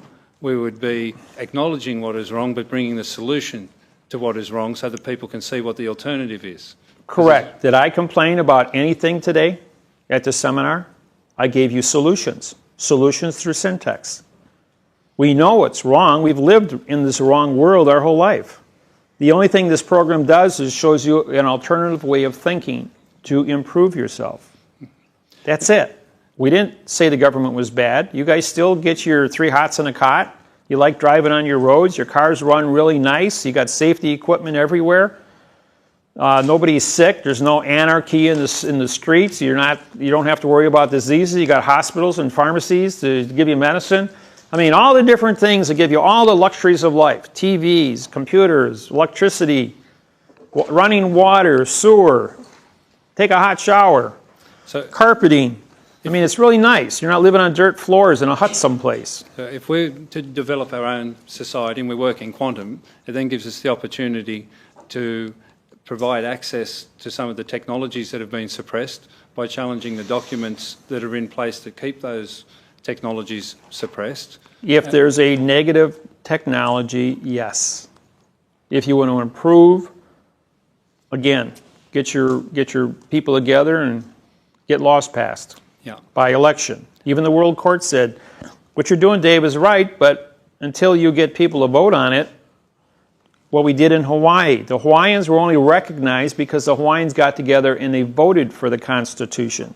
They voted to have a charter that they could say we are, under Robert's Rules of Order, as a corporation. We make decisions as a corporate entity of 20 people. And then when we finally make a decision, we take it back to the people to vote on. They're doing everything they're supposed to, but they use quantum language instead of adverb verb. Just like to wrap up. And so, all at my seminars. Just while David's writing away, you've got the opportunity to continue your learning. We have webcasts where we teach syntax. Oops. And we always have access to David as well. The best thing that I can recommend for you to get familiar with the quantum and with the syntax is if you get the DVDs that are available with David and just watch them.